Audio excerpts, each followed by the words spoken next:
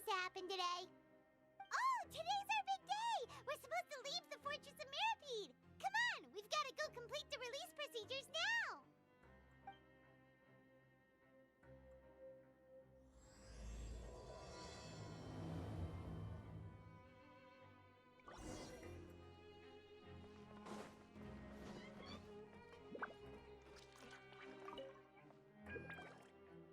Please, sign here. This document will be effective immediately upon signing, and you two may exit the Fortress of Mirapede via the regular channels. It's been so long since we've been to the surface. Let's hurry up and... What's happening?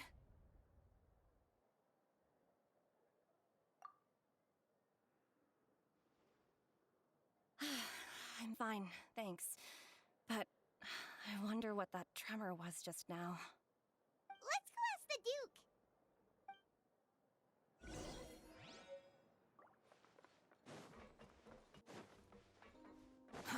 Too slow. Your Grace?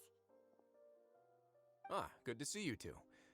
Is there something you wish to see me about? Yeah, what was with that earthquake just now? Ah, that. The tremor didn't originate from the seafloor. In fact, it seems it came from the surface. Over the years of serving as the warden here, I've developed a sense for distinguishing between what occurs on the surface and what occurs underwater. Besides, the seal that Monsieur Neuvillette set in place won't fail so easily.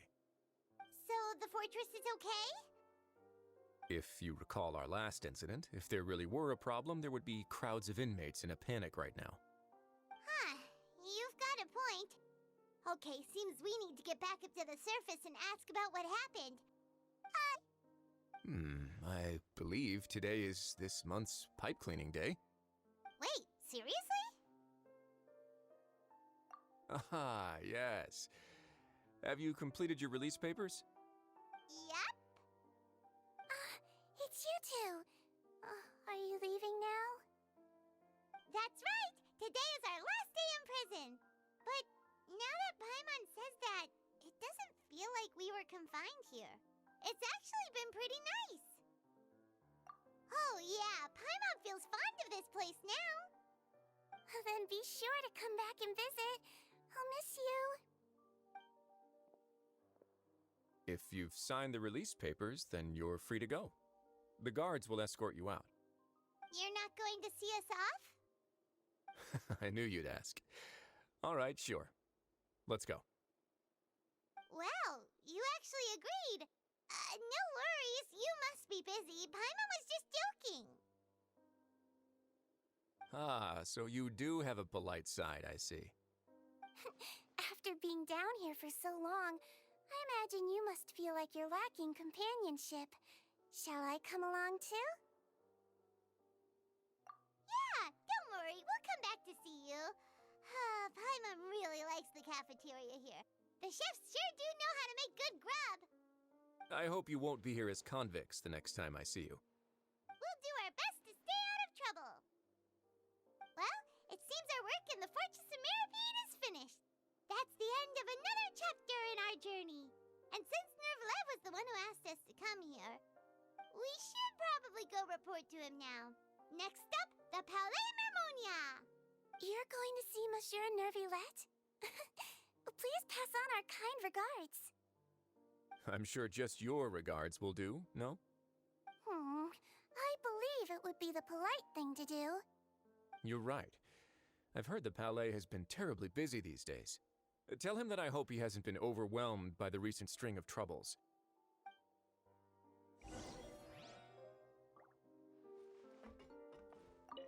If you're concerned about things at the Palais, why don't you take some time to go up and check things out? I believe you should still have some vacation time to spend. Thank you for being so understanding. It means a lot. It's been some time since I've gone to the surface. I must say that I've started to miss it a little.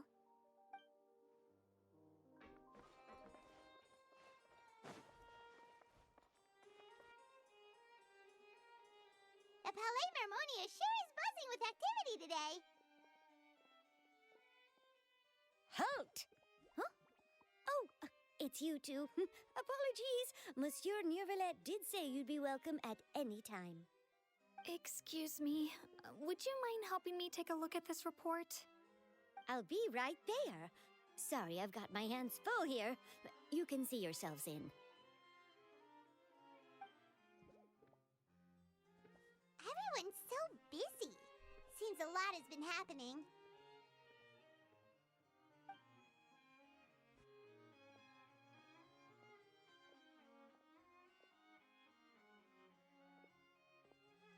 Neuvillette!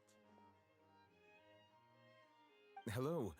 You've come at the right time, but you'll have to wait for just a moment, as there are some urgent matters I must tend to first. In the meantime, please, have a seat. If you'd like to have something to drink, let the Melusine outside know. That's all right. We just ate. Very well, then. Let's take a break over there while we wait for him to finish his work.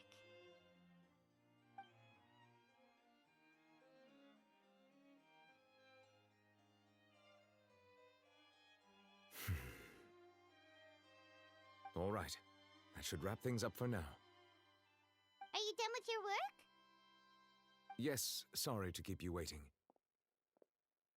Today should be the day you were released from the Fortress of Meripede, and it appears that you've managed to complete all the release paperwork. That's right, and we came here to see you right away.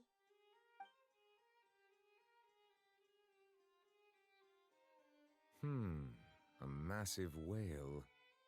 Do you have any idea what that might be? Judging from your description, that cannot have occurred in any ordinary waters, but rather something like the primordial sea. A whale of that size and shape cannot usually be found in the waters of Tevat. Therefore, we can only assume that Child is presently immersed in primordial seawater. Immersed in primordial seawater? But how? And is he okay? Most people wouldn't be capable of entering in the first place. I'm not completely sure how he could have gotten there myself. Yes? What is it? Ah, right! Paimon felt it too! We asked the Duke and he said it wasn't from underwater, so we figured... It turns out that I have just received a report about this particular matter. In fact, that's exactly what I was busy with a moment ago. The source of the tremor was here on the surface near Poisson. After the shaking stopped, the water levels in the Poisson area rose at an alarming rate. The water levels rose? Oh no! What about all the people there? Fortunately, the water levels only rose for a short period of time and have already returned to normal now. However, I still have a bad feeling about the whole phenomenon. If the change in water levels is connected with the leaking primordial seawater, then the situation in Poisson may be much worse than it appears. Navia should be in Poisson, right? We need to go check on her! I would also like to go there as soon as possible, but I'm afraid I can't leave just yet. We must immediately formulate disaster prevention plans for the surrounding coastal areas to avoid potential catastrophes. I'll have to ask you two to go to Poisson first. I'll meet you there to check on the situation once I've finished things here. There's no time to lose! Let's get going! Please be careful.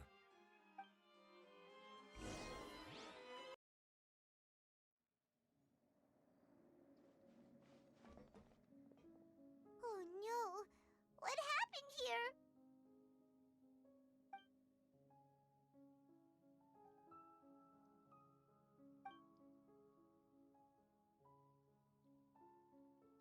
Navia should be around here, right? We need to make sure she's still... Paimon means we need to check on her.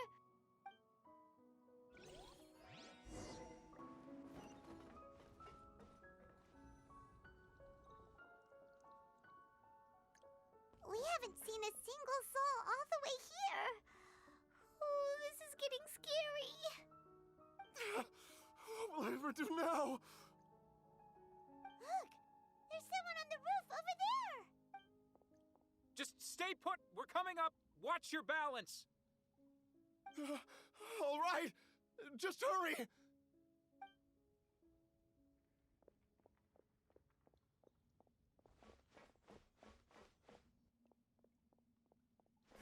I survive on my own?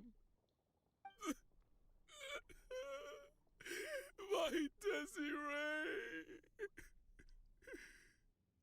Oh, he looks pretty sad. My leg! My leg! How could this have happened? It hurts! Just hang in there. Help is on the way. You can hold my hand if it makes you feel better.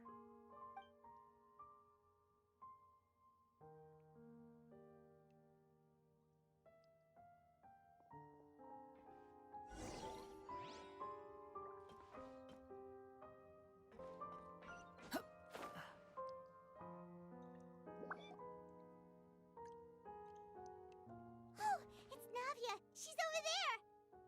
Hey, Navia, are you okay?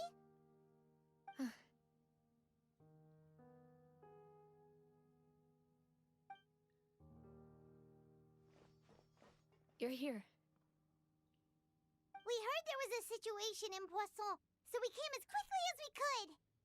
Yes. As you can see, the water level suddenly rose. It caused quite the disturbance, in fact.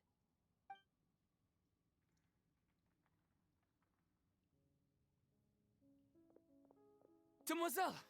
There was a wounded resident next to a building southeast of here. We've already transported him to safety, but we've run out of medical supplies. He's wounded? How badly? He fell, so it's probably a broken leg. He's pretty shaken up. When the water level rose, he desperately climbed up to the roof.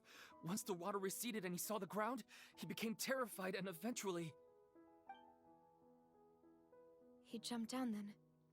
Find the leader of Squad 1 and tell him to take the wounded resident to see a doctor. He should know where to go. Understood. I'll take over his search and rescue mission in the meantime. All right, you'll be in charge.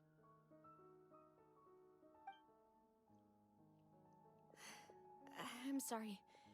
Where were we? The situation in Poisson? Ah, right.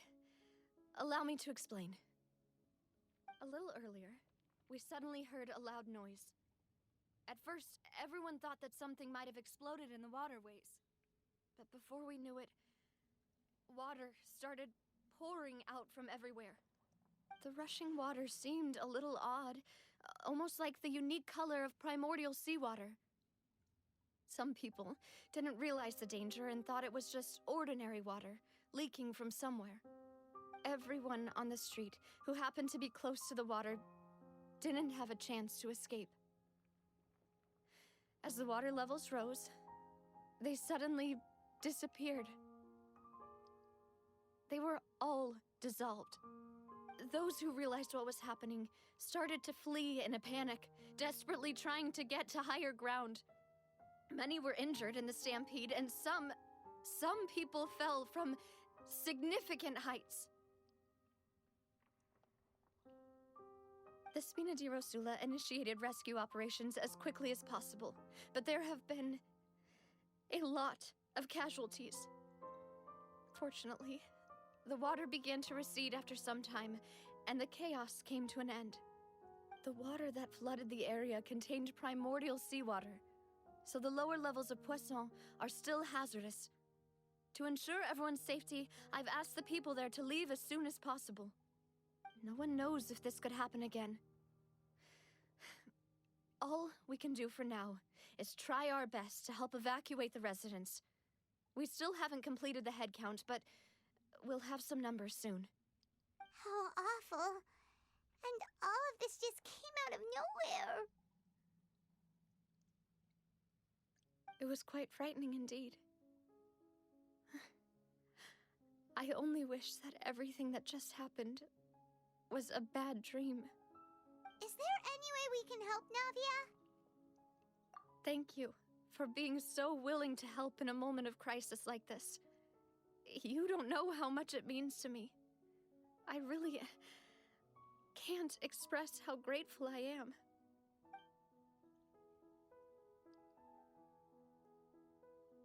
Don't say that, Navia. That's what friends are for.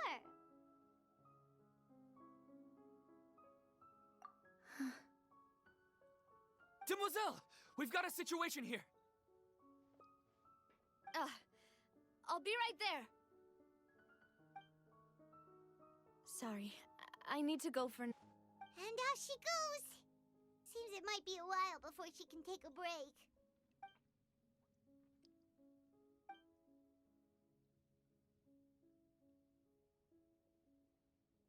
Okay, the wounded are being tended to, and we finished a preliminary head count.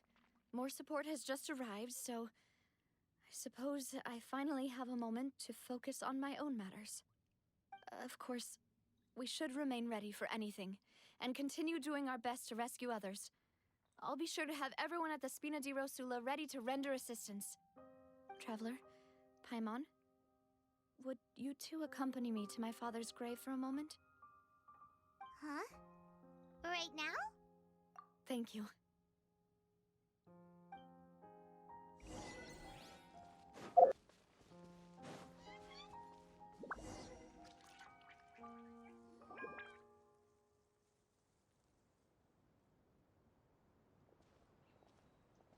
Not a lot of people here, huh? Well, given the time of day and the whole situation in Poisson, Paimon doesn't think there'd be a ton of people here visiting graves. Right.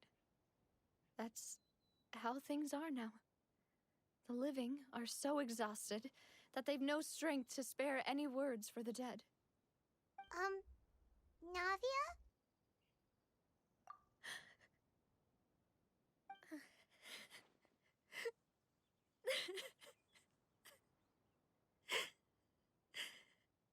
Navia, what's wrong?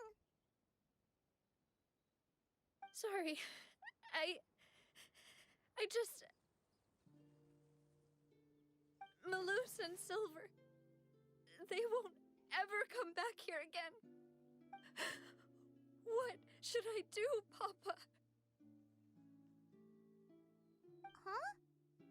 What happened to them?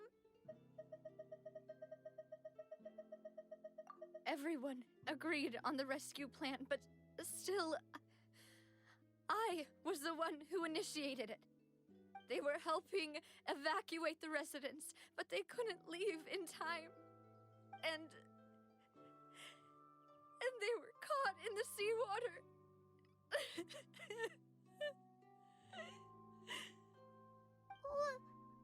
What should we do? I've known them for so long. And I know they weren't afraid. But I could at least hold a funeral for my father. And I know where he rests. But as for Malus and Silver, they're just... gone. I just can't...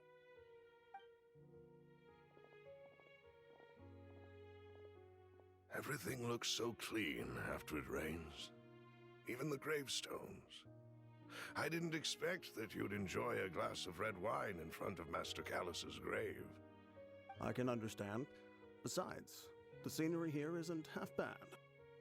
See, it's not just me. I always want to bring something when I visit Papa. Perhaps we might even have a picnic. He wouldn't be angry, would he? How could Master ever be upset with you, Demoiselle? Yet the cemetery is the home of those who have passed, is it not? Everyone ends up here sooner or later, no matter who you are. Buying yourself a plot in advance, are you? No need yet. But when I do, I hope you'll let me be buried beside Master Callus, Demoiselle. Hey, stop joking around. I'm quite serious. That way, it will save us both the trip to see each other whenever you visit your father's grave. That makes sense. In that case, could I be buried on his other side? After all, besides you, Demoiselle, the two of us could certainly be considered Master's closest companions, no?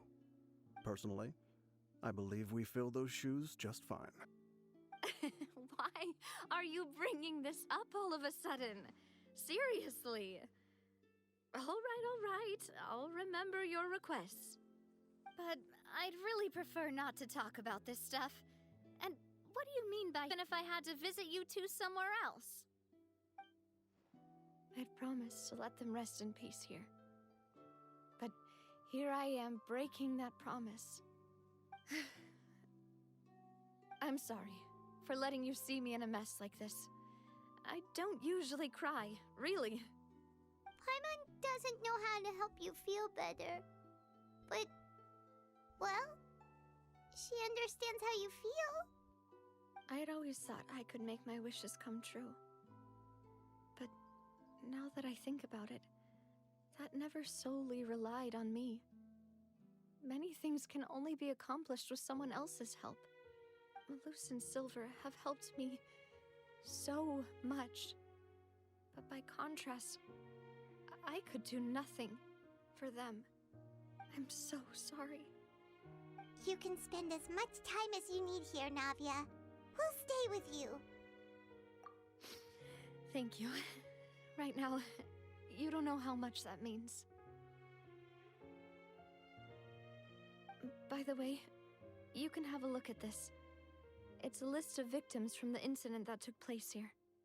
Obena, Khan, Burnett, Giverny, Francine, Karina, Daisy Ray, Joinville, Julianne, Esson, as well as Malus and Silver. So, everyone else is safe. But still... It's okay. I know what you're thinking. And you're right. We lost Malus and Silver. But we were able to save more than we anticipated. The overall outcome indicates that the cost was worth it. Right! Don't think that way, Navia. One person might be saved at the expense of another, sure, but that isn't something we should ever consider a trade. Malus and Silver were not the price for saving anyone. They're heroes. You're right. Thank you, Paimon. What you said just now was pretty amazing, actually. I'll remember your words. Oh, really? Met. The knave? What are you doing here? Is everything going well on your side? Yes, my people are carrying out the mission according to your request. All the residents of Poisson have been evacuated, and we're preparing to relocate them to higher ground. As for these supplies, we have everything taken care of. There is no need to worry. Thank you very much. Wait, do you two know each other? We just met recently. Right, Miss Navia? Usually, I would call this a coincidental encounter. But that doesn't quite fit this time. Besides, it never even crossed my mind that a Fatui Harbinger would come looking for me. Thanks to the Knave, Spina di Rosula received generous support from the Fatui, which allowed us to complete the rescue and evacuation work so quickly. Mutual aid is essential to fostering positive developments. We were already in the area, in any case, so it was nothing. That said, I must say that you're a lot sharper than you let on. I'm sure you understand what I mean. I apologize for all the ways in which I tested you previously. We've never worked with a Fatui before, and it's extremely important for us to know who we're working with. My subordinates have reported that Fatui soldiers have been observing water levels and taking head counts in various locations. I hear that they've also prepared a large amount of emergency supplies. I'm quite surprised. This is nothing to brag about, nor do I intend to. It is simply the way of powerful organizations to act forcefully, whether they are doing good or ill. You've witnessed that firsthand, in any case. As I've told this traveler before, I know of the prophecy, and I intend to prevent the impending disaster. Lending your organization a hand was a natural first step in accomplishing that. As such, do not be troubled by this token of our sincerity. Perhaps one day, you'll also be able to help me in the same way. Without your help, there would have been many more casualties. I won't forget your kindness. Furthermore, I sincerely regret what happened to Malus and Silver. I only wish that my people could have arrived a little earlier to prevent this from happening. Don't say that. You and your subordinates did everything you could. As Paimon said, Malus and Silver didn't choose to sacrifice themselves for any specific salvation. They chose to become heroes themselves. I've never liked hearing people put it that way. It's like trying to relieve pain by saying some noble-sounding words. But right now, there's nothing more suitable. They really did become heroes. You're right. I'm sorry for your loss, Miss Navia. Water is life to Fontaine's people, and it also spells disaster. It's no wonder that people always say that prophecies represent fate. Fortunately, I've never been one for such opinions. So, you're one who will try to change fate, then? Of course. That is why I'm going to Hotel Bouffe de Thé. I still have some things to take care of, and the children need my attention. By the way, Traveler, Paimon, one more thing. Alright, then we'll just... Huh? This isn't right. Paimon thought you would ask us to walk with you for a moment so you could tell us something in private. That is a clever and useful conversation technique, which I do like to use when necessary. But there's no need today. It would not hurt to have Miss Navia listening in. Traveler, I'm sure you remember that I said we could work together when we had the chance. You and I both know that there may be issues with the Primordial Sea. Previously, it was the Fortress of Meripede's sluice gate, and this time it was the water levels in Poisson. These are both signals. Indeed. Allow me to share the latest intel I've received from the House of the Hearth's intelligence network with you. During some recent investigations, a child claimed to have discovered some ruins near Poisson. The ruins date back to ancient times, and seem to be worth investigating in many ways. Judging by the dating of the ruins, they may be related to the prophecy and the coming crisis. The situation is becoming more urgent, so any pertinent information will prove extremely precious. My people initially came to prepare for ruin exploration. Unexpectedly, this disaster struck, and at present, we're all busy prioritizing the rescue effort. So that's why the Fatui were already in Poisson. I wanted to take the children along, but unfortunately, Linny, Lynette, and Fremine have all been dispatched to higher ground to assist affected residents. Side of the house, the person they trust most is you. Which is why I want to give you this task. The House of the Hearth's members see each other as family, but Linny, Lynette, and Fremine said that they also see you as such, even though you are not from the house. I'm sure you already understand how earnest they consider their friendship with you to be. Oh, that somehow makes Paimon feel kinda happy.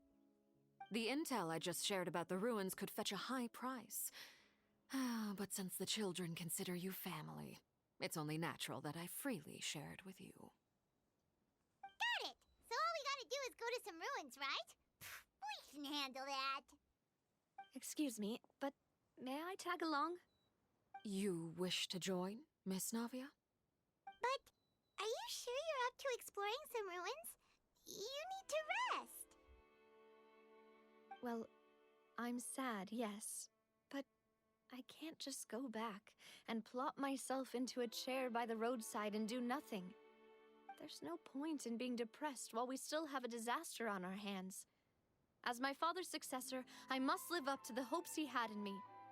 Besides, I'm also doing this for myself. I need something, a distraction, to keep my mind off Malus and Silver.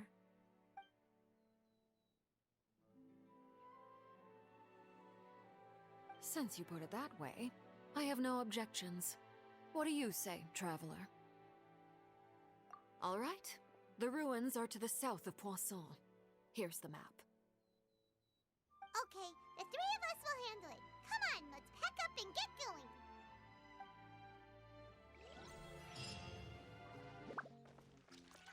Quit following me.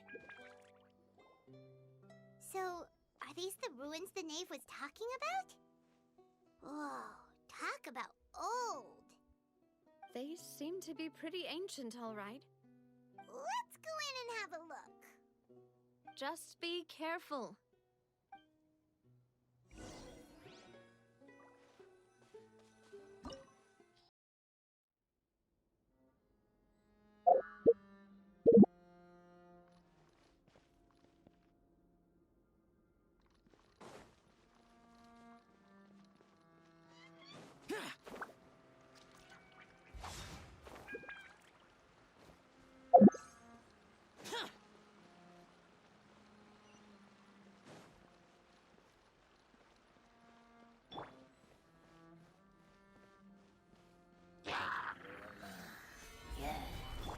Access denied. Evil conquering! Here!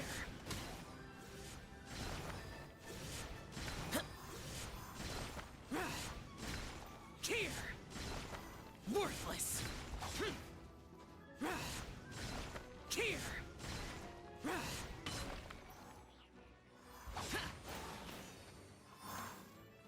This is order! No touching.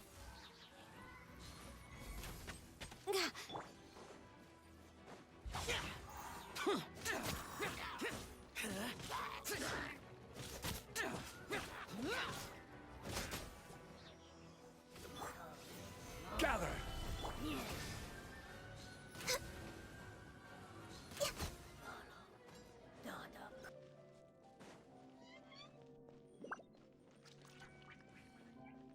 Next on the agenda. Watch it! The floor here isn't safe. Access denied. Useless!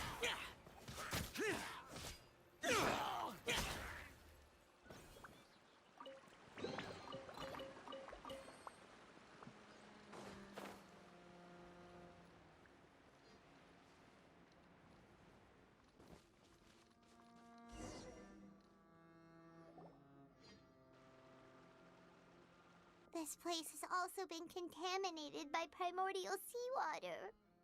Yeah. And a lot of it, too. A Fontainian would most likely dissolve the moment they fell in. Right! You can't go down if there's primordial seawater.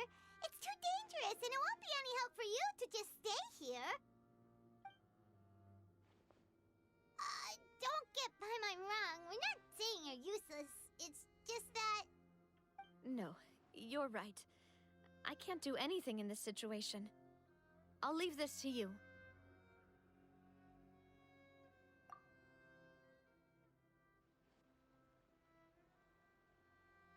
That complicates things. Maybe the only way left is forward. In that case, do you want to wait for us here? The water levels here are unstable, and there's a chance the water will rise. So, staying here wouldn't be safe either. I'll go together with you. Perhaps we'll find the exit just up ahead. All right. Come with us for now then, but please be careful.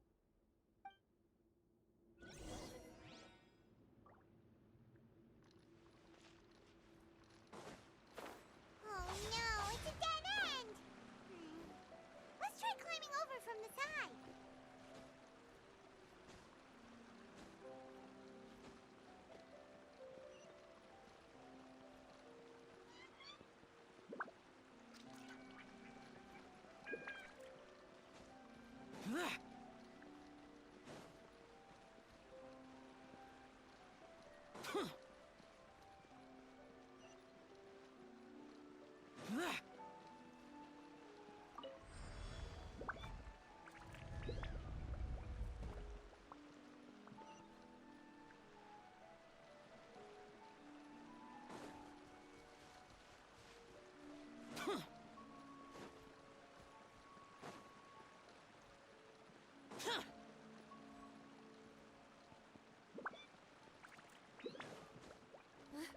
Wait, there's something wrong with this bridge!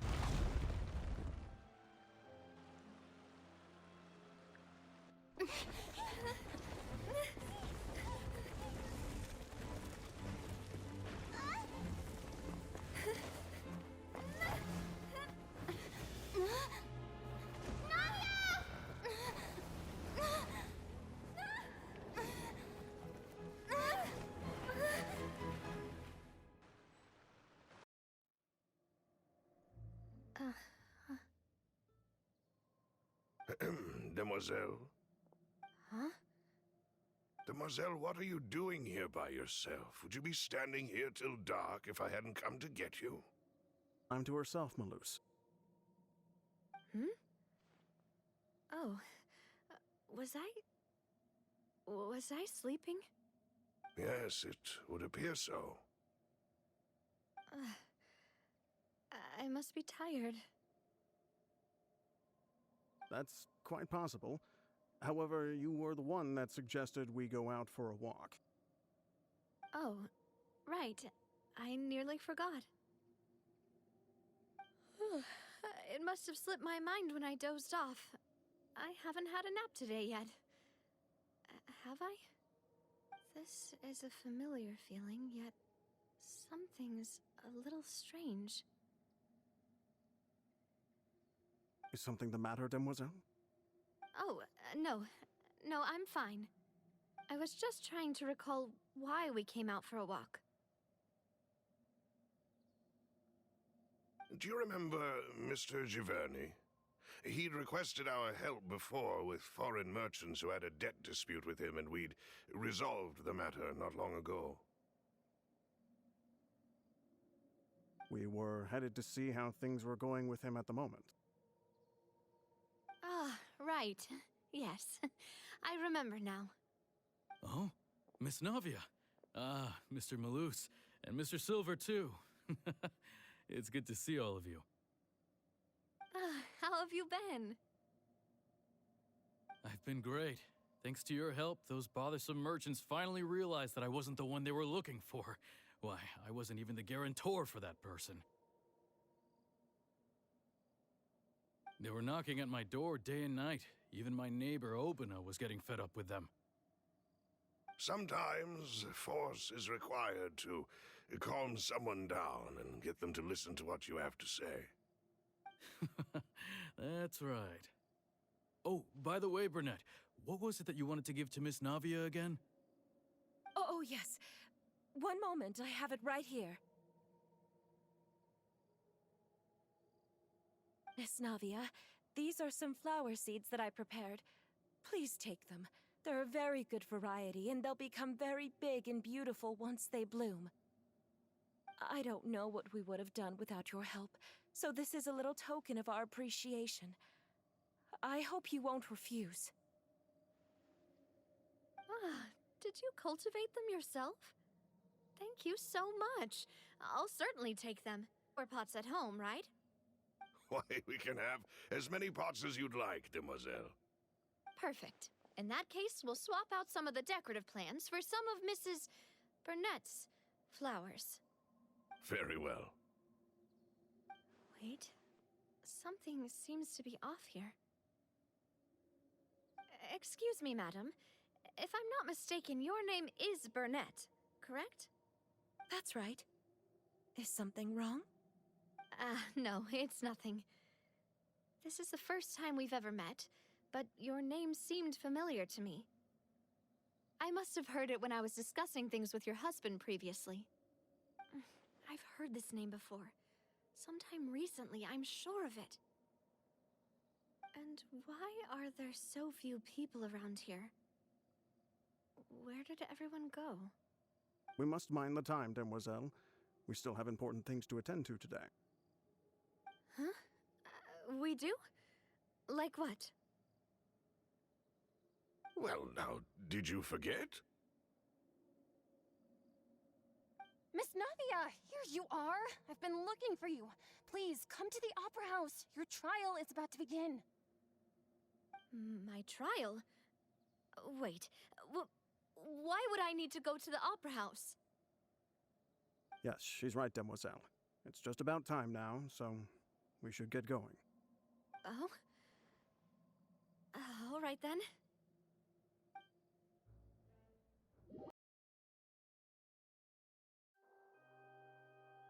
Look, it's Navia!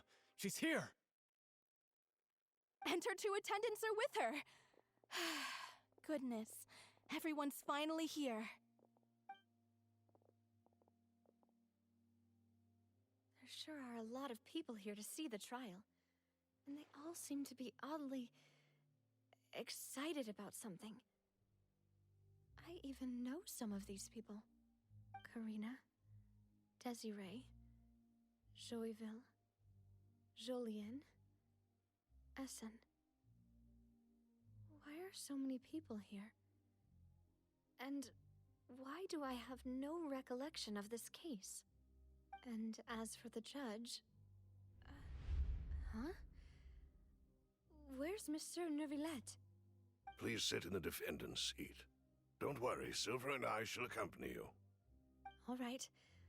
But are you sure you can stand behind me? Typically, it wouldn't option.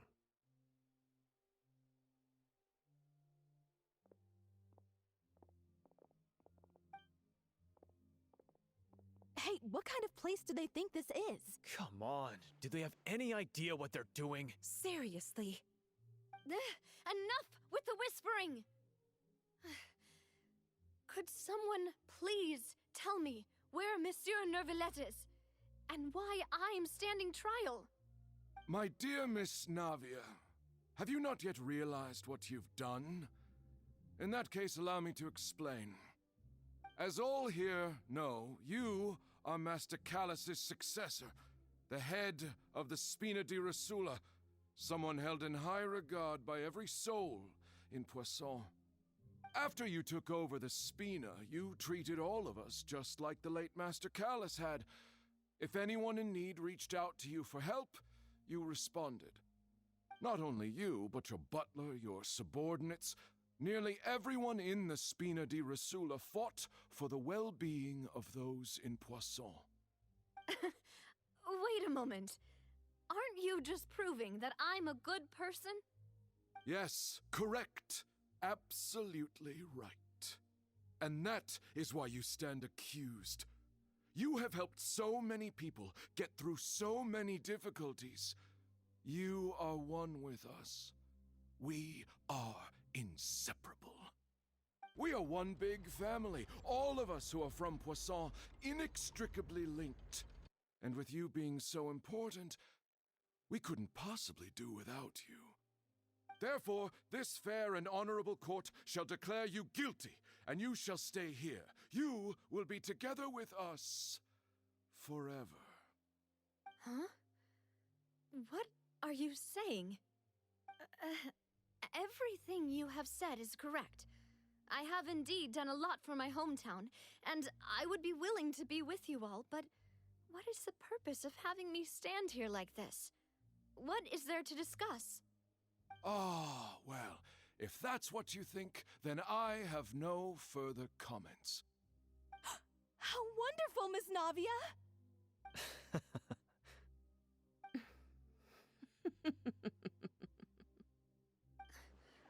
I know all these people. Why are they laughing? I seem to remember now. Yes, I get it. This trial is...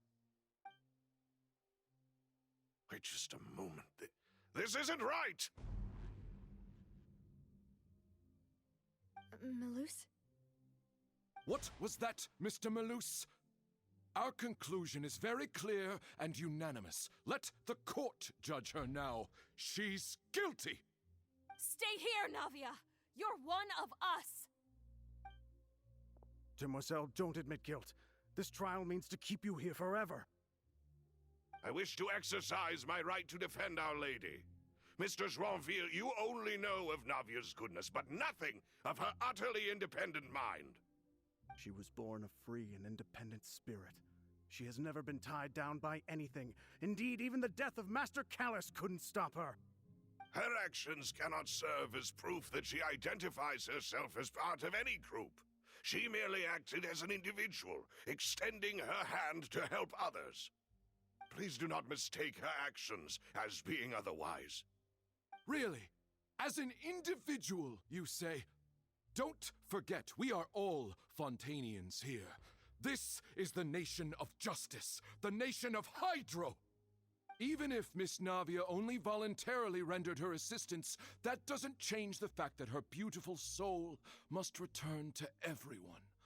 Water accepts all, blends with all. It will surely accept her kindness. Everything is measured here in the nation of Hydro, and in the end, everyone shall meld together. Thus, when a unanimous opinion emerges, that opinion represents justice. Now I speak for everyone. Our opinion is consistent. Navia should stay. We and Navia are one. And you would call this justice?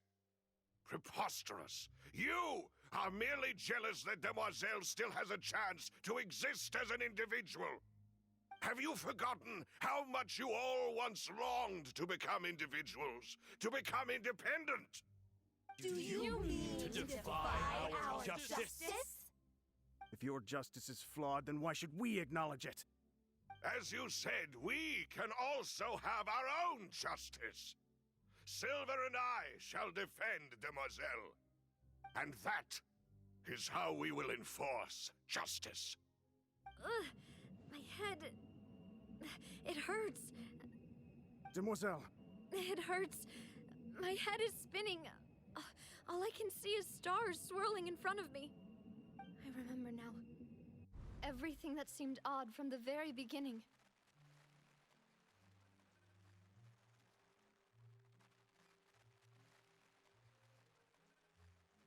Karina, Desiree, Joyville, Jolien, Essen, and Mr. Giverny and Mrs. Burnett, who we met earlier. Even Malus and Silver. I don't want to admit it, but they're all dead. Don't be afraid, and don't admit guilt. We will protect you to the very end. Absurd! Who are you to say that she cannot be judged? We are the majority, and in the nation of trials, the majority is absolute justice. We are the will of all. Don't let them escape! We shall keep Navia here with us! Mr. Malus and Mr. Silver, must you be so stubborn? How could the two of you possibly hope to stand against the collective? Do not resist. This judgment is fair and just. Navia belongs to us. After all that happened, she should not be left alone in Poisson. What are you saying? No more excuses! He says we're jealous. Jealous? How could she possibly be an independent individual? What's with these people? Who's jealous of her? She belongs to us! Miss Navia, she... Silence! That's...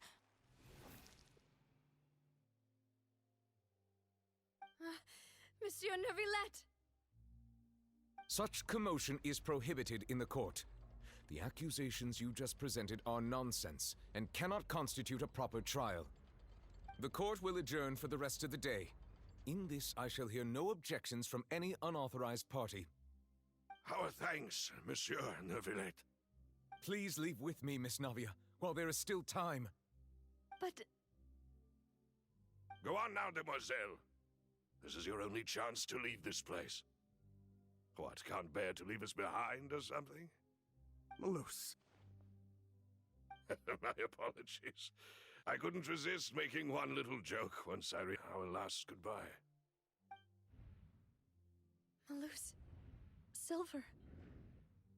Quickly, you must come now! Goodbye, Demoiselle. Farewell.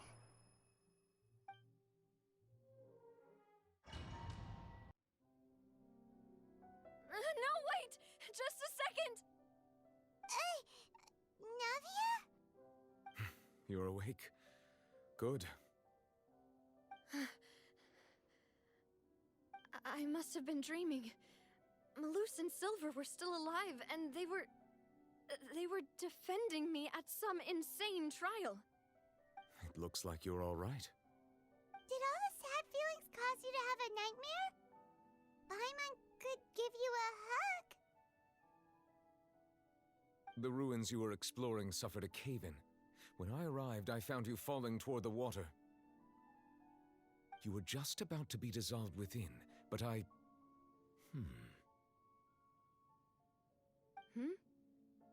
What is it? I think I saw 2 Oceanids protecting you. It was only for a moment, perhaps even a fraction of a second, but they gave me the chance to retrieve you. Were it not for their intervention, I would not have been able to rescue you before your consciousness dissipated. Wait, did you say Oceanids? You mean like what happened with Vache? Perhaps those 2 Oceanids were the people you saw in your dream. I always told them that they didn't have to protect me. To think that they'd keep doing so even after death.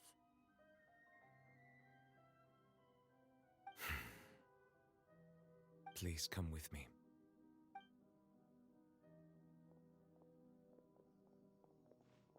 Neverlet, are you okay? Oh, I am quite all right. Perhaps there's something we could chat about? Why do you look so stiff all of a sudden? Oh, Paimon knows. You're the type who feels awkward when there's nothing to talk about, right? I merely thought that we should give Navia some time to herself. Huh? Why didn't you just say so then? Don't you think it's even more awkward to call us over like this and then have nothing to talk about? I suppose so. Ah, Sigewinne. I hope all is well with her these days. Her work in the Fortress of Meropide... No way! Don't worry. She's doing fine down there. She's an amazing head nurse. I see. Well, that is good. I have always worried that Sigewinne would need a lot of time to understand the world of humanity, just as I have. Oh, and the Duke also says hi! Even though Sigewinne made him do that. He hopes that you haven't been overwhelmed by all that's happened lately. Thank you. I have indeed been busy lately, and I also hope that everything is going well in the Fortress of Meropide. He still doesn't know what to talk about. Let's chat about something else then. So, Neverlet, you're probably quite the swimmer, huh? Yes, of course. This isn't going anywhere. Let's try something else. How did you find these ruins? Did the knave tell you? Yes, in fact. I had arranged to meet you in Poisson, but when I arrived, I discovered that the Fatui were helping the residents evacuate. They had even transported a large quantity of supplies to the area. Amid my astonishment, I ran into the knave, and we had a chat. She informed me that she had asked you to investigate the ancient ruins here. Yeah, we originally planned to meet up with you, but we thought you might still be busy with all those official documents. We didn't think exploring the ruins would take very long, and who would have thought you'd wrap things up so quickly?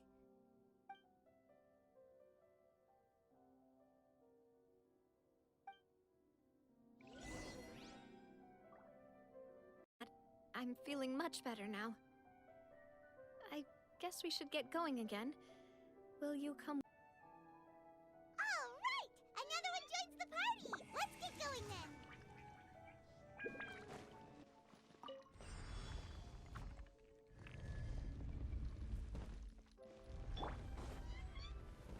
Born of ice and frost.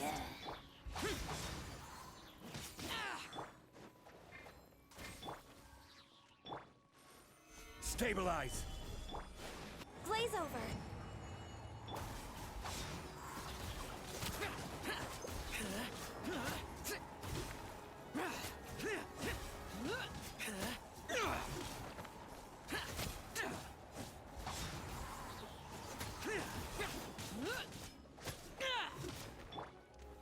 Gather! Access denied.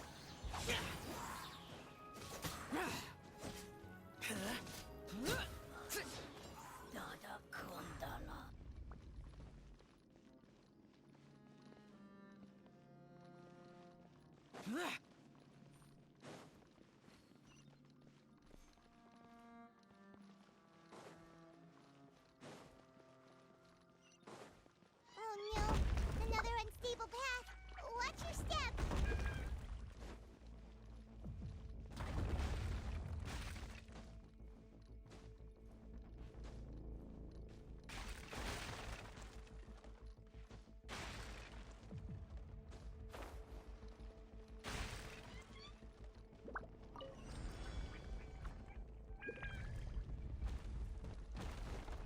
Watch out! There are rocks falling over here!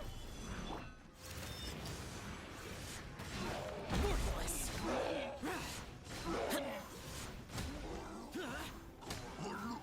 Worthless! Here!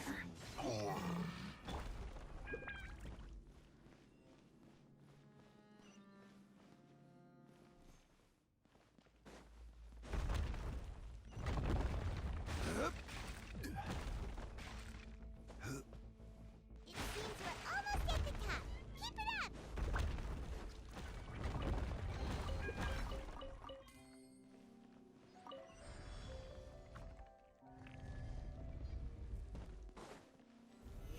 Stabilize! Order guide you! Born of ice and frost. All hail! Evil conquering!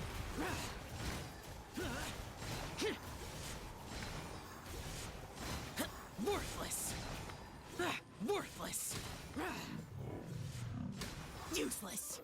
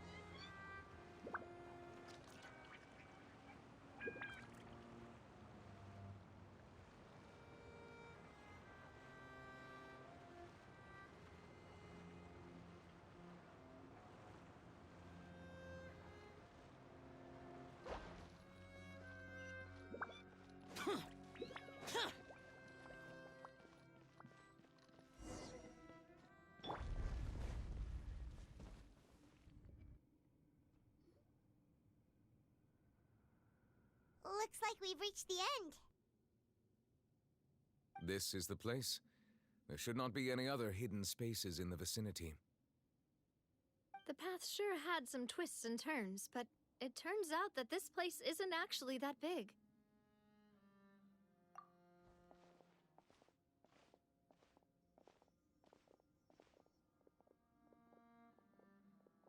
Stone slates.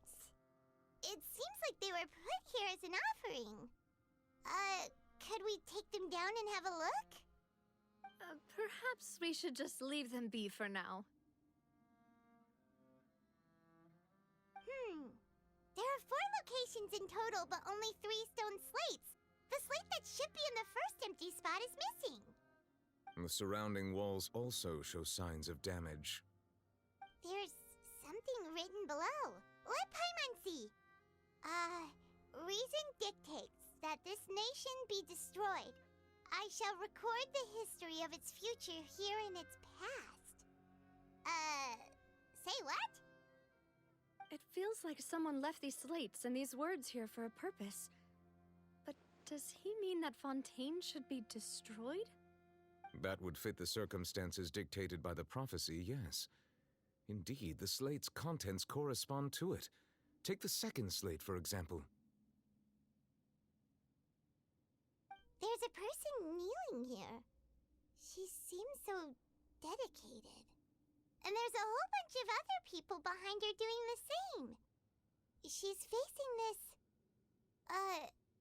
what is this? Some kinda island in the sky?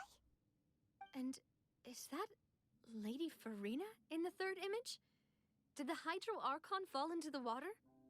And is that a ring of people around her? Paimon doesn't quite get it. Are they all in the water? The fourth image. I know this one. This exactly matches the content of the prophecy.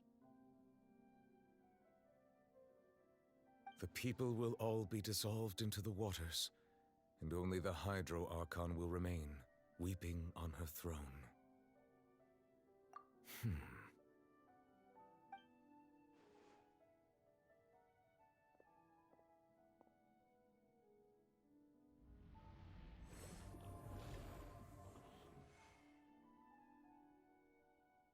Information should be hidden in these slates, but I fear I cannot easily uncover it, most likely due to us missing the first slate. I am very sorry. Don't blame yourself, Monsieur Neuvillette. Deciphering ancient stone slates isn't one of your duties. Ooh, Paimon's getting the chills just looking at these slates. This says that it's the history of the future, right? That means the prophecy's sure to come true. I really hope it doesn't mean that. Still, Paimon feels like these images are kind of weird when you look at them together.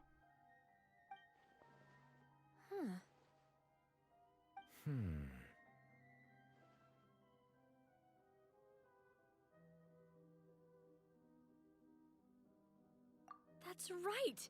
If the images are in chronological order, shouldn't the fourth, the waters drowning Fontaine, come before the third, where the Hydro Archon herself falls into the water? And yet the order is reversed here.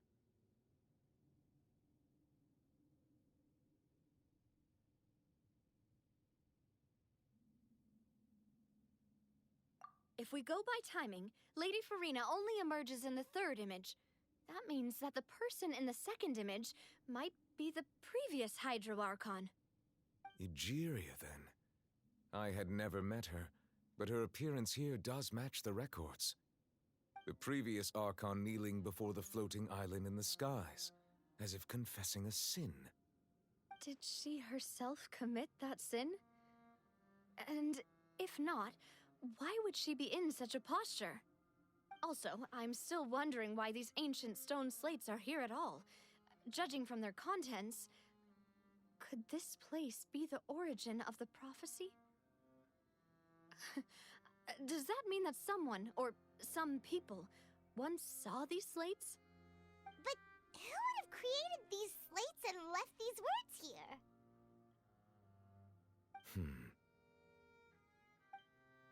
It seems that any further clues will have to come from Furina. In that case, there's no time to lose. There's nothing else to be gained here, so let's head back first. Yeah, we'd better get somewhere safe for now.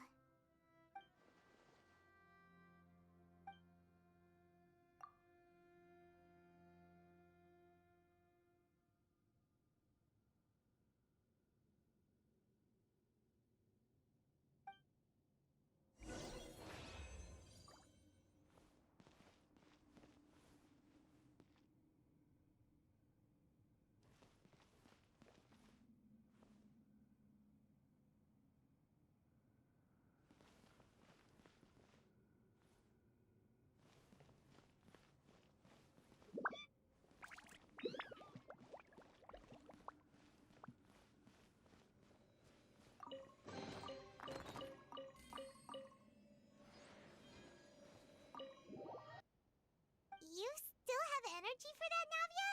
Paimon's already beat!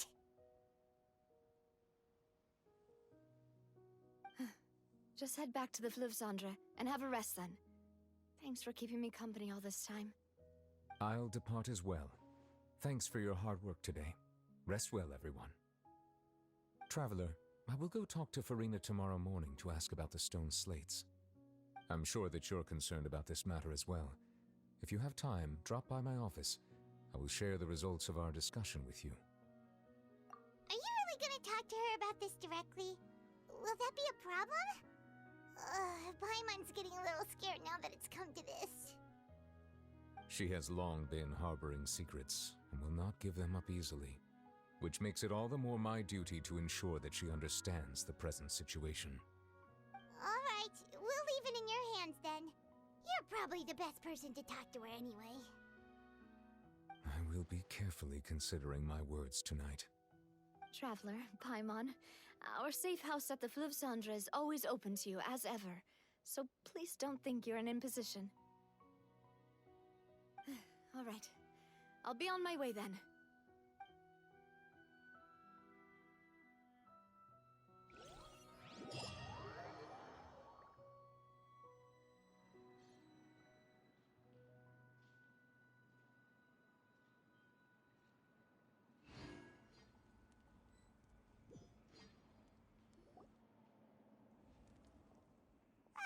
We're finally back!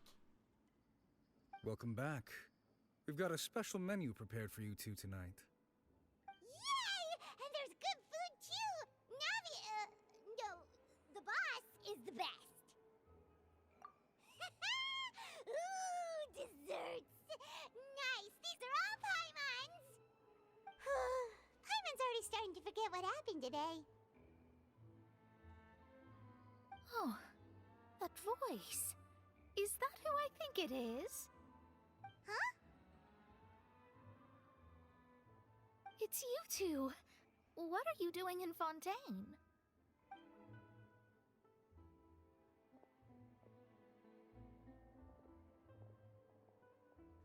Mona?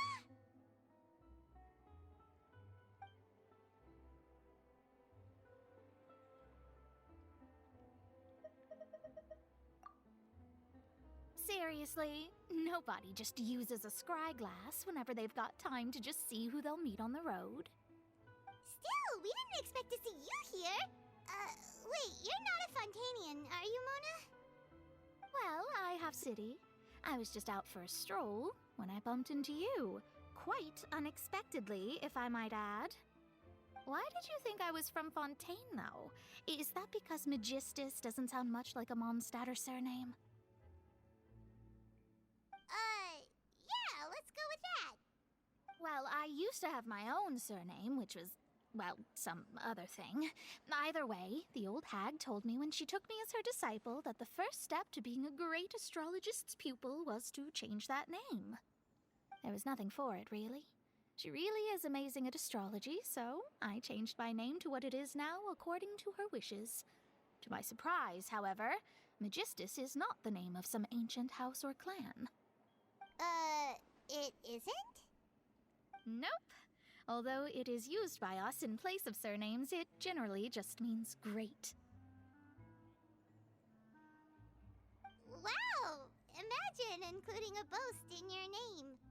Wait, are you gonna have to put that into your genealogy as well? I reckon so. In any case, I'd give my disciple a name like this as well, if I were to take one. Astromancer Barbeloth Trismegistus. Whoa, that's a long one. Does it also mean great or something? My name means Mona the Great Astrologist. As for the old hag, hers is, in plain speech, the thrice-as-great Scholar of the Stars. Just take it as a title specific to astrologists. Thrice as great? That's so petty. I know, right? That's just how she is. She used to call herself Magistus, actually, but when she took me in, she changed her name to Trismegistus. Talk about excessive. Magistus is thus the calling card of our school, so to speak, which makes it about the same as a surname. It's all right if you don't get it. You can look into it further should you need to study astrology more deeply. That sounds terrible! But anyway, you're not Fontainian, are you, Mona? You're from Mondstadt, right? Well, I was born in Mondstadt, yes. My parents migrated to Dornman Port, and I traveled with the old hag for a while, after which I settled down in Mondstadt City. Oh, that's a good thing then. At least we know you won't be dissolved by Fontaine's waters. Or you're aware that a bunch of things have happened here in Fontaine, right? I know you're not a local, but I'd avoid getting too close to any water that looks strange all the same. There's something ominous about it. Well, the water, I mean. That was the main reason, yes. Just a while back, the Steambird invited me to take part in a panel and speak about the circulation of the prophecy as an astrologist. The invitation was sent quite early on. I don't think anyone expected Fontaine to be in this much trouble. What do you make of that prophecy, Mona? Just tell us what you think as an astrologist. Your word would go a long way to make things more certain and less scary. What I can tell you is that I'm an astrologist, and that this prophecy concerns the fate of Fontaine, even that of all Tevat. Ascertaining this is akin to reading the fortune of the whole world. I'm afraid that this is not something that just anyone can do. If I could do it, you would no longer call me an astrologist, but a visionary. But on the flip side, the prophecy is so huge and powerful that it must surely come from a powerful visionary. Its contents involve the fate of the world. Disregarding it would be a mistake. A visionary? Sounds really powerful and all, but does such a person really exist? Of course. The old hag could do it, and I'd bet there are others amongst those Hexenzirkel colleagues of hers who could do something similar. Huh? Are you sure? All right, I'll help you. It isn't often that I see you with such a serious look on your face. I'll tell you once I hear back from her. Thanks, Mona! You're amazing as always! Oh, well, this is something only I can do after all. So yes, your praises are quite welcome. That's the greatest of astrologists for you! Of all the people we know, you know the star's the best! Indeed, indeed. That's the spirit. Oh, sorry. I came to see what all the commotion was about. If there's anything you need, do not hesitate to inform the Spina di Rosula. Oh, whoops. Guess we were getting a little too carried away there. Well, I'll go tend to my own business now. If I receive any news, I'll be sure to come find you two again. As quick as rushing water. And here we are with the Spina guy giving us suspicious looks. Right, but we were able to recruit Mona's help, didn't we? Our Fontanian friends will thank us someday.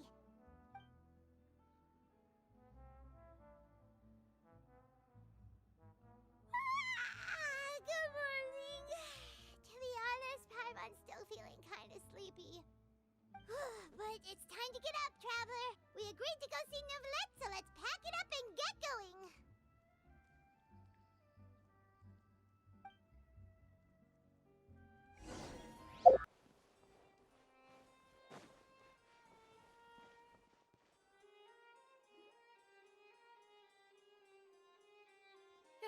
You're here! Finally! Is something wrong?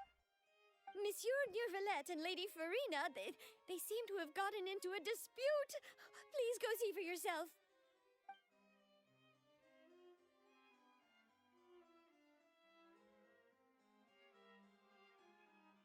Like I said, I've already explained everything. And yet the problem has not been properly solved. There is little space for excuses between us. It is not my intention to offend you, but please, tell me where you stand. You are the Hydro Archon Focalor, are you not? Look at this. This is a list of the victims from the recent Poisson incident.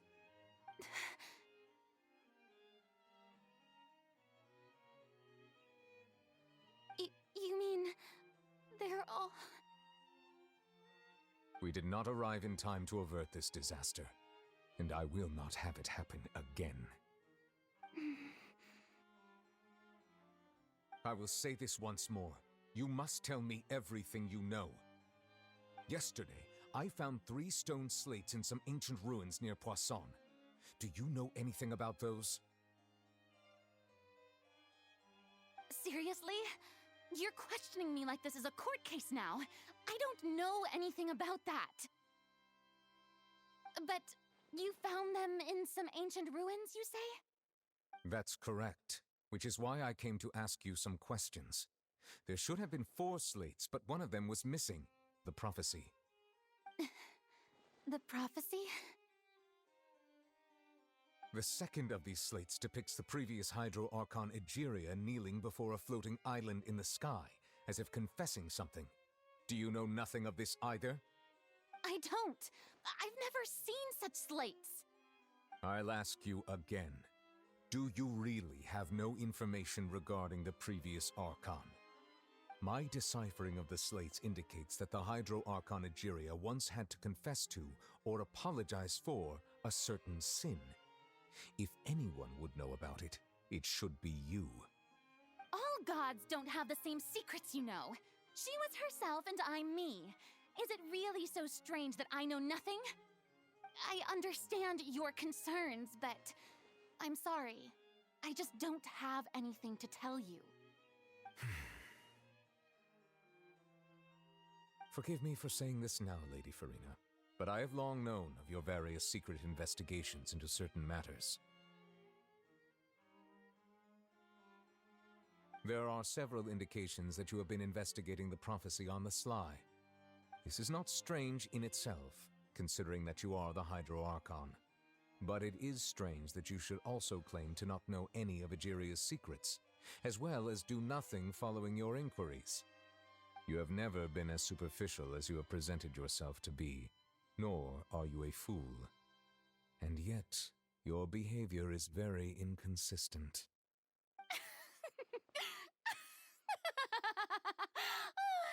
So you've been watching me all this time, have you? I didn't think you were that type. You... Well, since you know about my secret investigations, then you should know I'm actually working to take care of it. There's no point questioning or suspecting me. You're the Eudix, but you're still my subordinate. You should be following my lead. Just trust in me, your Archon, and do as I say.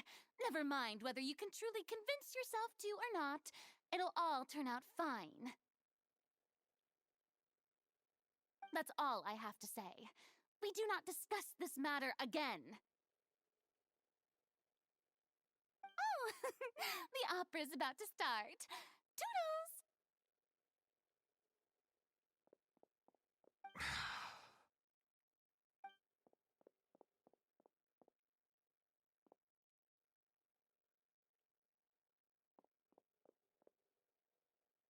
Did Furina not notice us standing by the door?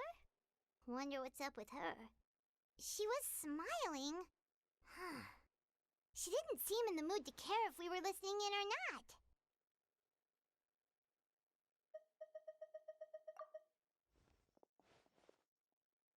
I assume you've been outside for a while now?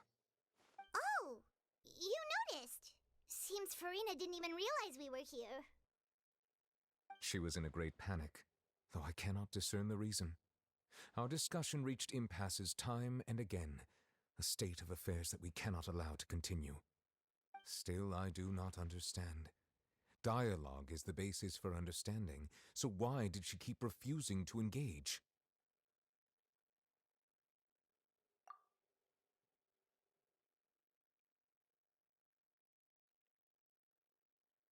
Everyone in her inner circle has noticed that she is hiding some secret. The issue is her attitude. I fear that she will not reveal anything unless absolutely forced to. We may have to create a situation in which she will have no choice but to speak. Oh? Like what? Normally, people will only reveal the truth when standing trial. Perhaps we must have the Hydro Archon experience just such a scenario. But Furina's seen so many trials, and she's really good at dodging questions. How do we make sure that she won't just slip away at the first chance she gets? We will need to consider this thoroughly, join forces with various parties, and then do what we can. If at all possible, I would prefer to recuse myself from this affair, but we must prevent the prophecy from coming to pass. This may be cruel to her, but all Fontaine is in crisis. The information a god possesses is too precious, and so we must take a chance on this. But who will lend us their aid to do such a thing?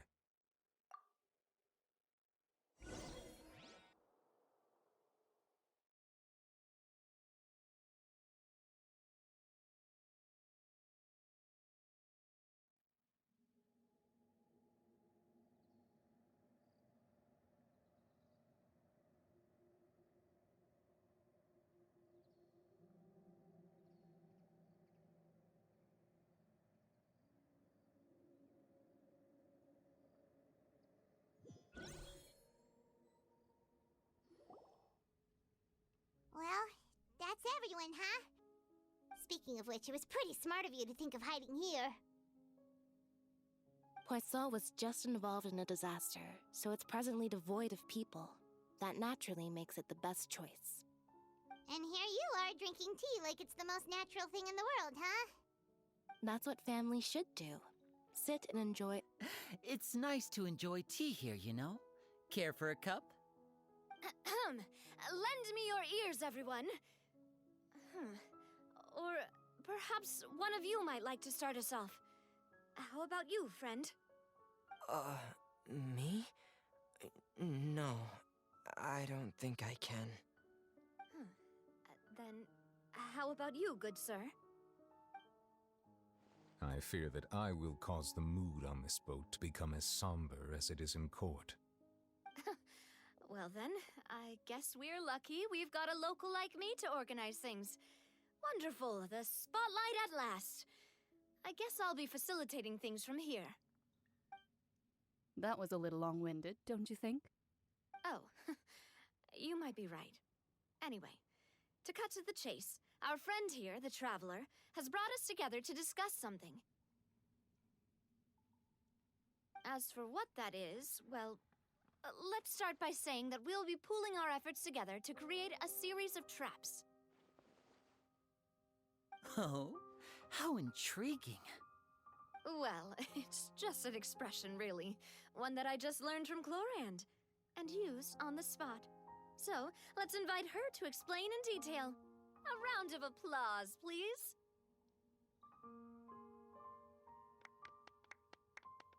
Huh? Didn't you say that you would be facilitating this? Oh, come now. Your work doesn't involve much public speaking, right? This is a good chance to practice. You might even pick up some fancy oratory tricks to impress your boss with in the future. I see. And what does my boss say? He is glad that you consider him your boss. Do go on.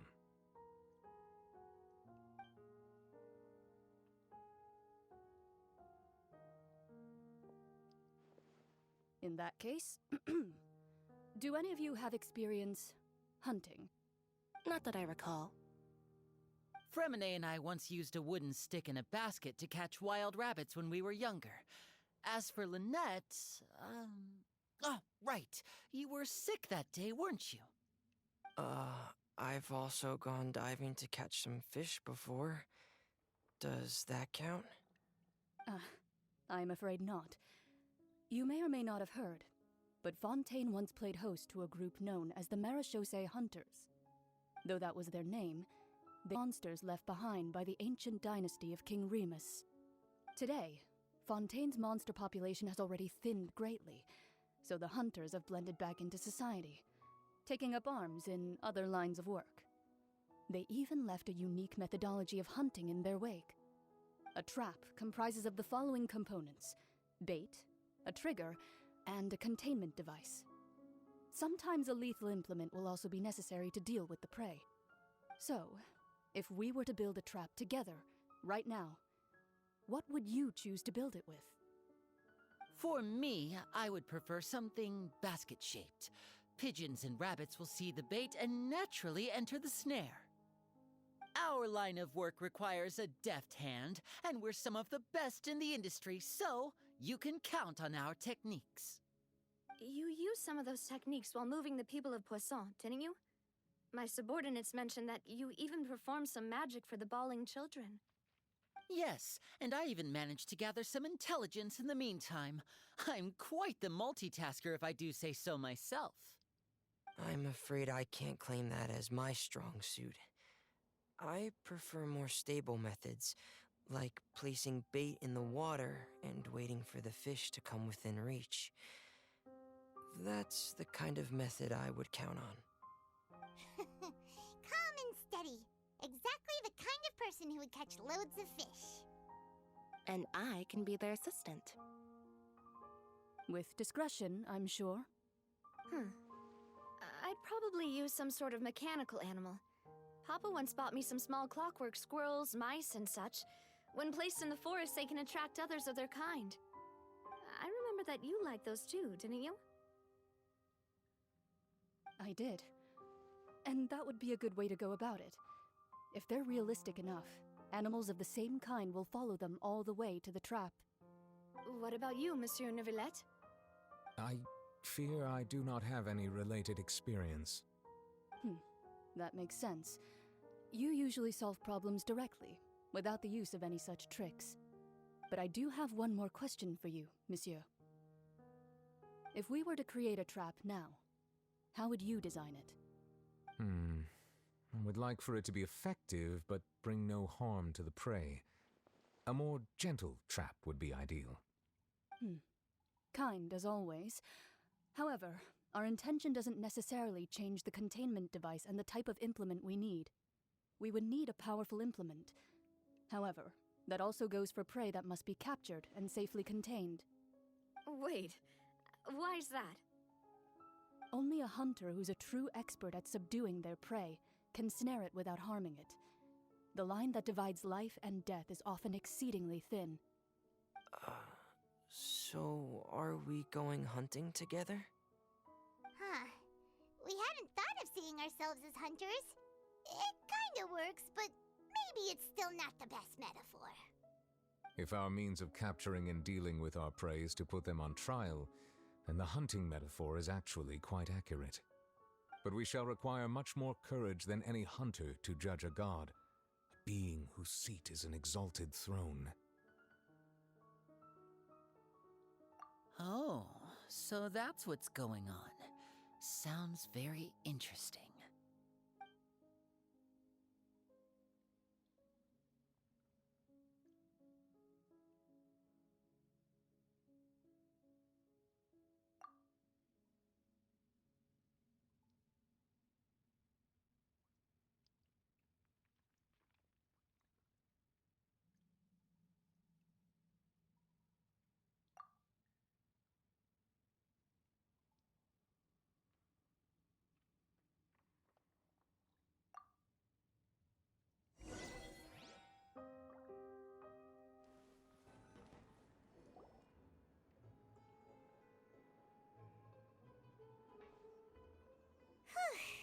It's been a tough few days, hasn't it?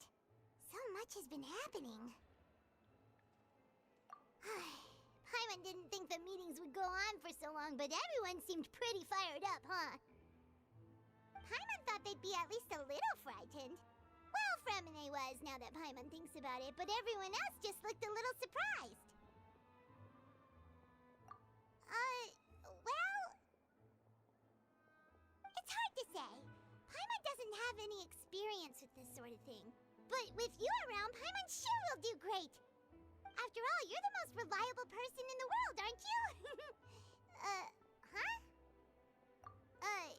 Did you just pour some tea? Paimon didn't notice you doing that at all. Then what's that? Paimon's never seen that cup before. Don't be frightened. I'm just joining you two for tea. I merely refrained from saying anything till now. Who's that voice? But there's no one here. Aw, have you forgotten me already? Wait, you are familiar. You're the voice we heard from the sky in Sumeru. The voice from the sky, I fear that description is wrong. Though, not completely wrong. You're feeling lost now, just as you were feeling previously. I sensed that confusion and thus came to you. Guiding people is an irresistible hobby of mine, after all. Consider me a passerby, just accepting a commission from my friend's disciple on a whim.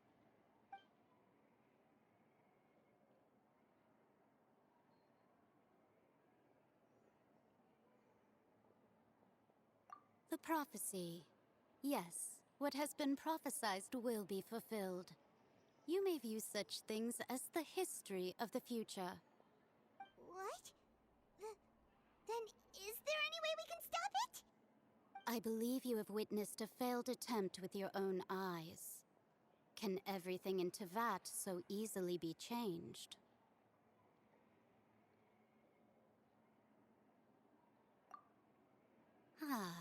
So you've caught on. Just as prophecies are usually gods, could things be happening in hidden corners where the god's gaze does not fall? Are the things that you shall see different from the fate that the gods perceive?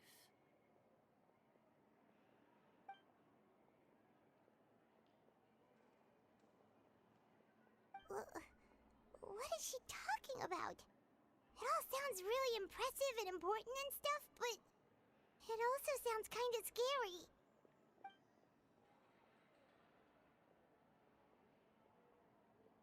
I believe that you understand, right?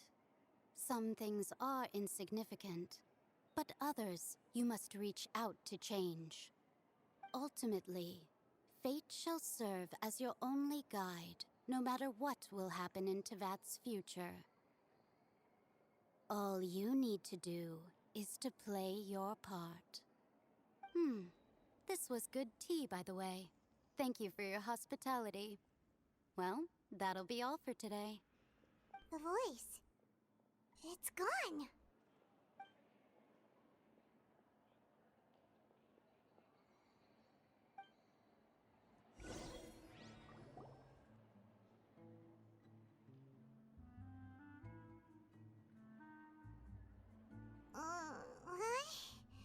I want to hear someone talking. All right, coming. Hey, it's you who's getting lazy, okay? Well, I see I've walked in on some lively banter. Luna! Fine, just fine. I went to take part in that Steambird panel. It turned out to be more interesting than I expected. Not all Fontainians are pessimistic about this. One journalist mentioned that sitting around and waiting for the end to come would be wrong, and that they should make their own rescue preparations. I agreed, so we had a brief chat with her. Did she have pink hair by any chance? Why, yes! It was Charlotte. You remember her, right? That daredevil journalist? I'm in full support of her view. Prophecies are very important, but how can people allow their lives to be commandeered by just a few words? That's right! Paimon's glad to hear something sensible for once. Ah, yes. About what we had discussed before. I did try, but I'm afraid I couldn't reach the old hag. I'll try again tonight, but I wouldn't get your hopes up. Huh?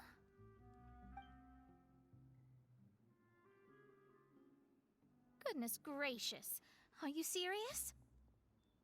She said that even the god's gaze has blind spots. Pretty bold if you ask Paimon. Most people would believe the gods to be all-knowing, right? The Hexen Circle members are certainly anything but ordinary. As for the mage named N, the old hag has mentioned her a few times. She said that N's sense of direction is incredible, and that she loves guiding those who are lost. But I've never met her, and if she were still alive, she'd be... Well, suffice it to say that the hag's at least a few hundred now, and N's been around for longer than that.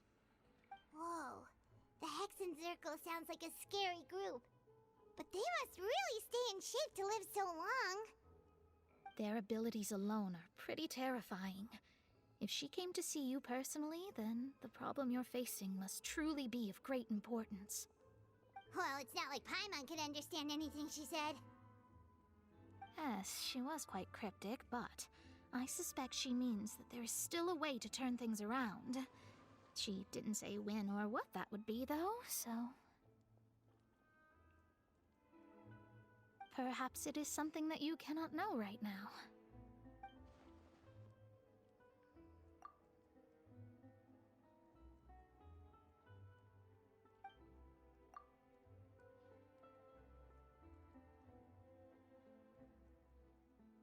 Traveler, Paimon, are you two all right? Oh, we're fine. We're just a little down right now. It kind of feels like the end is coming, you know? I see. I feel that same sense of desperation, too. I guess you could consider me someone who has often witnessed fate. So far as I have seen, it cannot be swayed.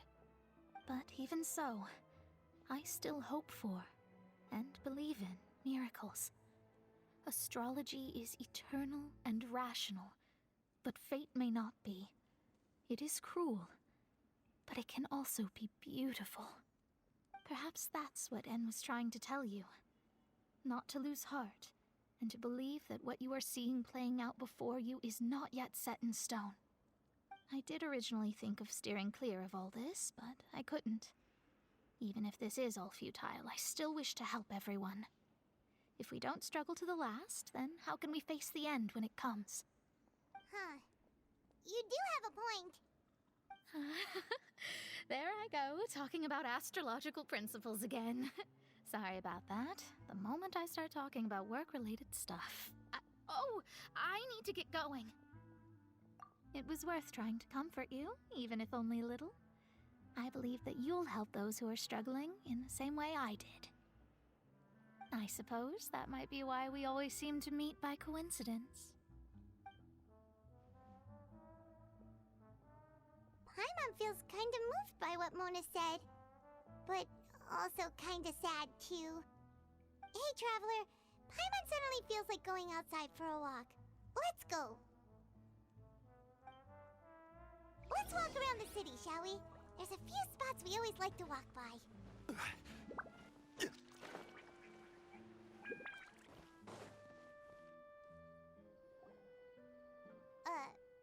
Huh? Our names are written in this newspaper. What's going on? Let Paimon see! The underwater stronghold, the Fortress of Meripede, has continued in its noble autonomy, but that does not mean that others cannot interact with it. My recent attempts to enter the fortress bore little fruit. Huh. Guess Charlotte still hasn't given up on that. Thus, did an Outlander friend become the focus of this report, a blonde adventurer with their white fairy legends trailing in their wake. It is said that this mysterious traveler once visited the underwater fortress. So while the fortress's interior remains a mystery behind closed doors, do not fear, for the tales of the traveler contain surprises in spades. Journalist Charlotte's biggest scoop yet, the Traveler's Trail, World Walker. Huh. Charlotte took so many awesome photos of us and we never even noticed her. She hasn't been able to get a hold of anything at the fortress, so since we're easier to find, she's using us as the subject matter instead? Ugh, seriously? Well, fine. Those headlines and photos do look cool, so Paimon will forgive her this time.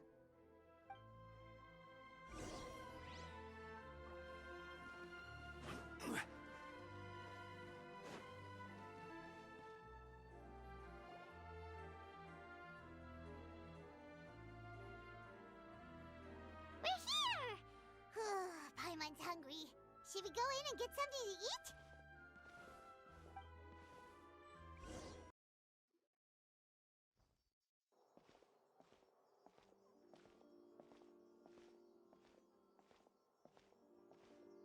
Hey, quick! Look! That's the limited edition only 16 slices a day cake! It situation we were in. Let's give it another go. I'm sure it'll be great. One slice of cake, please. Someone showed up after all. Oh, wait, you're the one from the Palais Mermonia. Oh, are you here to buy cake too? It seems Monsieur Nervalette was right. You really can eat. Wait, did he really say something like that? That's right. Even he has his own preferences when it comes to food. As for me, I love the cake and coffee here. Do you come here often?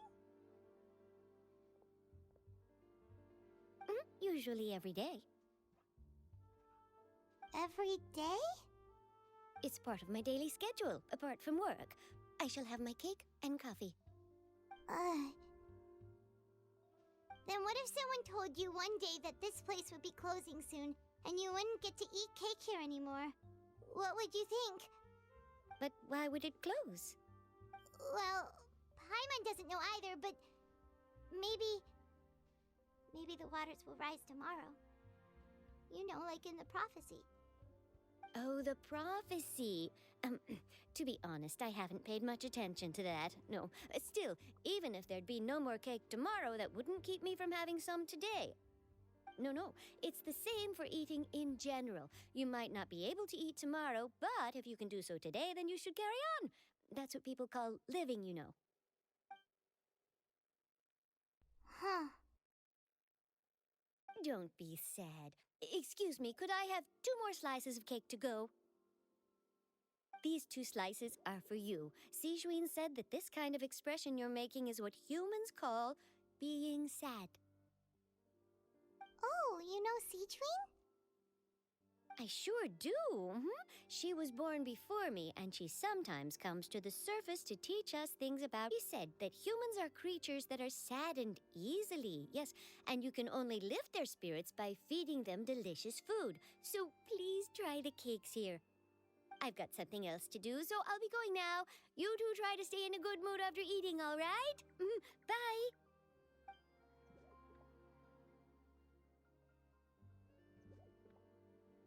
And there she goes. All right, let's dig in. Paimon's sure this cake will be delicious.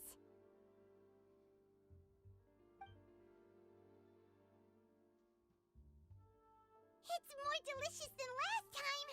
And the flavor gets even better with a sip of tea. It sure would be nice if we could come again tomorrow. Sure would be nice if we could always eat delicious food here.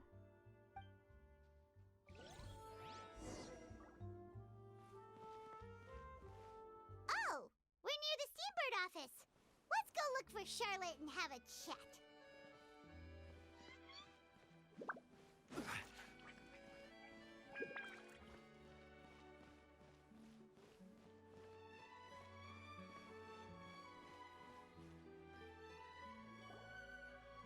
Wow! If it isn't the Traveler and Paimon! Oh, have you seen the article I wrote about you? Ha! You've got some nerve! You just used us to make some quick mora! Oh, you needn't worry about that. I heard that you were in Poisson some time back, so I sent you a letter to discuss just that. It appears you didn't receive it, though. It's all right, though. I've set aside the amount intended for you. I've even set the table with some food. Really? Oh, you're the best! You're almost a little too easy to win over, Paimon. If I were a journalist with ulterior motives, you'd be in trouble now, you know. Oh, Paimon knows you're not like that. Still, what brings you here all of a sudden? Were you looking for me? When Mona mentioned you, we thought of coming to see you at work. I see. It seems you've already bumped into Mona here in Fontaine. So she mentioned me? What did she say? She said that you're a real daredevil of a journalist. Nice. In which case, can this daredevil journalist dare to request an exclusive interview with the legendary Traveler and Paimon? Huh? Oh, of course it doesn't. That was more like live photography. What I'd like to do is dive deeper and ask you to talk about the things you've seen and experienced. Yeah, are we even qualified enough? say you're worth an interview, then you're worth it. But not right now, of course. I'll need a few days to prepare. Oh, in that case, we'll just chat when you have the time then? Oh, so that's a yes? Ooh, splendid! I'll tell the editor-in-chief immediately. I'll have to apply for lighting, a venue, some props, and... Whew, so much to get done now. Talk to you later. Wait, Charlotte, Paimon's still got a question for you. And what's that? If, just for example, Fontaine were to be flooded tomorrow, what would you do today? Huh, that's the prophecy you're talking about, isn't it? I mean, I do hear about it often, but I've never once thought that the day could be tomorrow. If you're seriously asking, then I might try and think of a way to leave Fontaine. Oh, but I'm still a journalist first and foremost. That means I have a duty to be reporting from the scene. And secondly, I wouldn't forsake my homeland that easily. From what I've seen, most people don't know what they'd do should the worst come to pass. In truth, it might be better just to behave like normal rather than worry over such an end. So in all likelihood, I'd probably still be prepping at the office for that interview of ours. I know what you're thinking. That sounds a bit sad, but I've always believed that it's best to do what you enjoy. Just think about it. If this nation really were to be suddenly destroyed tomorrow, but I still successfully finish an exclusive interview with a truly unique person, then the story I would wind up writing would truly be timeless. And then do you know what I'd do? Well, I'd write that story, send it for printing, and use messenger pigeons to get copies out to the various nations as soon as possible. I'm not a dreamer, nor am I a workaholic, but I do love my job, and I'd be proud of leaving such an article behind. I guess you could say that I was born to be a journalist. But anyway, that's my answer. And on that note, I'll get back to my preparations. That's so nice. All of a sudden, Paimon actually kinda envies her. Anyway, let's go and take a look at the sea, shall we?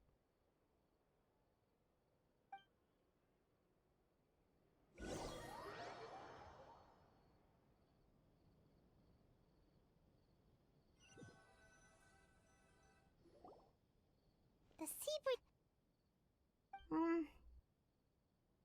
Paimon's been thinking. If it wasn't Fontaine, but all of Tevat that would be destroyed tomorrow, where would we go and what would we do? No, Paimon should ask, if you could choose, what would you like to do?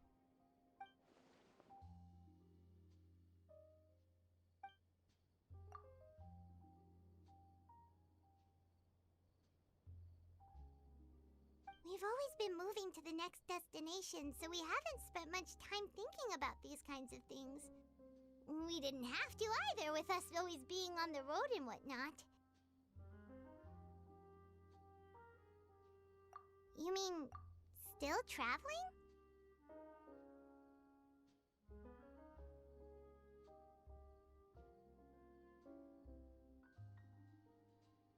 Huh. Wait, isn't that what we've always been doing?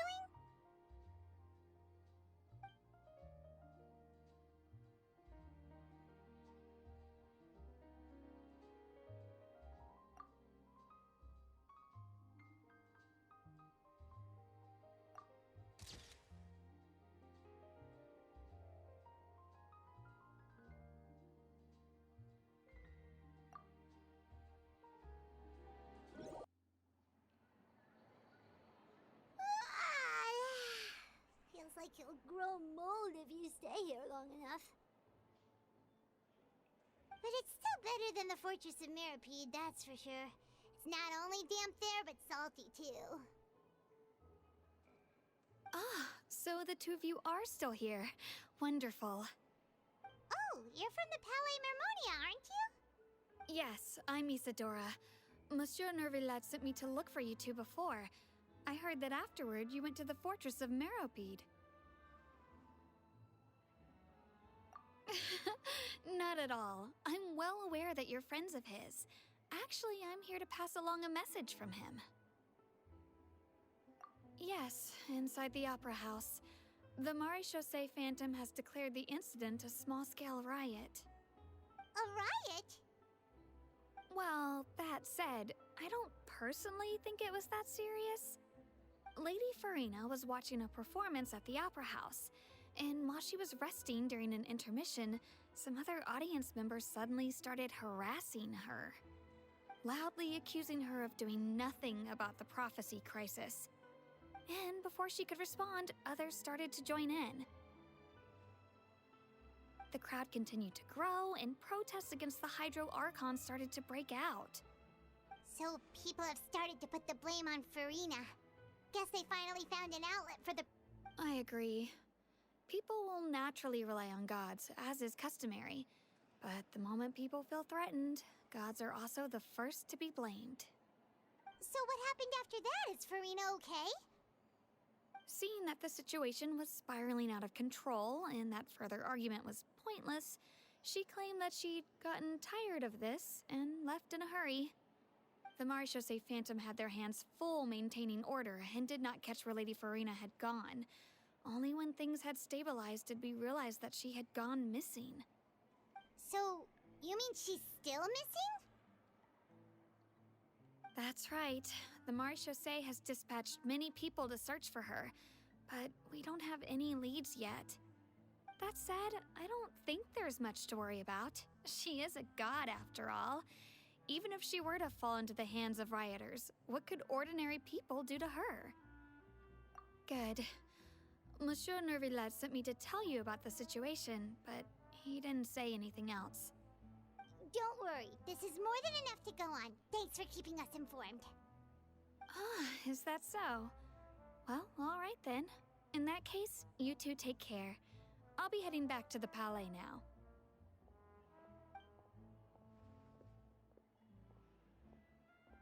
Well, sounds like we should hurry over to Poisson then. If we know Furina, she won't try to fix things in this situation. Instead, she'll look for a place to wait out the heat. And as we also know, she may be loud and dramatic, but she doesn't have a heart of stone. When Nervillette was talking to her in the Palais Mermonia, and she heard about Poisson, she couldn't hide her sadness and remorse. It would be hard for her to ignore being accused by the public today. Paimon thinks Furina's probably taken the opportunity to slip away to Poisson and try to relieve the sense of guilt that she's feeling. Huh!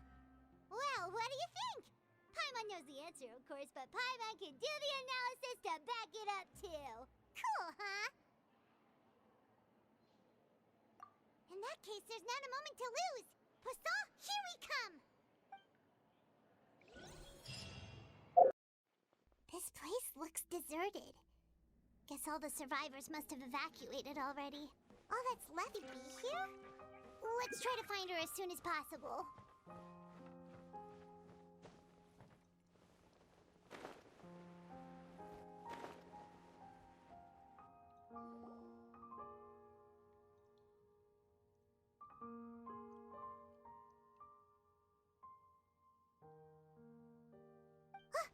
That's Furina, right over there. She really is here all on her own.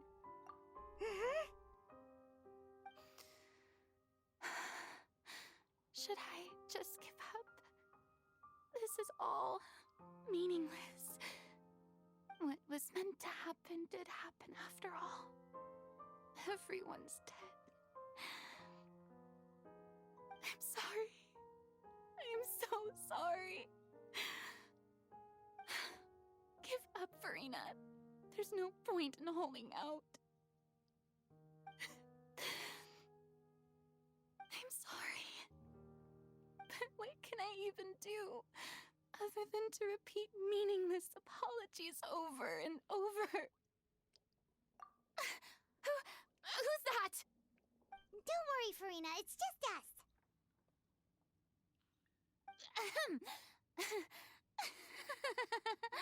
So it is you, blonde traveler from another land. Why, I almost thought you were someone from that mob of my ignorant subjects, come to kneel and beg for my forgiveness. Furina, you were crying just now, weren't you? The tear stains on your face are obvious. What do you mean, tear stains? Oh, I remember. The show at the Opera House earlier this morning was so moving. I'm still trying to process it. Who did that uncivilized rabble think they were, disturbing my enjoyment of the arts? They even dare to tout their Archon. I must teach them a lesson. I can just imagine their twisted and frustrated faces once they realize that I'm nowhere to be found. Oh, and I'm sure Nouvellette and those people from the Maréchaussée Phantom are freaking out right next to them, too.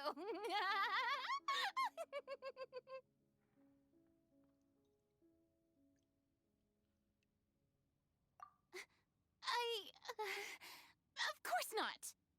Hey, there she is! The Hydro Archon's over there! Quick, after her! Furina, those people seem to be after you. They are? They're just some rabid fans who want to cut the line because they haven't been able to meet me in person, aren't they? That's against the rules. I can't let them get their way. Furina just ran off. Quick, we have to catch up with her.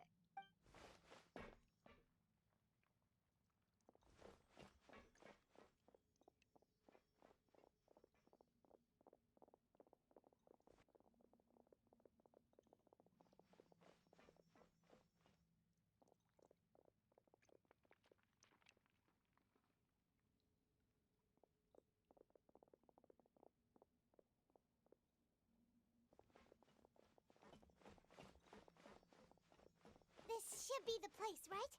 Hey, Furina! There's a good hiding spot over here. Quick, come to Paimon before the rest of them catch up to you. What? What is this place? Hurry, they're almost here. Fine. I suppose haste is warranted. Lead the way.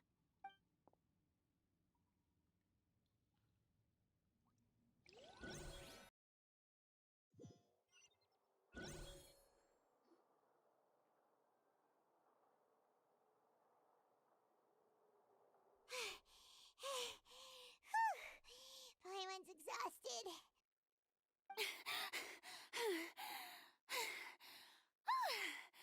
I'm so tired.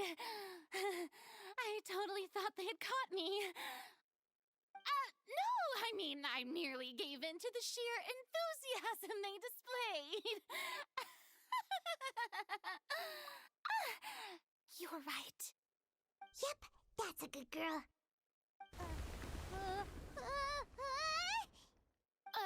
What's happening?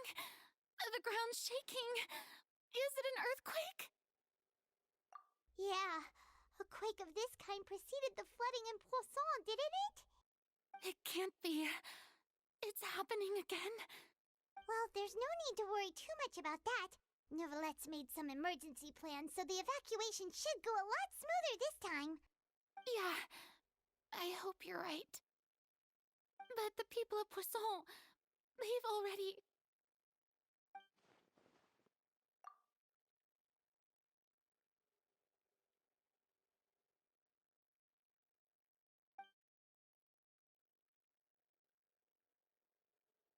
It's true for hundreds of years. I once had informants all over Tevat, searching for clues and feeding information back to me. I've tried all kinds of ways, too, to hold back the sea. Anything to keep the coastline from advancing. But all my efforts proved to be futile in the end. Really, the truth has been clear to me for a very long time. We cannot make an enemy of the divine. No matter what we do, the will of the heavenly principles will have its way, and the prophecy shall be fulfilled. Give up. I do love the sound of that phrase. It would mean finally coming to terms with fate, but also for me to finally be free. Indeed, I've thought about giving up so many times, especially after we almost lost Poisson. Fate is really unreasonable, isn't it? It has no heart and obeys no rules. The prophecy has only just started to come true, and so many people have already lost their lives. But just now, it all became clear to me. I still don't have the right to come to terms with fate on behalf of everyone else. As long as the final moment hasn't come, it's still not too late. Don't worry. I will keep hope alive for everyone until the very end. Well, that's enough for now. I got the impulse to play the stricken maiden, but honestly, considering my rank and station, that wasn't a good fit at all. Don't take any of what I just said seriously. How could I possibly let Fontaine fall to the whims of trivial prophecy? Come on! Paimon could have sworn you were actually being honest just now.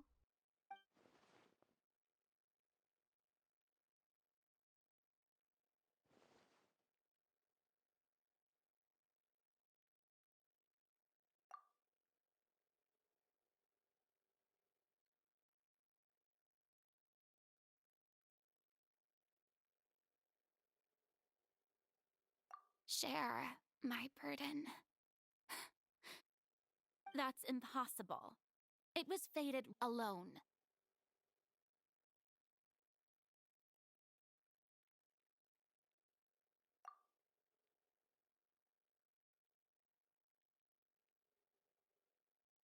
A witness.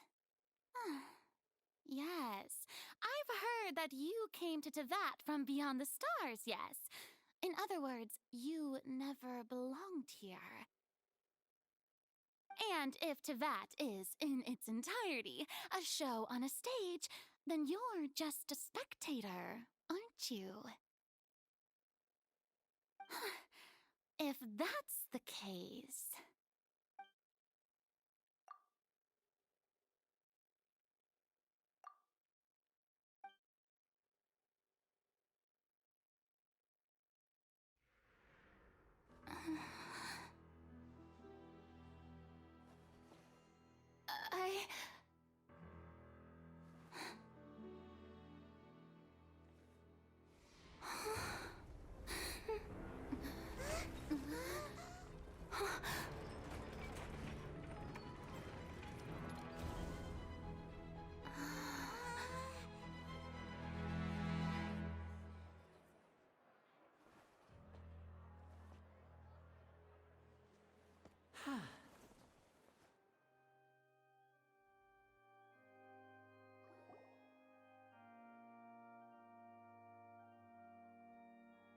Ladies and gentlemen, this concludes my opening performance.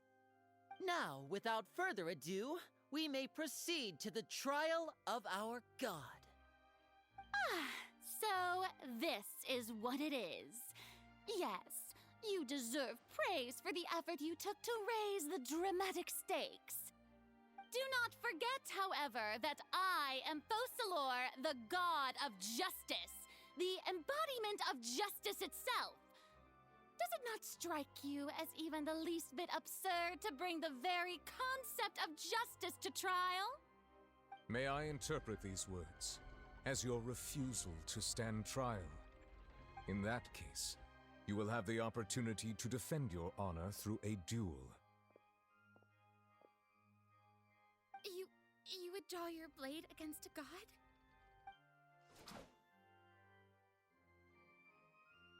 I see. It seems like you have made up your mind.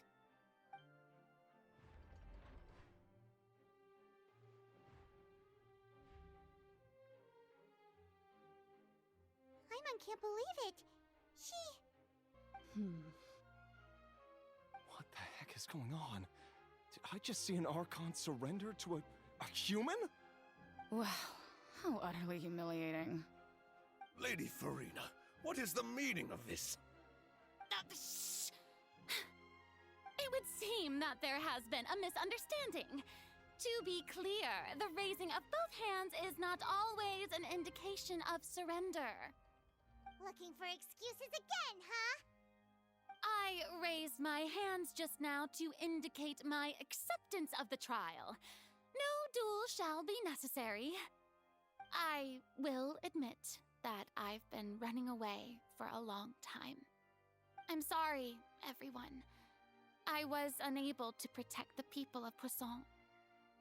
It is my duty to stand trial for my crimes. You are not the only ones to be disappointed in me. I, too, am exceedingly disappointed in myself. But now, it is time for the Hydro Archon to show you her courage and resolve. I, Furina, will use this trial to show the world the true meaning of justice! This time, I will protect you. Applaud and rejoice! One of the most outrageous and fantastical arcs known to the opera epiclese is now unfolding before your eyes. Mark my words, this shall be one of the most exhilarating and brilliant shows ever to grace the stage of Fontaine! The trial of the Hydro Archon, Focalor, will now begin! Woohoo! Oh, now we're making history!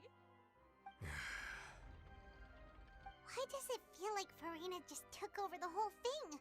Like, come on! Didn't she just get forced to stand trial for her crimes? Also, even though she's still acting super dramatic, she is taking this seriously this time, right? All right, then. Who will be my opponent in this trial? The court asks the prosecutor to please take the stand. Is that so? Very well. Then please speak, witness of Tivat, my accuser and fated opponent.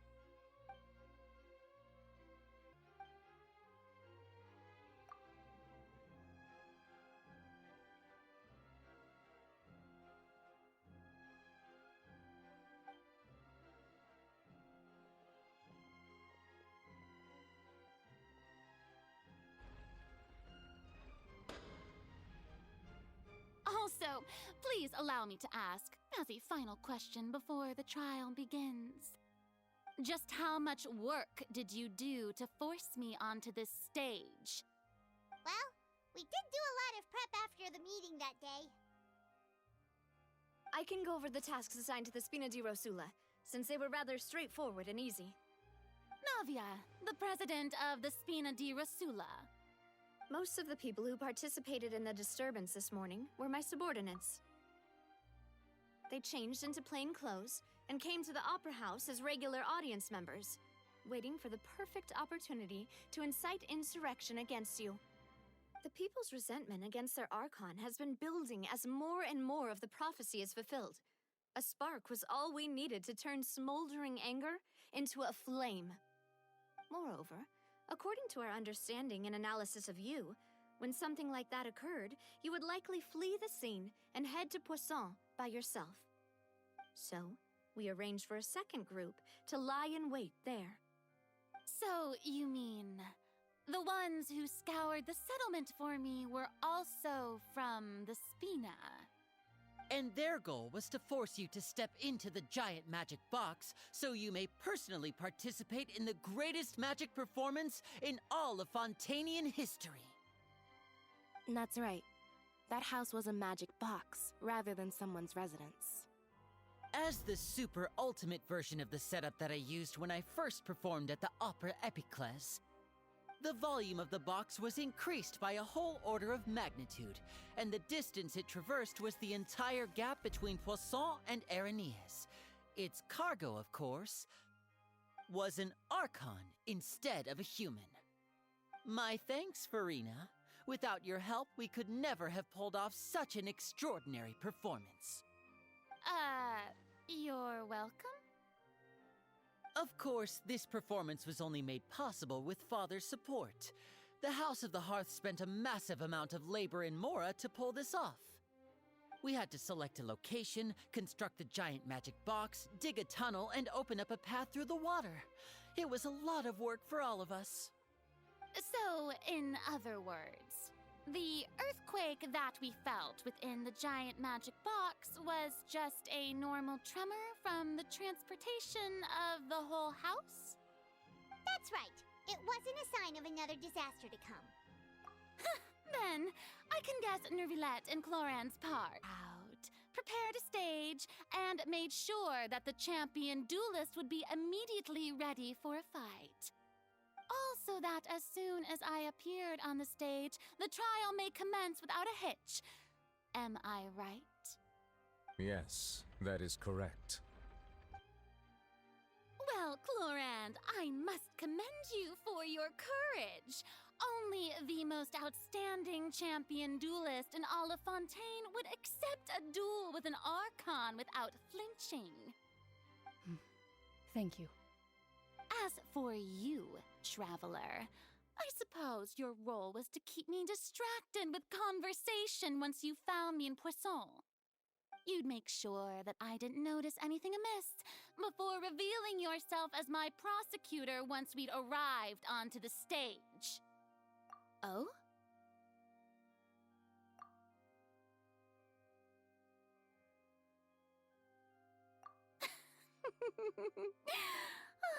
Is that so?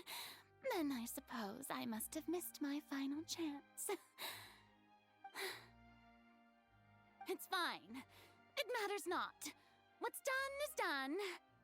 The stage is already set, so there's no reason to disappoint the audience.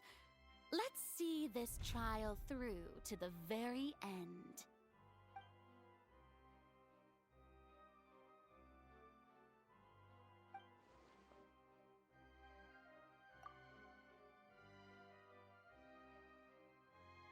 Madam Prosecutor, please allow me to pass this along.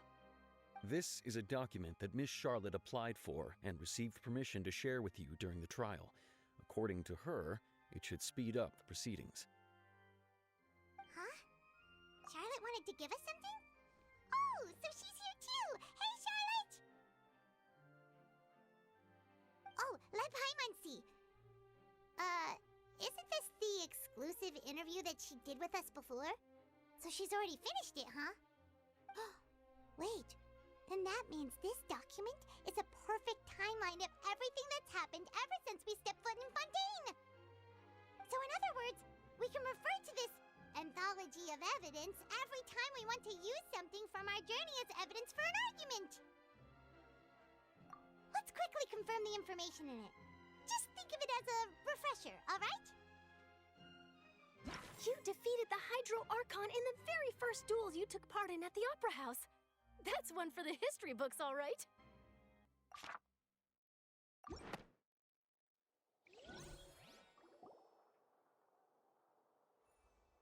The prosecution and the defense are both in position. The trial shall now begin.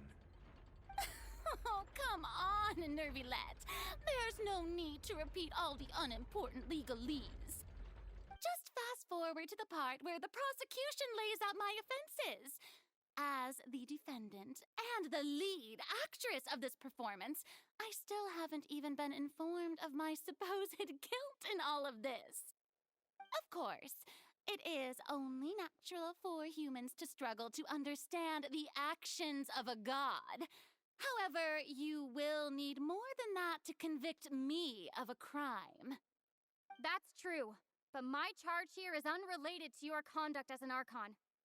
Instead, I would like to charge you as a fraud who's never been the Archon in the first place. Wait, what was that? Lady Furina's a fraud? Hey, I came here thinking that we were going to try the Hydro Archon for forsaking her duty, but did I hear that right? She's not our Archon at all? Charge accepted. Lady Furina, do you plead guilty to the charge?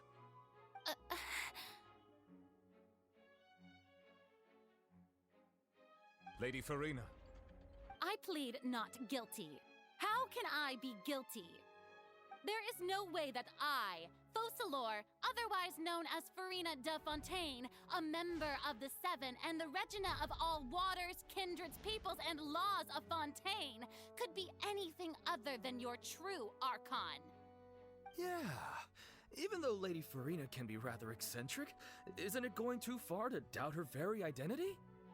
Yeah, I've never questioned her identity either. Sure, Lady Furina can be super irresponsible, but what grounds does that prosecutor have to make such a huge claim? I have cause to believe that common sense will prevail in this case.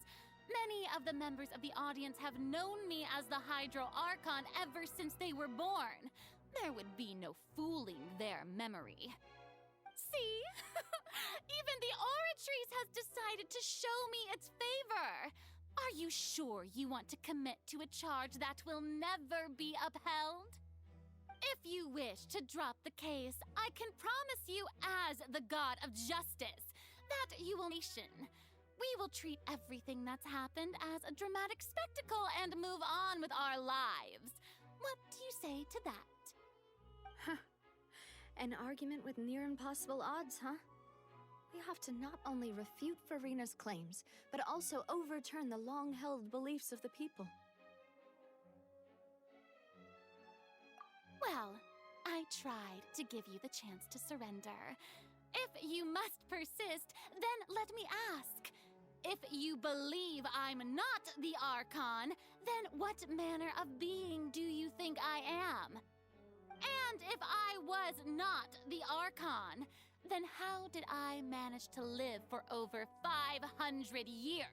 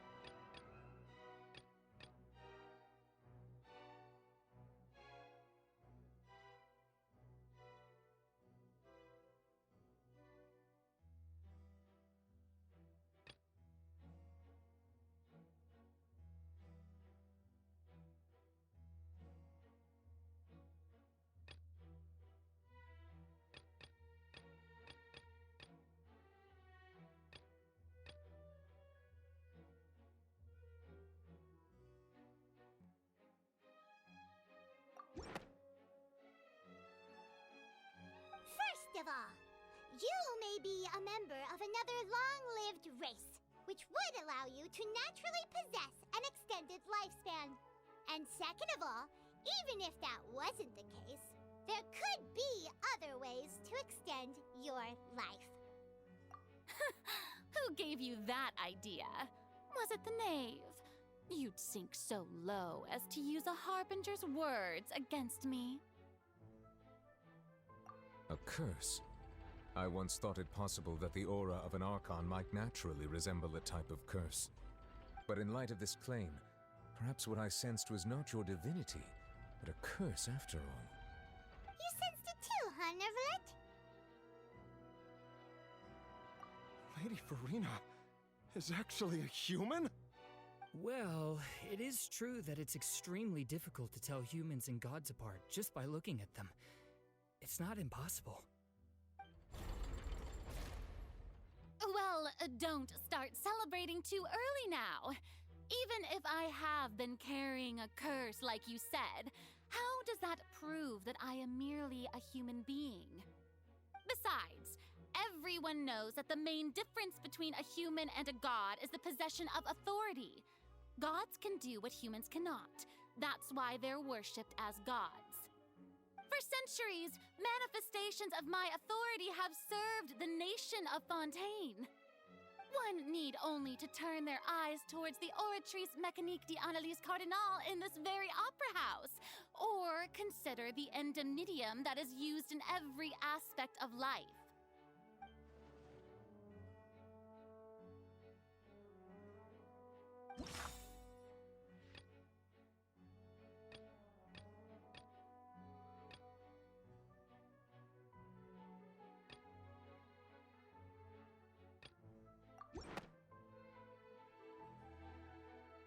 tried to reference the Oratrice. But weren't you as confused as all the rest of us when the Oratrice declared Child to be guilty without any proof? Otherwise, you should have come up with a good explanation for that by now. Didn't I make myself clear at the time? The decisions of the gods are naturally difficult for humans to comprehend. There is no need to provide an explanation. Lady Furina, I believe a reminder of your current circumstances is in order. While the court is in session, the principles of justice and the law must come before all else. While you are an Archon, you are also first and foremost the defendant in this trial. You will prove yourself unable to defend against the prosecution's charges if you continue to withhold vital information against the rules of the court. I never thought you'd use that kind of rhetoric against me. That was no trick of rhetoric, Lady Furina. I've merely reiterated the rules of the court. Rules that all should respect and follow. So, you neither knew why Child was declared guilty, nor did you understand the structure and operations of the Oratrice. Instead of having been created by you, the manifestations of authority you mentioned have been made by the real Hydro Archon, haven't they? The real Hydro Archon?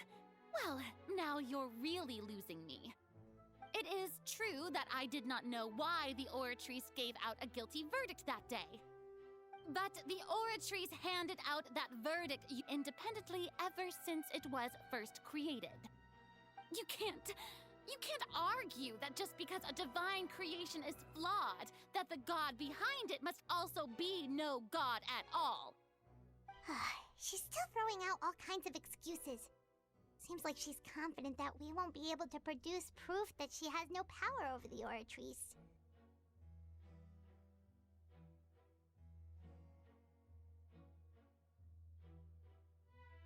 My power as an Archon. There are many ordinary citizens in the audience. How can I just carelessly demonstrate the formidable power of an Archon? If that poses a concern, I'm prepared to extend my protection to the audience.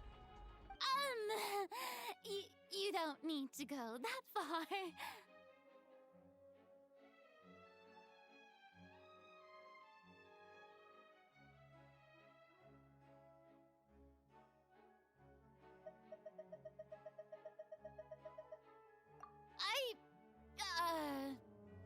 Aren't you the Hydro Archon? Or is it that you can't even wield the power of Hydro, much less the authority of a god? Indemnitium! Yes! It's all because of Indemnitium! All Archons derive their power from the faith of the people, and I've converted the people's faith in justice into Indemnitium! Thus did I give up all of my divine power to provide everyone with energy for their daily lives. Have you ever seen a more magnanimous god? Isn't that a huge stretch? Yeah, no matter how generous an Archon can be, how could they give up all their power? Can a god with no power even still be called a god? Seems like nobody's buying Furina's excuse. Hey, come now, everyone. Please don't stare at me as if I was a liar. I'm still the same Furina you knew, right? The one that you loved. Shouldn't you want to believe in me? Please? You've got to believe me. If what the prosecutor said is true, she really has committed a grave offense. Did she deceive all of us? And all of our parents and grandparents too? And all of our ancestors? Ever since they were born? Enough! If I'm not the real Hydro Archon, then who is? If you have no evidence of another Hydro Archon's existence, nor can you find anyone who can back up their claim to be such, then what grounds have you to say that I'm not actually the real deal? Wow, she came up with yet another argument. How can we refute her now? Seems like she really doesn't want to give up.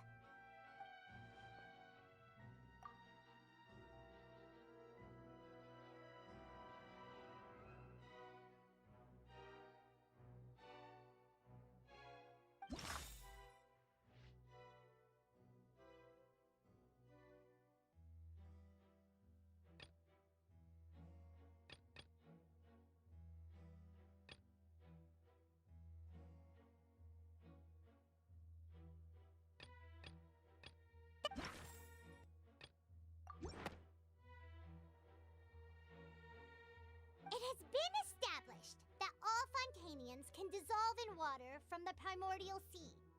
And that means... Since you insist on claiming to be a god and not a human, then there's a method that you can use right here and now to eliminate all suspicions of you being the latter. Miss Navia, please apply to serve as a temporary attorney for the prosecution before addressing the court. Though you act in partnership with the prosecutor, you must still adhere to proper procedure. Super sorry, Monsieur Chief Justice. I swear this really will be the last time that I'll speak out of turn. Now, I've brought some seawater from Poisson.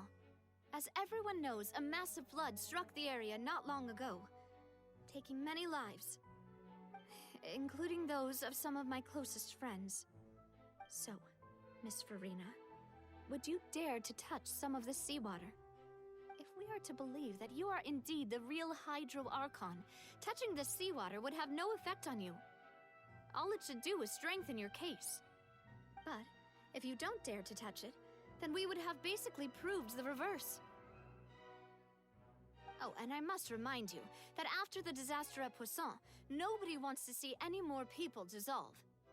I do hope you'll act prudently and choose the simpler path of admitting guilt.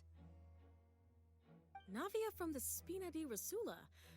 The Spina has governed Poisson for many years. I guess her suggestion is valid.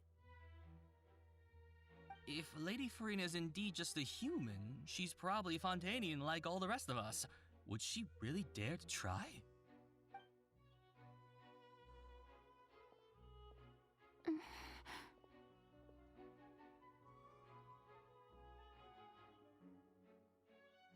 Lady Furina, this test has been unilaterally proposed by the prosecution.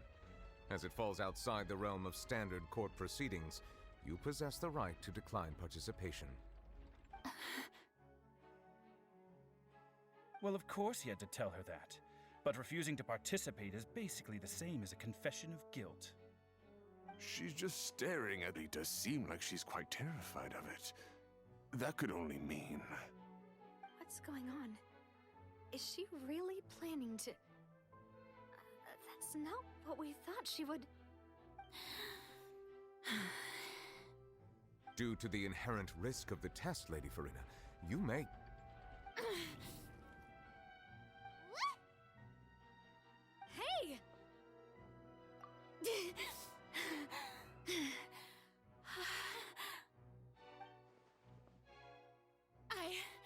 I'm fine! Look at me, everyone! My hand is still here! I haven't been dissolved! Will you believe me now? I really am your Archon! I'm nothing like a normal human who would fall apart as soon as they touch this water! Really? Was this not the most obvious thing in the world? Miss Siegewin? If you're present, Miss Siegewin, please come forward and attend to the defendant. Siegewin? Don't be nervous. It'll just take a few seconds. Let me see. That should be enough. Please announce the results of your evaluation to the court, Miss Siegewin. As everyone doubtlessly saw, Miss Furina was displaying symptoms of hyperventilation and flushed skin.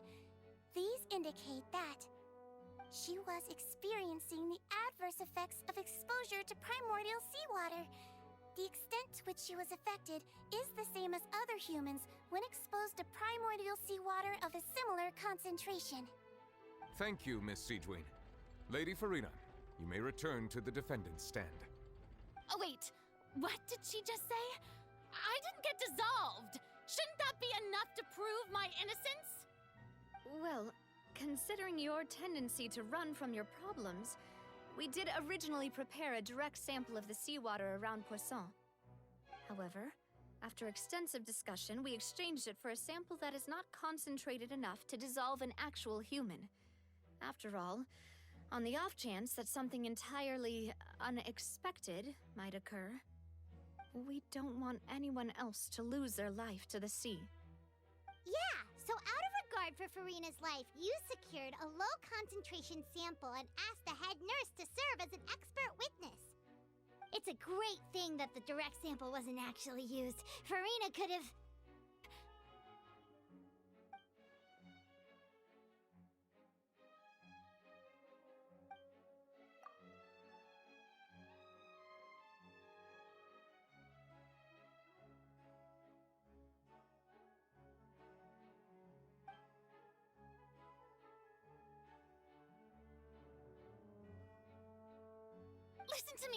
Listen to me, everyone. Please don't give me such cold and disdainful looks. What happened just now didn't prove a single thing. Think about it. How can you conclusively prove that an Archon can't also be affected by the primordial seawater? Also, if I was really just a human, why would I dare to just put my hand in that kind of water?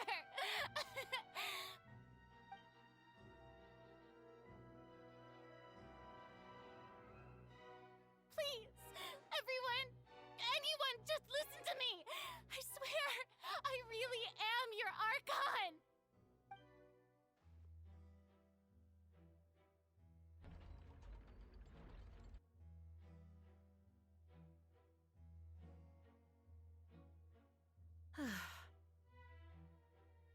I don't think anything she says at this point will sway anyone. The odds are just too stacked against her now. With all the things that have been said, Paimon doesn't think there's any way left for Furina to win. I believe the time for arguments and presentation of evidence has come to an end. If there are no objections, we will move on to the final judgment.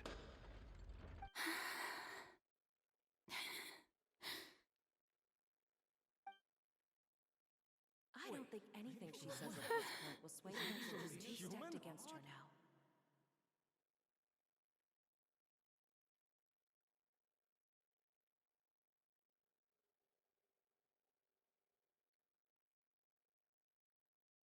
In my capacity as Chief Justice, I shall now render judgment on Furina's misrepresentation of herself as the Archon of Fontaine.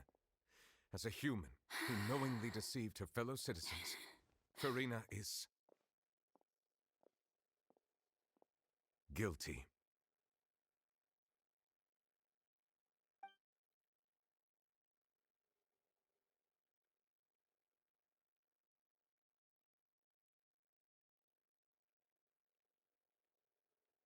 We shall now turn to the Oratrice Mécanique d'Analyse Cardinale to render the final verdict on the charge.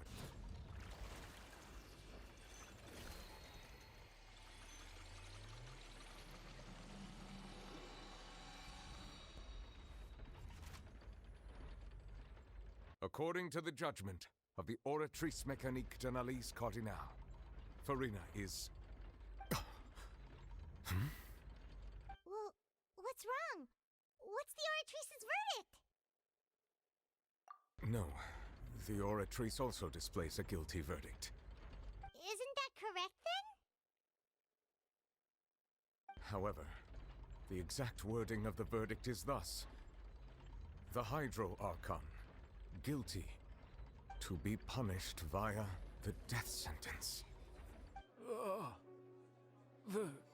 The death sentence? That's actually one of the available sentences? I've always thought that it was just a myth.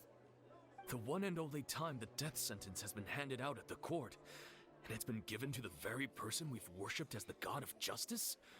What an unexpected twist. Furina's been sentenced to death by the Oratrice? We just wanted to use the trial to show her the seriousness of things so she'd tell us the truth. How did things escalate this quickly? This outcome is indeed quite strange.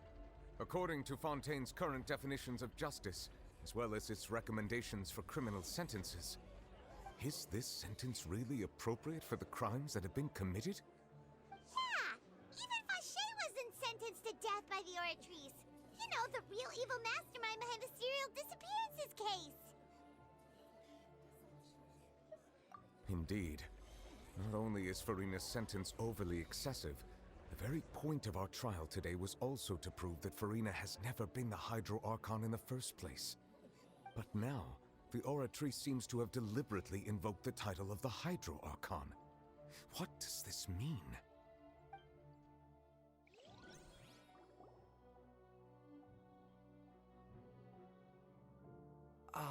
Excuse me, if I may interrupt. Is the trial still going? Fremine! You finally made it. I assume this means you've completed your mission? Mm-hmm. Any mission Father assigns to me will always be top priority.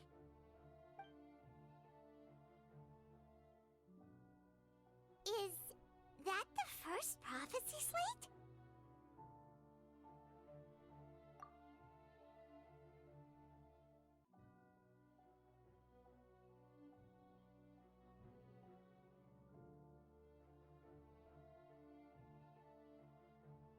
Huh.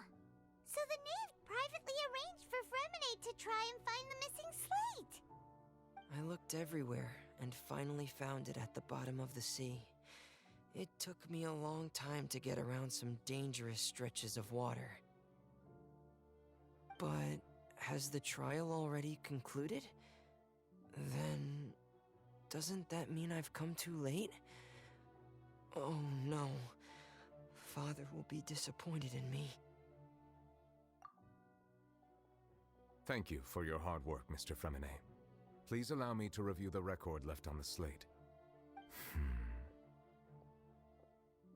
Traveler, I believe that you have already seen the other existing slates, and would like you to come here and confirm their contents.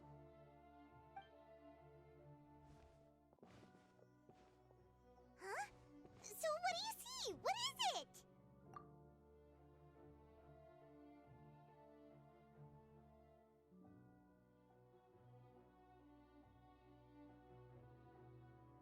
I believe I've now made sense of the Hydro Archon's crime. It has to do with Fontaine's lost history. Huh? Isn't a Hydro Archon just guilty of deceiving her people? Oh, wait, no, that's Furina, and we've already proven that she's not the Hydro Archon.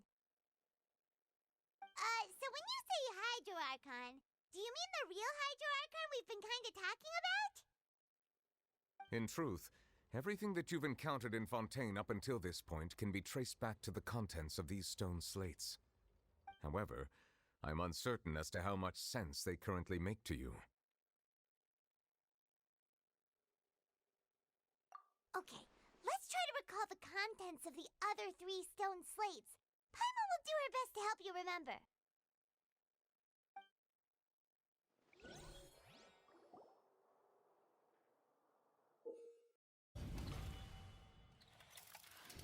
The first stone slate describes what you just said. It seems to show the previous Hydro Archon using her divine power, and then the Oceanids turn into humans. Does that mean that Fontainians are transformed Oceanids? Oh, Paimon wasn't expecting that. But if Oceanids can turn into humans, then perhaps this process can be reversed as well. The second stone slate shows Celestia floating in the sky, and the Hydro Archon and her people worshipping it together. But the heavens still brought judgment down upon them. This must be the point when the Hydro Archon and the Fontainians were branded with their original sin. Does this mean that the original sin and the Hydro Archon sin are the same thing? The third slate shows the Hydro Archon sinking into the sea surrounded by many people. That reminds Paimon, didn't we also watch that happen to someone else? Well, the fourth slate is the prophecy the Fontainians have been talking about. People dissolving into the sea, the Hydro Archon crying on her throne, and so on. We didn't believe that such a crazy disaster could happen at first, did we? But after that incident, it was just a question of when and not if.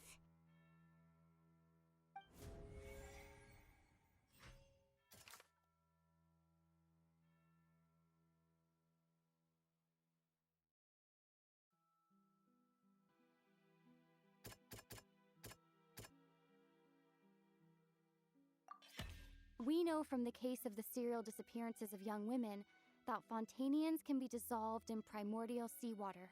And the first stone slate tells us that long ago the Hydro Archon used her power to turn Oceanids into humans. This might be the reason that Fontainians can dissolve.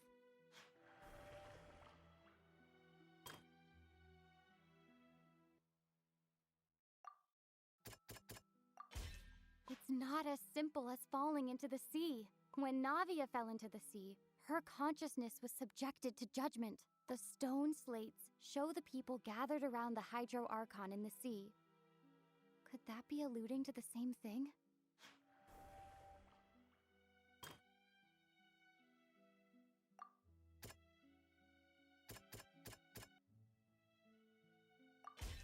Perhaps what is about to take place has all happened before. The true sin of the Hydro Archon that Nervilette mentioned, and the original sin cast down on the people of Fontaine by Celestia, as recorded on the stone slates.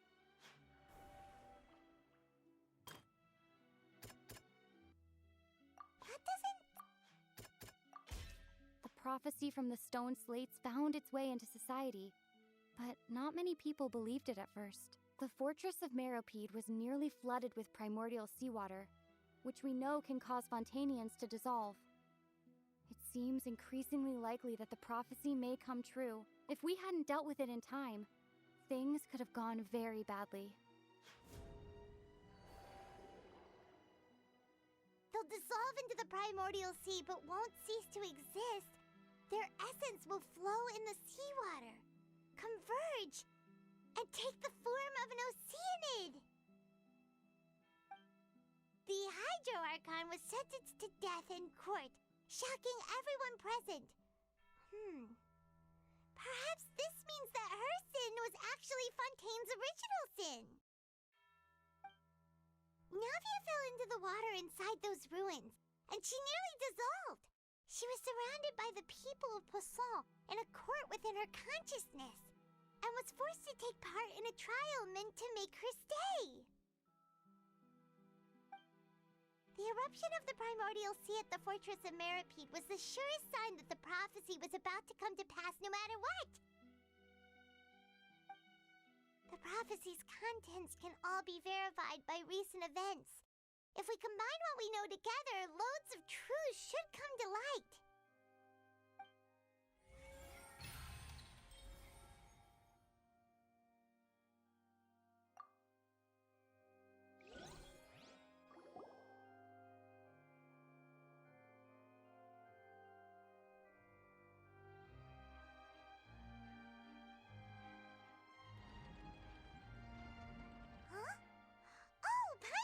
Now, so that's how you can make sense of it. But then it feels like we're going to have to share some truly shocking revelations. Let's hear them. Incredible. Linny, did you hear that? We're not real humans. All Fontainians were originally created by the late previous Hydro Archon, with oceanids as their basis. The evidence for that can be found in how only Fontainians could dissolve in primordial seawater, and how all the girls Vacher dissolved were also turned into oceanids. Oh, and according to Navia, when she was about to get dissolved, she also saw everyone gathered around for a trial, all of them in the shape of oceanids. Indeed. Yeah, and it follows from the content of the first slate that she probably angered Celestia by creating humans without prior permission. That could also explain why the Oratrice judged the Hydro Archon to be guilty. It's to account for that ancient sin. The Hydro Archon's true sin was creating us? And yet, after many hundreds of years, the Hydro Archon's creations have turned around to try to judge the Archon within the Opera Epiclese. The twists of history are often the most unexpected of all. Yeah, isn't the image here just like when it be trying to show the image of the Hydro Archon also falling into the sea once the prophecy has been fulfilled in the fourth slate? In the end, the people will all be dissolved into the waters, and only the Hydro Archon will remain weeping on her throne. Only then will the sins of the people of Fontaine be washed away. Did Paimon get You've made some keen deductions. I must say, given how much you still don't know, it is impressive that you've already managed to connect so many pieces of the truth. However, while you were able to decode all the information on the slates, they've also been etched with an additional layer of hidden information using a different power source. When we were at the ruins, I tried to decipher the hidden information recorded in the slates. But since we only had 3 slates at the time, I was unable to come to a full conclusion. Now that the slate collection is complete, I shall make another attempt to decipher the narrative recorded within. If everything goes well, we should finally be informed of the unadulterated truth.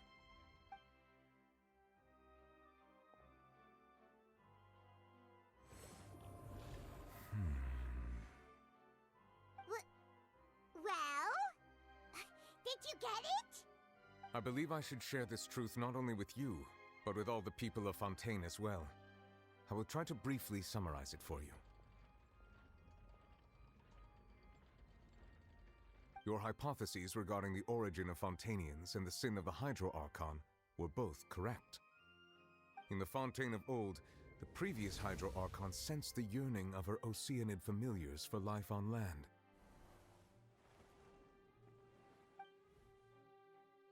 The Oceanids were enamored with the beauty and romanticism of human beings, and wishing to have those experiences for themselves, expressed to the Hydro Archon their desire to become of a similar kind. However, even though water as an element is intricately linked with the power of life, the Hydro Archon, as one of the 7, did not possess the authority to create a new form of human life. Not one to give in, she eventually found a way to create permanent humanoid bodies for her familiars by appropriating the power of this planet's primordial sea. She poured primordial seawater into the Oceanids' blood vessels, creating humanoid mimics in the process. But if Fontainians were to ever come into direct contact with water from the primordial sea, the power within their bodies would escape these artifacts. As a result, their forms would collapse, and they would be reverted to their original forms as Oceanids. Of course, the Hydro Archon never received permission from the heavenly principles to create a new human race. And thus, the Hydro Archon and all of her creations came to shoulder the original sin of appropriating the power of the primordial sea. That is the true history of how the people of Fontaine first came into being. So we were all Oceanids before we turned into human beings? That's way too much information for me. I think I'm just going to pretend that I never heard a single thing. Wait, but if that's the truth, we can't let the Hydro Archon be sentenced to death. After all, her only sin was creating us. This really might be too much information for your regular Fontainian, but it does answer a lot of our questions. Alas, your hypothesis regarding the 3rd and 4th stone slates was inaccurate. The slates' respective positions are, in fact, correct. A key point of the visual on the 3rd slate is how all the individuals depicted in the water are humans rather than Oceanids. They have not been dissolved, which implies that the water depicted in this slate is not water from the primordial sea. The nation of Fontaine is the nation of Hydro, as well as the nation of trials and justice. Instead of being the literal element, the water in the scene symbolizes judgment and justice. You may also recall Navia's experience. When she fell into the sea, her consciousness was surrounded by that of many others who intended to hold a trial to determine her fate. Therefore, the meaning of the 3rd slate is that the people of Fontaine shall try the Hydro Archon at the court of justice. Yes, it refers to our present situation. I think I'm following now. So, what you're saying is, even though we decided to put on this trial to avoid fulfilling the prophecy, in truth, everything we've done has happened exactly as the prophecy foretold. So now, it seems, we're the ones making sure it comes true. What should we do? Huh. No matter what, the prophecy will be fulfilled. Is this what it feels like to be a prison? Does that mean the scene in the fourth slate will also be fulfilled soon? Traveler, I would like to point out another small fallacy in your deductions. About the fourth slate, you probably thought that the eruption of primordial seawater beneath the fortress of Meripede served as the surest sign that the prophecy was about to come to pass, yes? However, I believe that rather than being a sure sign, that eruption could in fact only be a small warning of something far worse to come. As for the root cause of the catastrophe, I believe you've already encountered it once before.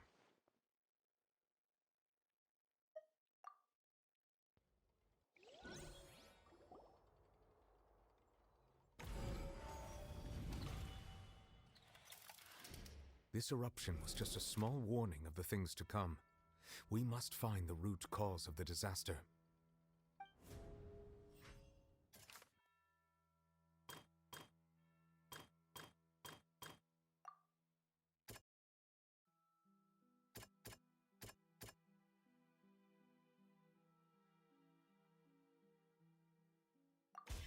It was both dream and reality.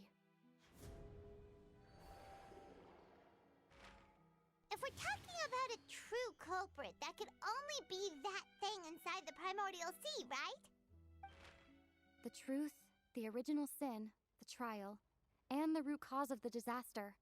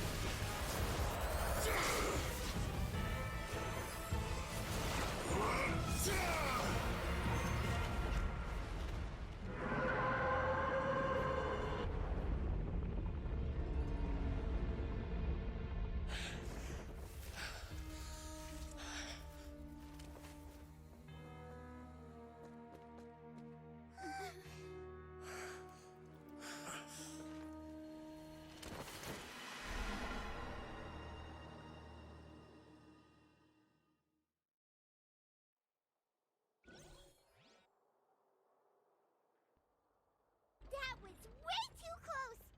How did that thing just burst into the Opera House?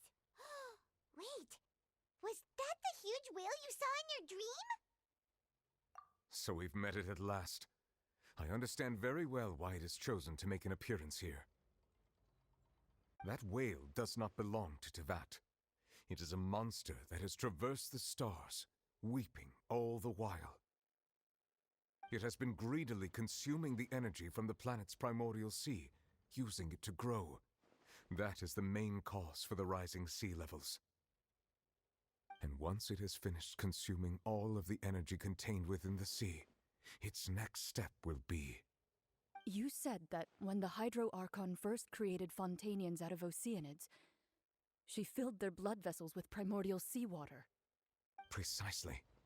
That whale finds the blood of Fontainians nigh impossible to resist. Therefore, when it left the primordial sea, it decided to make its next stop a packed opera house full of food. Food in the form of Fontainians. We just barely managed to push it back, right? In that case, won't it come back to target the people again once it's managed to recover its strength? That is correct. Indeed, it is more accurate to say that we should thank that Harbinger for buying us some time.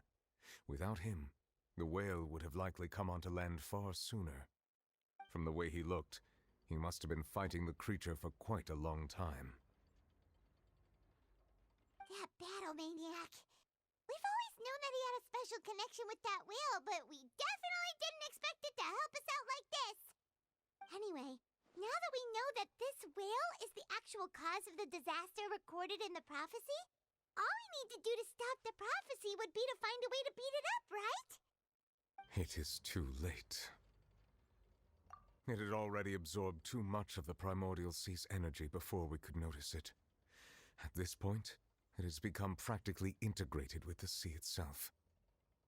Even if the entirety of Tevat were to be destroyed, it could still survive and swim off to— Not something I will accept. We've already done everything we can, and we even found the true culprit. We've come so far. You can't just tell me that the last hurdle is some impossible foe. That's just not fair. Indeed, that's not how a grand performance should end. I'll fight it to the end, no matter what. So the prophecy will be fulfilled no matter what, huh?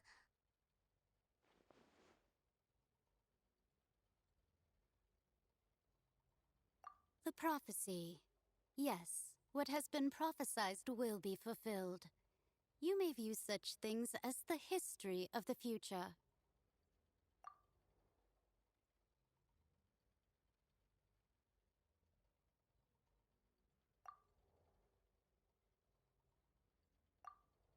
Just as prophecies are usually only the future as seen from the perspectives of the gods, could things be happening in hidden corners where the gods' gaze does not fall? Ultimately, fate shall serve as your only guide, no matter what will happen in Tevat's future. All you need to do is to play your part.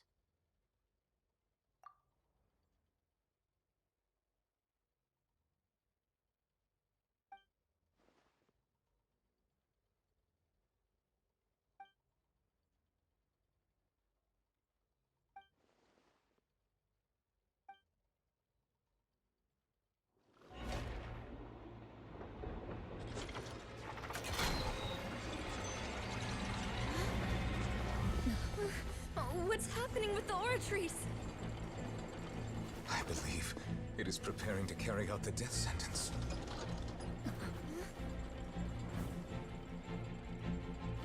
Furina!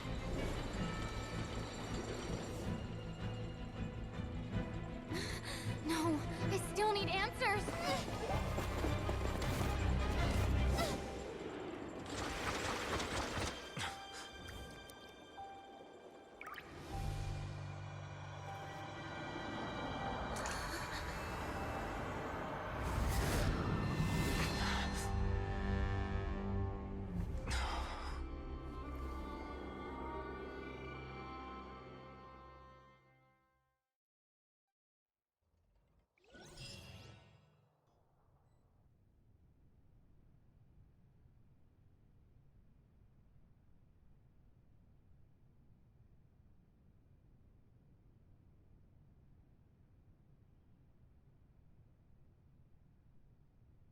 You.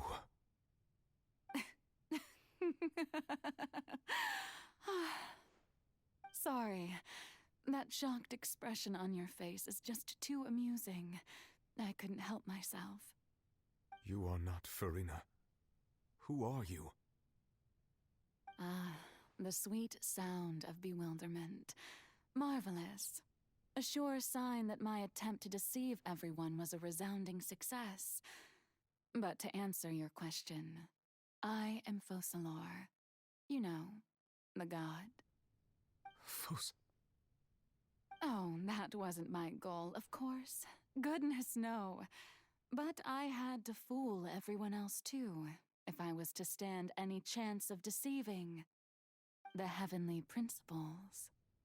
Deceiving the heavenly principles? It's all because of that pernicious prophecy. Dreadful, wasn't it? Everyone doomed to dissolve. Fontaine condemned to be flooded. One was not amused. In fact, one was positively bemused when that problem was thrust upon me by my dearest predecessor. That's the former Hydro Archon Egeria, for the uninitiated. It hardly gets more disastrous than a preordained national catastrophe, now does it? She knew full well that the prophecy would surely come to pass. And as one of the seven, she also knew full well that one defies the heavenly principles at one's peril. So yes, as you have no doubt surmised, it was a rather impossible situation that I found myself in. I spent a terribly long time mulling it over, alone on the ocean floor. And I was almost growing barnacles by the time I finally realized there was only one possible solution to this confounding conundrum. I had to outwit the heavenly principles, allow the prophecy to be fulfilled, ostensibly at least, while saving everyone at the same time. I'm a genius, I know. I can only assume that's why Egeria chose me as her successor. Although, looking back now, it was hardly the inheritance one dreams of. Between the task of saving the nation, the quotidian duties of the Hydro Archon, and not to mention the original sin of creating a new race of humans, I dare say she left me quite a colossal mess to clean up. But one can only play the hand one is dealt. I did not choose this, any more than I chose to be one of her Oceanid familiars. So you were also once one of the Oceanids, transformed into a human by Egeria's hand. Yes, I was. I always dreamed of becoming human. And I still do, even now. Be part of the greatest opera ever known. After becoming a god, I separated my divinity from my body and spirit, leaving behind only a self that was as naive and bewildered as my past self on her first day as a human being. The me you see before you now is that divinity, and the human counterpart I left behind, I named Furina. She could feel joy, sorrow, and everything in between. She could be as vain and conceited, or as meek and vulnerable as she wished. Her strengths were of a kind only a human could possess, as were her shortcomings. But in my eyes, Furina's humanity was what made her perfect. She was perfectly human in every way. The person I always wanted to be. Anyway, so then I cursed her. All part of the plan, of course. The plan to deceive the heavenly principles. Do you still remember the final scene of the prophecy? The Hydra Archon alone, weeping on her throne. In order that the prophecy might appear fulfilled, I invited Furina to be an actress, to play the part of the Hydro Archon in the prophecy. Under the curse I placed on her, so long as I, Focalor's divinity, continued to exist, she could not die. But nor was she free to live her life in the pursuit of happiness. Instead, she was forced to take the stage in the opera house, to embrace the role of leading lady, to forever play the part of the god from the prophecy, all to create a deceitful appearance of that prophecy coming to pass. I suppose now you probably understand why your court is called the Opera Epiclese. But Furina is only human, isn't she? Even though she has had a long life, her mind is no stronger than that of any other ordinary human being. I cannot begin to fathom what she has had to endure. It must have been torture for her. It has indeed. And although she is, in a sense, me in human form, I most It's been 500 years. And all along, she's been playing her part in the most unimaginably long, unbearably lonely, and agonizingly painful opera of all time.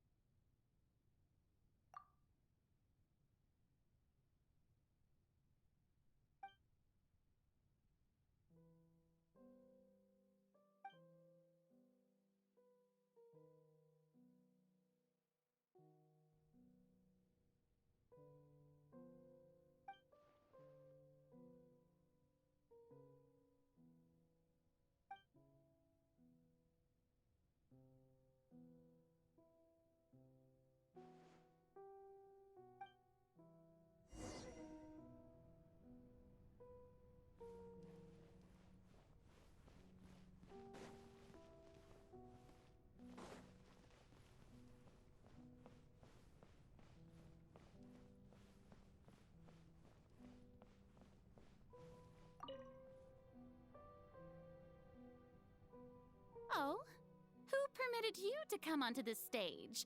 Now, I understand your admiration for my august self, but I must ask you to keep to the rules. All right. It is not my intent to reprimand you. There is no need to state your name. Just be off with you. Do not distract me from my performance. Oh, do not jest. Can you not feel it? I am Focalor. The eyes of countless Fontainians are upon me. I must, at all times, display the utmost elegance and nobility.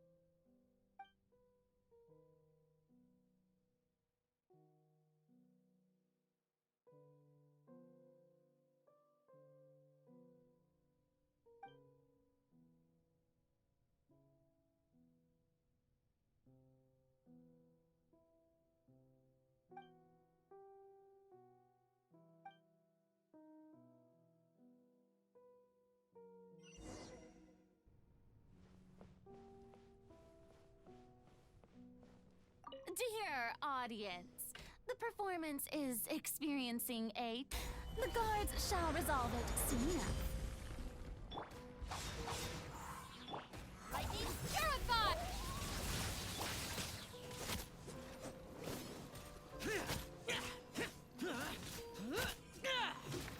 Boring!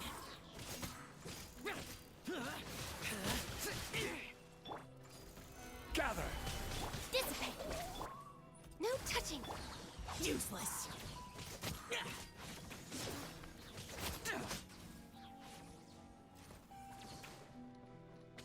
Hey, what gives? The audience is still watching me, you know. Guards? Wait, where are the guards? Guards!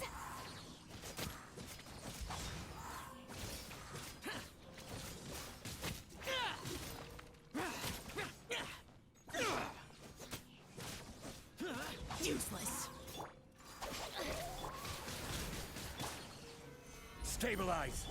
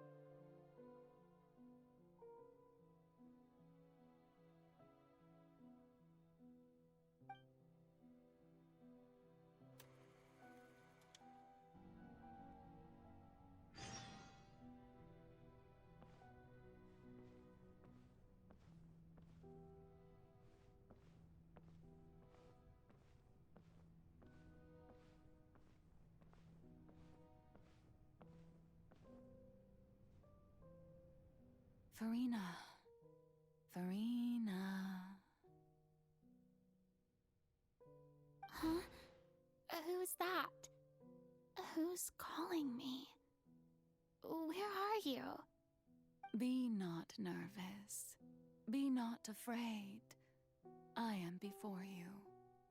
Wait a moment. You're near me? How can this be?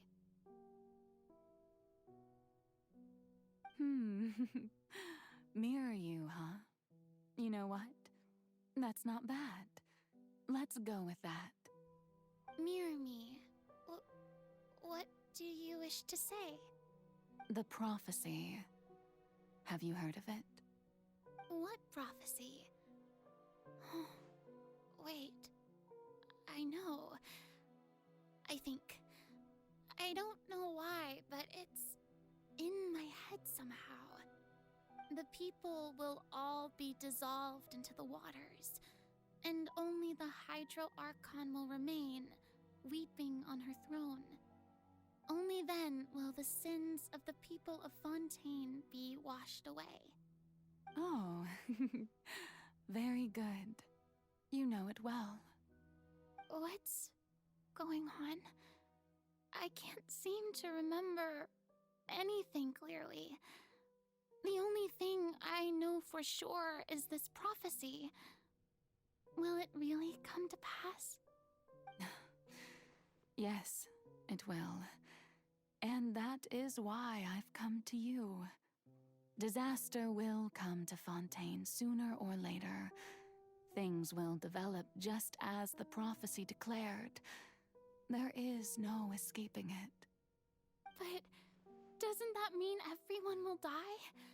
I'm a Fontainian just like them. Will I dissolve too? Oh, don't worry. Magical meetings exist in this world precisely to give people a chance to turn things around. It is the reason why you met me today. I will tell you how to say have to suffer somewhat. Oh, so there's still hope after all. Goodness, you frightened me. You spoke so much and with so much certainty. As for the suffering, well, I will admit that the first thing that came to mind was, why do I have to be the one to suffer? But if the prophecy will come true, I'll also die anyway, right? So if I've already met you as my magical meeting in this world, if there were scales, with all the people of Fontaine on one side, and my pain on the other, is it not obvious where the scales should tilt? You truly are the perfect human. My ideal. I suppose this would also be the justice that belongs to you. Huh? Don't worry, it's nothing. Listen well. Fontaine has just lost its Hydro Archon. I need you to play a role. That of the new Archon. Play as a god? That's right. You must begin a never-ending masquerade. You must never let anyone suspect your identity. If you can keep it up, then I shall have my way of defying this prophecy. But should your identity be revealed, then all hope will be lost. But how will I do this? A human assuming the role of a god without being exposed. Don't worry. What you must do is not to turn yourself into a real god. You simply need to play the role of a god as humans imagine them to be. Being a human yourself, I'm sure you already know what such an entity would be like. Remember, your true challenge will not be pursuing divinity, but contending against humanity. I'm still not sure I understand, but I'll try. I'll try to do this. So, how long am I going to have to play this role?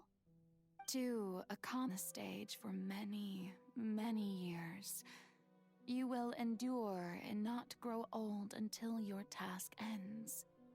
But I promise you, all will eventually end in a magnificent and dramatic trial, and everyone will be saved.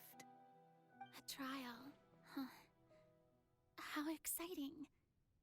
I'll be looking forward to it.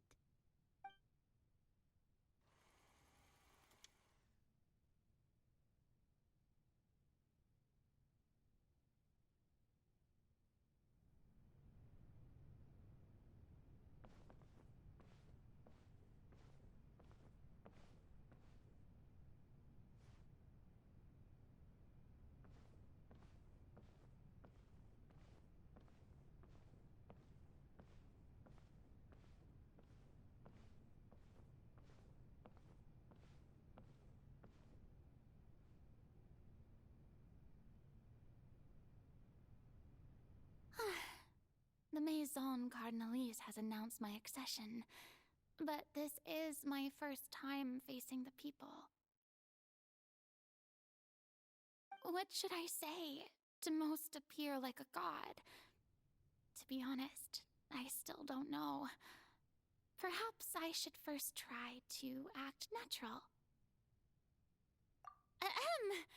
Ladies and gentlemen, good evening, and welcome to the Opera Epiclese. I'm sure you've all heard about how I have taken on the role of Hydro Archon. Indeed, I am Furina de Fontaine, your new Archon. In truth, I know little about becoming a nation's new god, but it will be my honor to guide you all. As the god Focalor, the god of justice, I shall do all within my power to lead you into an age of fairness and justice. Once again, thank you all for coming. If you should have any questions or suggestions, please send them to the Maison Cardinalise. The future of Fontaine will require us to work together, after all. This should do it.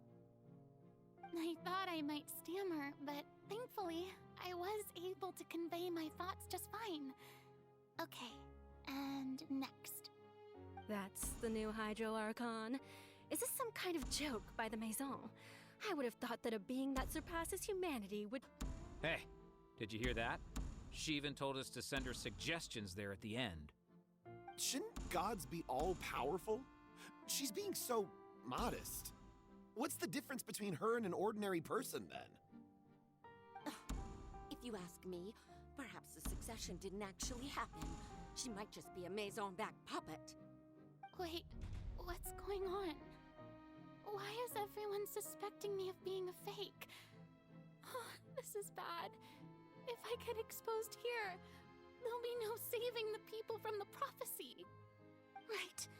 Mirmi said that I just need to play the role of a god as humans imagine them to be. Calm down, Furina. Think. What do the people want? How would they imagine a god to speak and act? Assertive, with a strong sense of presence. One who can dispel all doubt. That is the character I'm fated to play.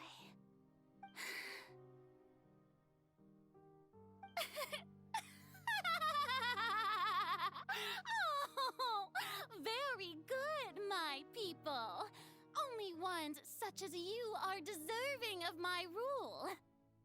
Now, I was wondering if some weak puppet were to one day come onto the stage and claim ownership of this opera house, would the children of Fontaine follow them? Well, it seems that you would all see right through them. Having passed my test, you are qualified to witness wondrous trials alongside my august self, here in this opera house. You may consider my previous act a door gift of sorts. I thought it was a debut that suited the atmosphere. Now then, let us be reintroduced. Ah, so that was just a performance. How could I have forgotten that we were inside an opera house? Personality? It's quite shocking, to be honest, but I suppose it's a better look than before. Such a fascinating and bold deity. How wonderful! Our future may yet be bright after all. It seems I've turned them around. Best follow this flow and restart my accession speech.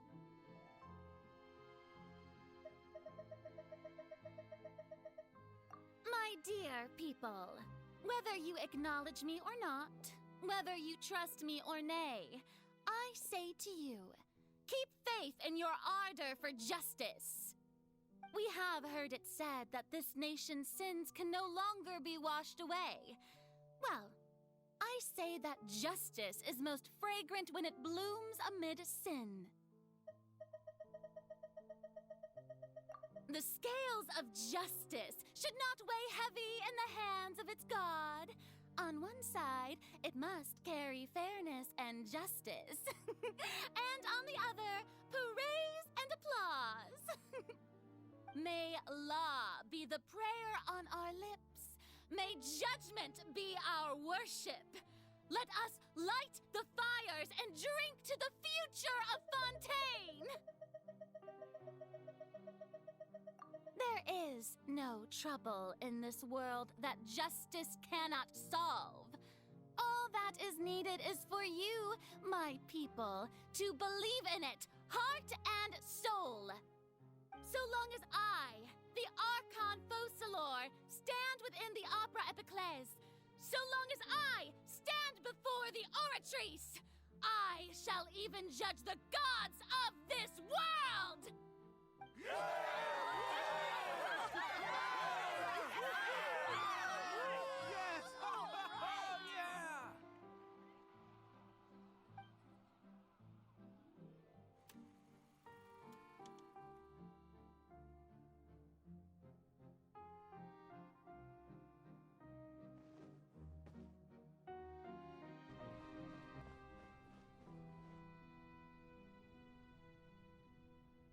Lady Furina, here are today's case reports, as well as a summary of the follow-up for your perusal. Come now, was I not just at the Opera House in person? Leave these kinds of things to Neuvillette. Besides, none of these trials were the one that I'm looking forward to the most. If I may be so impertinent, what kind of trial are you truly looking forward to? A magnificent, dramatic, and wondrous trial. A trial to end all things. How could you hope to understand? That's true. I fear I lack the ability to grasp your divine thought, Lady Archon.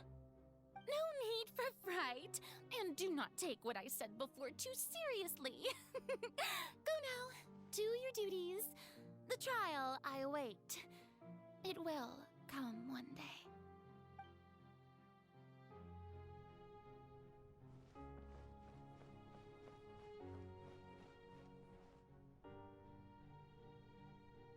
Lady Furina, I don't know what to say. Thank you for agreeing to see me. No need to thank me. Or rather, thank your own sense of perseverance instead. Long have you stood in line to meet me, have you not? Oh, I'm afraid that's just an inevitable consequence of my divine charm. All right, Deuteria, is it? How is your son's illness? You remembered me, and you knew of my family, too. He is doing much better now. In fact, he is far more of an ardent believer than I. He was the one who forced me to seek an audience with you, and to bring your words back to him. Oh, good. Very good. If this should happen again in the future, please do not hesitate to come and tell me. Going down to citizens' homes every so often, while not usual practice, should serve as a fine change of pace. You're such a gentle and wise God. Thank you once again, on behalf of my son.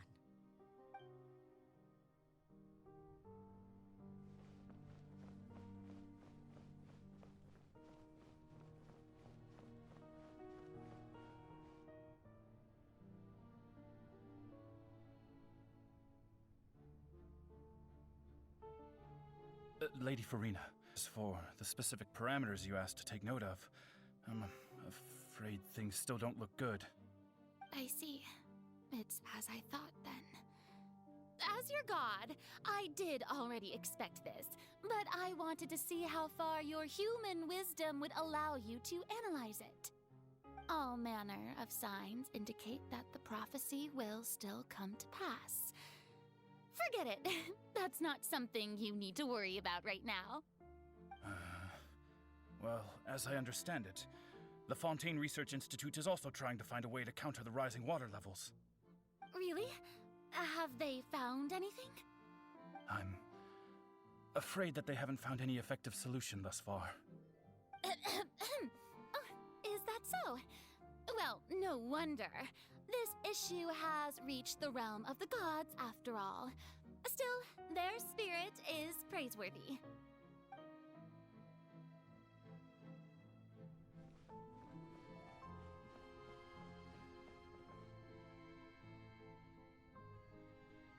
The day is finally over. I haven't had a moment to breathe this whole time. But it's good to see that everything's getting on track. There are no longer any voices of suspicion. Maybe this is fine. I just need to keep going, and everyone will be saved. All right, Furina, don't think too hard about this. You need rest. Tomorrow's a new day.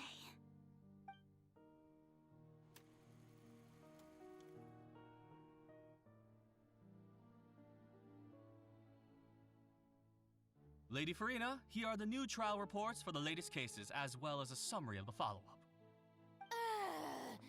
There'll be no need for that. I've seen them already. There's no need to go back over scenes I've witnessed in person before. Lady Furina, I've waited so long for this chance to see you in this manner. Indeed, my dear, loyal citizen. This joyous moment is an honor for us both.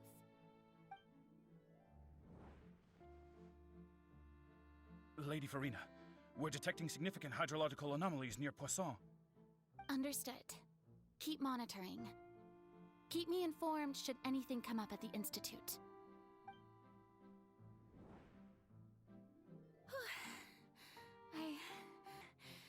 I must show the people that there is nothing to worry about. I just don't know when these days will end. I feel utterly exhausted. Best to rest early today, too.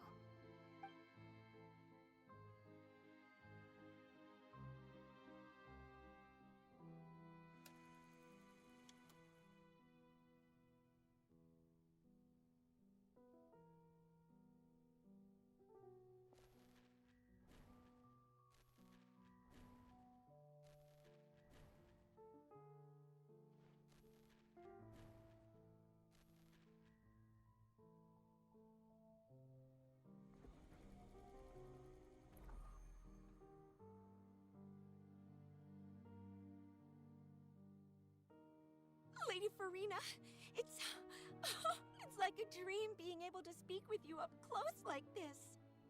I've heard that the first member of our family who was honored to receive an audience with you was Madame Deoteria, almost 20 generations ago. And what a fine family yours is indeed. It brings me great joy to meet such a faithful believer. A descendant of a line most ardent. Surely you exaggerate, Lady Furina. My lady? What is it, good citizen? Are you crying? Oh, really now? I didn't even notice. This must be the overflow of hydro from my person. Well, can't quite help being the god whose dominion is the waters, can I? No wonder. No wonder. A manifestation of your power, then. Oh, Archon, I am honored to have witnessed it. Honored indeed.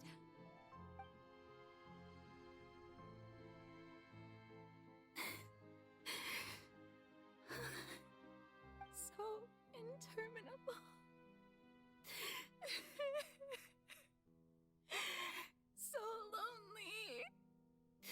Just how much longer?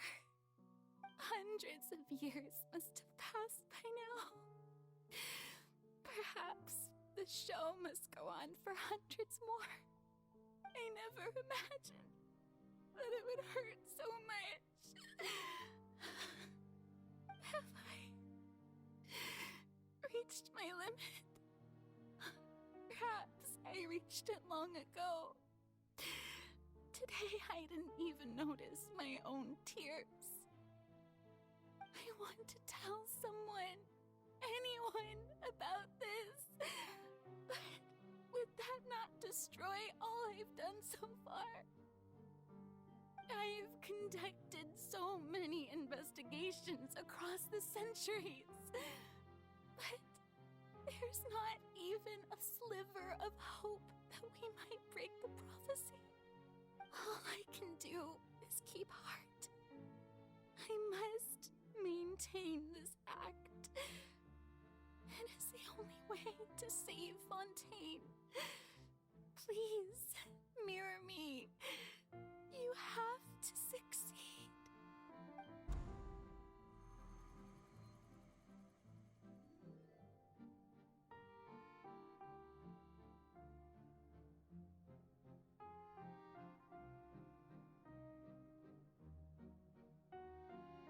Furina, you don't have to shoulder this burden alone. Although I don't know what you might be keeping from everyone, your people are more than willing to share your burden with you.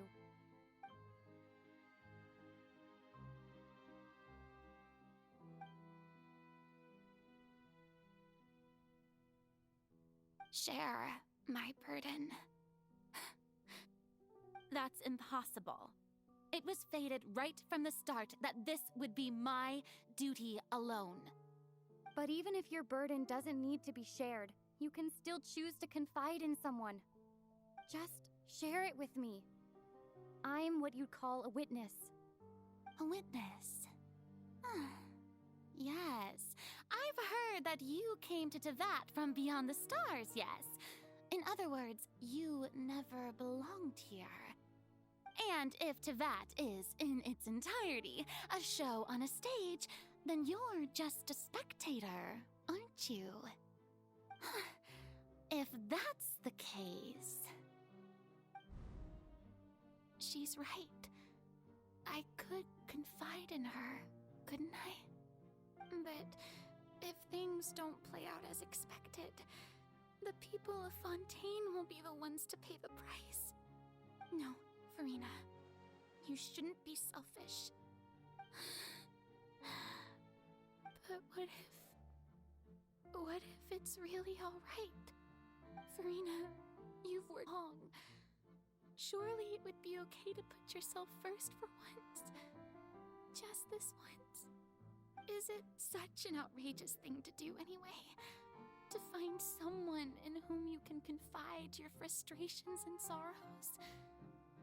Surely it could not hurt.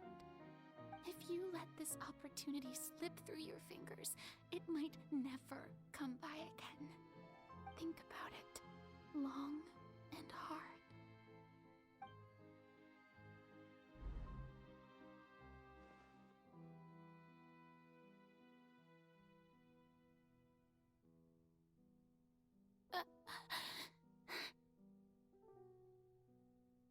No, I have nothing to say. I am Furina, the Archon of Fontaine. Everything will surely get better. All you need to do, dear spectator, is to witness my performance until the curtains fall.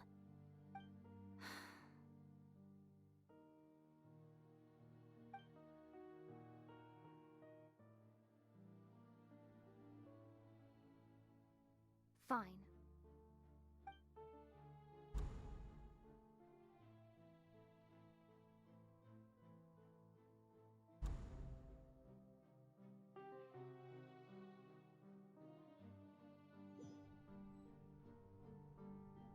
So even Furina doesn't know the truth? You've never once let her in on the full plan? Yes, it had to be done. To deceive the heavenly principles, you must first deceive yourself. She did very well. If she had let her resolve falter even once in these 5 centuries, Fontaine would have been doomed to the most tragic fate. It seems that trusting humanity was the right decision after all. I believe that I understand how your deception works, but that is only half the truth, is it not? How would you build on this foundation to save the people of Fontaine? That is the most important thing. Ah, good, good. Of course, the Iudex of Fontaine has pinpointed the crux of the issue.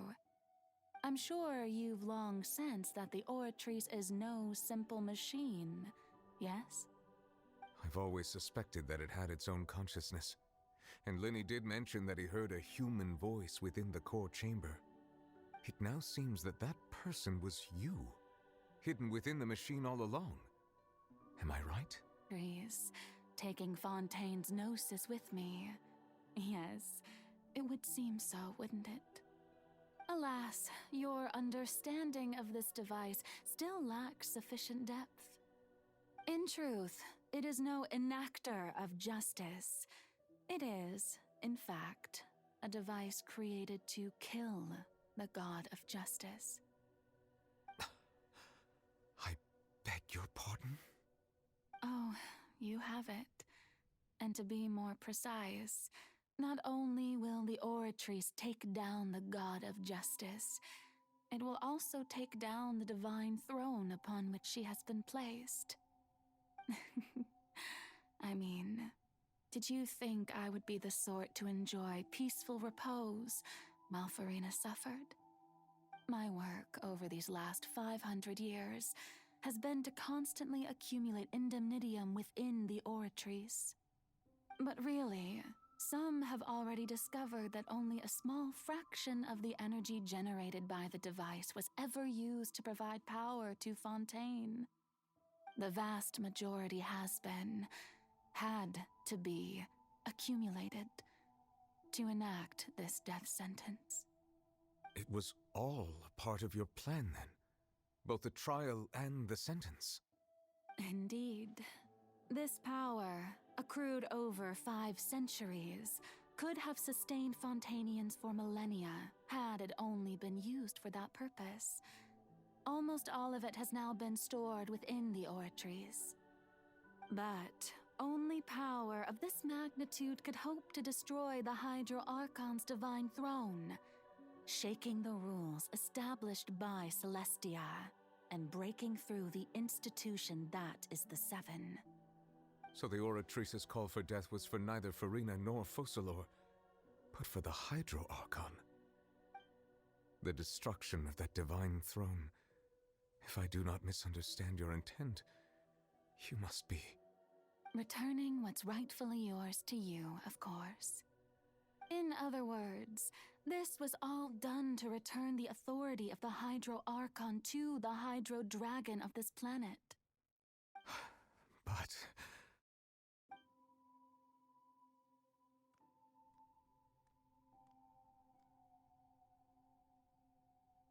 Oh, what?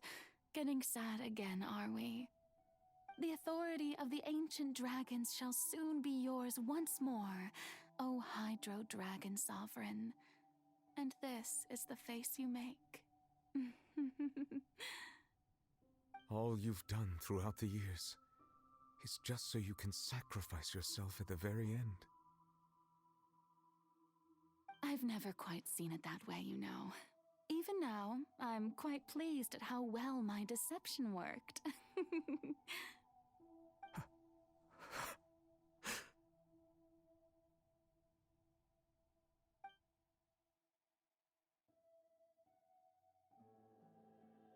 Hydro Dragon, don't cry.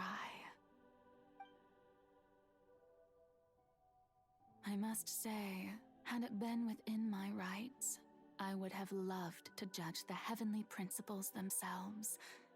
were they not guilty of essentially the same crime?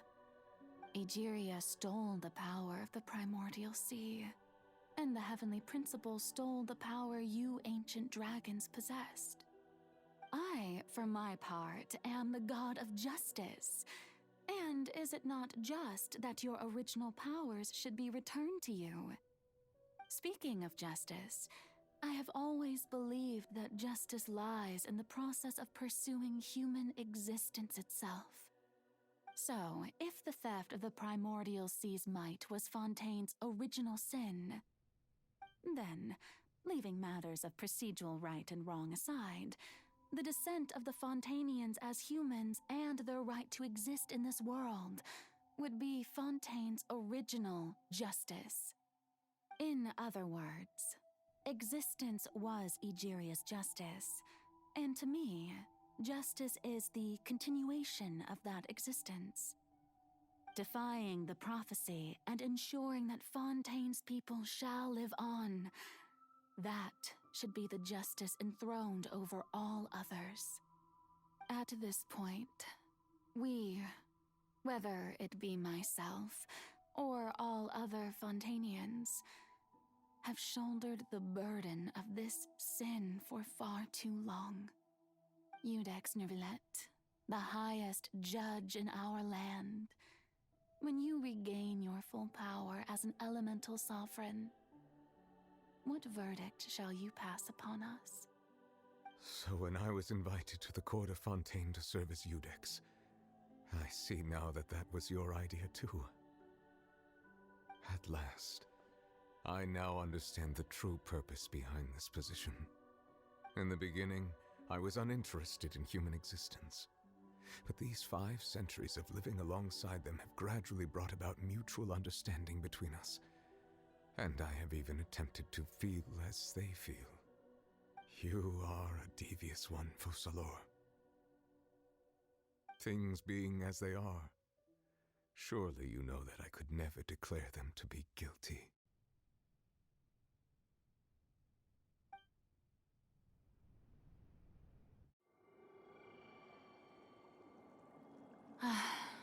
The hour of my execution is almost here. For the sinner, the curtain call has come. I know I may not sound it, but faced with death, I find myself a little afraid.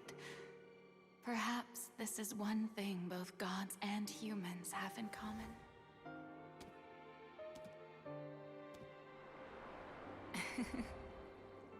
Farewell, Neuvillette. I hope you've enjoyed the part you played these 500 years.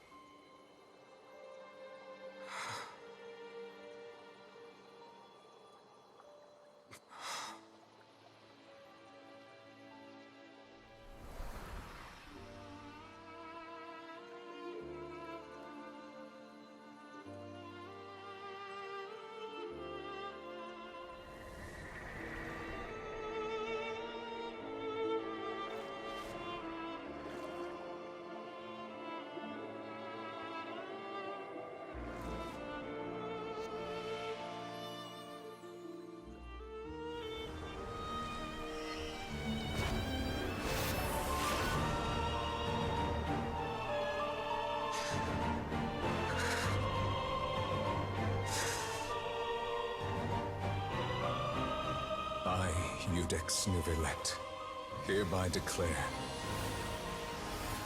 People of Fontaine, your sins are forgiven.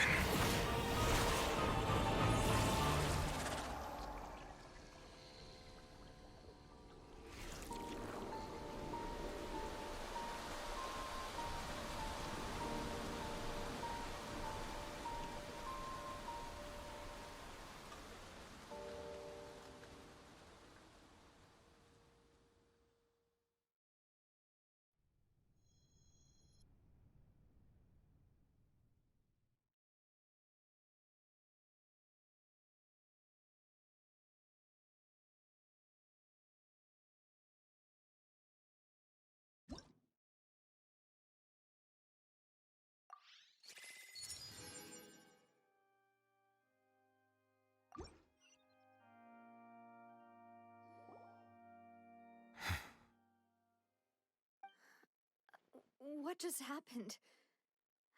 Has the death sentence been carried out? Was that bright light some sort of misdirection? I have a feeling that something huge just happened. But since we're all still alive and haven't been dissolved, I assume whatever happened was good for us. It's time to end this. We must mete out punishment to that beast. Didn't you say just a moment ago that it can't be defeated? I have gained the strength sufficient to deal with it.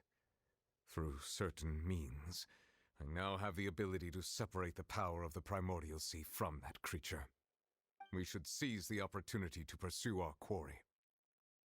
Traveler, now that the oratories can no longer function, I require an executor to help me mete out justice. The root of the calamities befalling Fontaine, the beast that enacts the prophecy, its name is the all-devouring narwhal. Come with me, traveler. The hour of execution has come.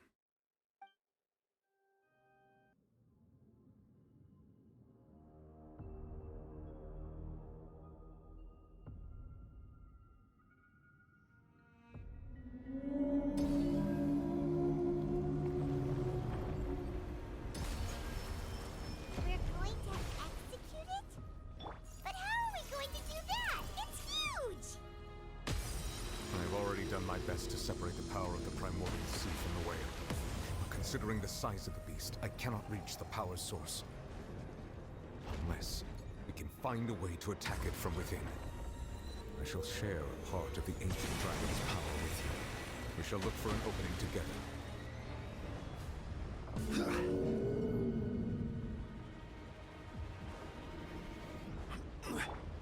Glaze over!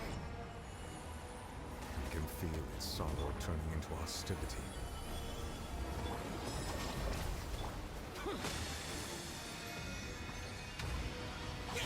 Boring!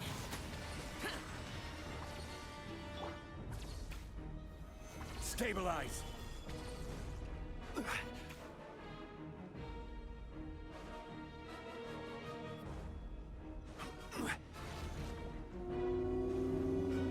Order guide you. The all-devouring narwhal cannot resist its instinct to devour.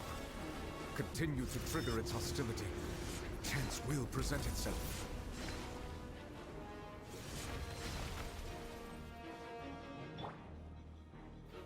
Gather!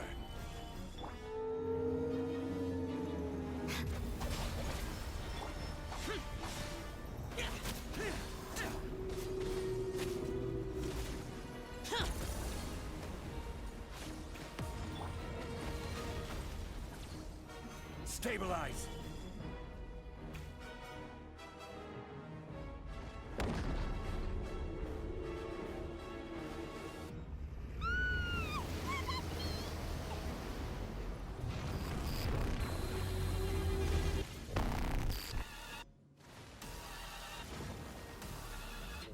Why is there a hole-looking thingy over there? It looks really scary.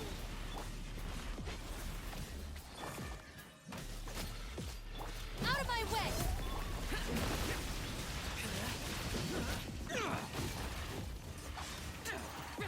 I have granted you my protection. Do not fear. Seize the moment and use my power to suppress its root from within.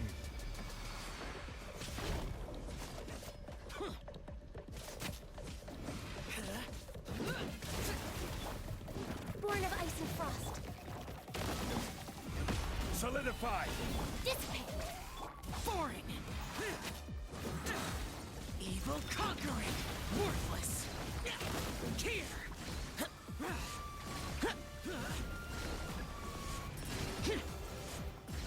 Here!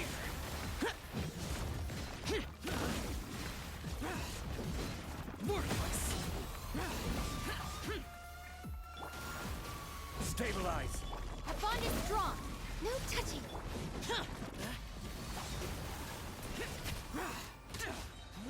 Lament! Here!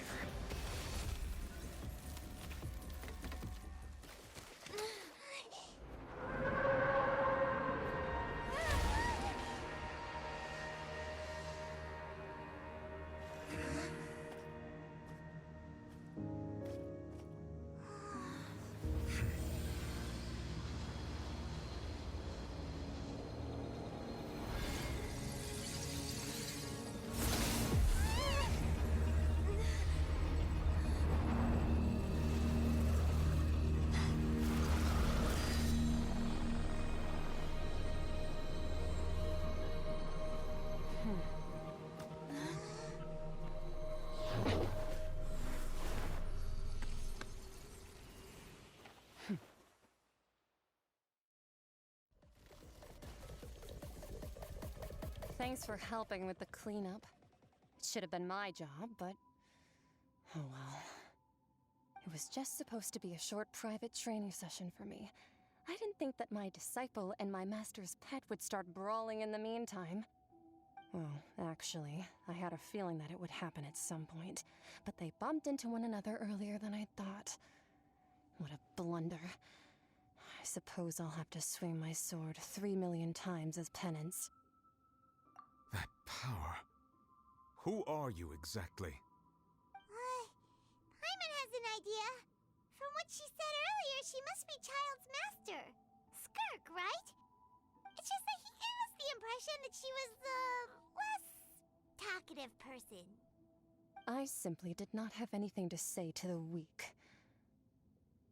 But you, on the other hand, managed to defeat the all-devouring narwhal without using power from beyond this world. So you may speak to me as equals. I have to agree. It's a strange use of a planet's primordial waters just to raise an all-devouring narwhal. That kind of power is wasted on it. It's not cooperative. It eats too much. And I have more important things to do with my time than pet sitting. The only thing that creature has going for it is its looks. All in all, it fails as a pet. Miss Skirk? I think you might have missed the point. The point being? Well, being that this pet almost destroyed an entire... So what sort of person is your master? Well, Child's master's master. Wait, is that right? Oh, right. So you don't know him. Sorry, I assumed you did. His name is Sertologi. Huh? I am unfamiliar with that name. Huh. So Master isn't sufficiently famous. How should I describe him then? Have you heard of the name The Fowl? The Fowl? Still nothing? Well, how about the Visionary? Vetterfulnir, then? Or Gold Rhindaughter? Ooh, that one we've heard! Rhindaughter's part of the Hexen Circle. She's Albedo's mom, right? Oh, so you do know that name. To be honest, I also heard all of those names and titles from my master. I don't actually know them either. But I suppose you understand now, yes? My master is likely a similar sort to Rhindaughter. They are both pursuing some form of perfection. Wait! Didn't you also mention a visionary person? Paimon didn't quite catch their name. Actually, never mind that. I believe it expedient to inform you that the all-devouring narwhal used up nearly all its strength fighting you. Such roiling hydro energies will prove difficult for the planet's deep seas to digest. As such, the Fontaine back on the surface has most likely been thrown into chaos. In other words, The prophecy that you've been fretting over should now be in full swing. What?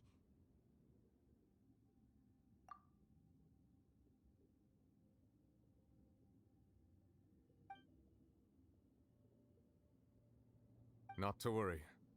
Focalor has already managed to deceive the heavenly principles.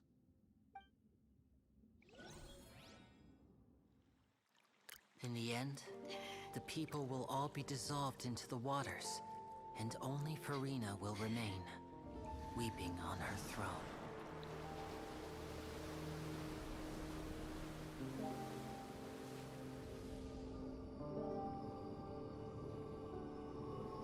Only then will the sins of the people of Fontaine be washed away.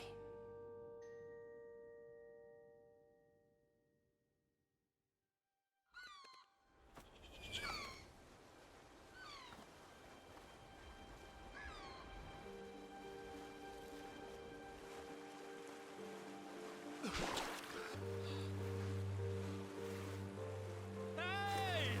Help! Over here!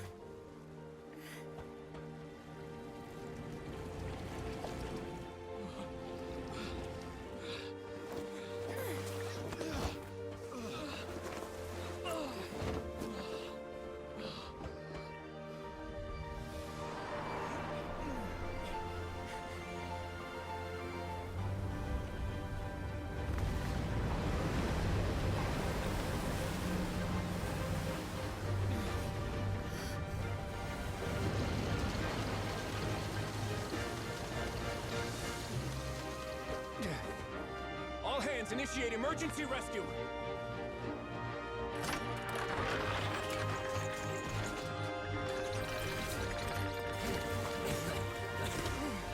Hurry!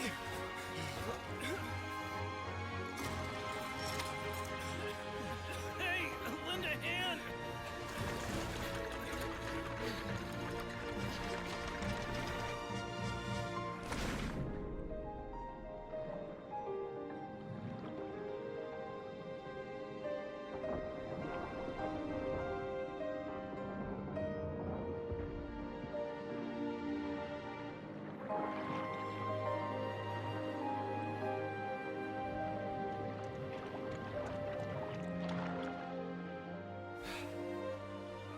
Look!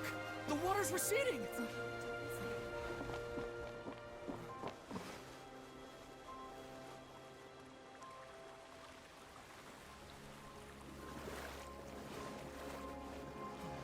It's a miracle! Water's receding. We didn't dissolve. The prophecy was wrong. The prophecy was wrong.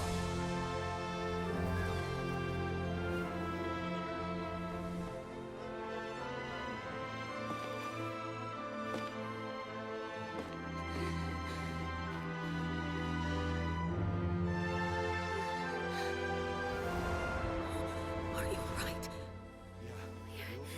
We're saved. The prophecy was wrong.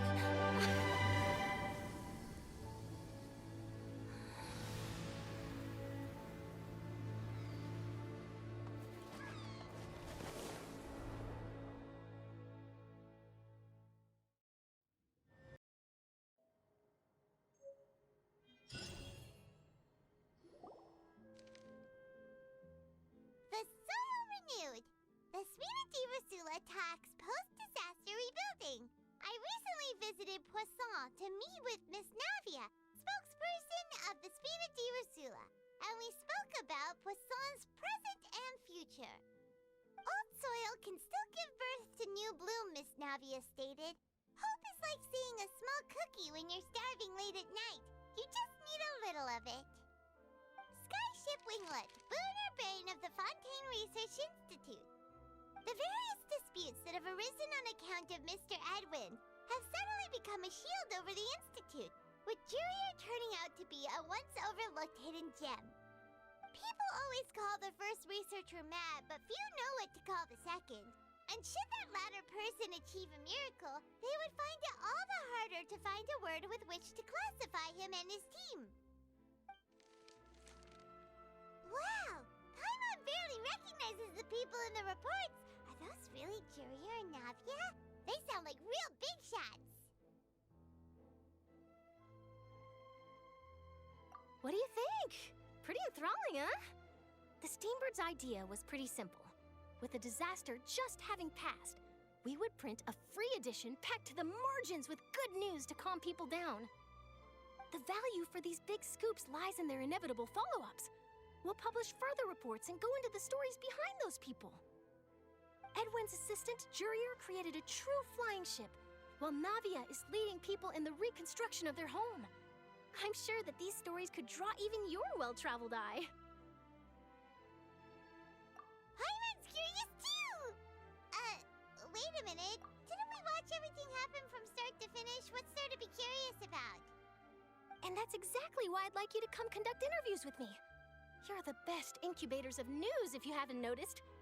And also, with you around, I'm sure I'll get to see that Duke. Are you sure? Hasn't he turned you down several times already? Oh, this time will be different. Come on! Let's head to Poisson first, and then make a trip to the fortress. There are some things you'll only know when you get there.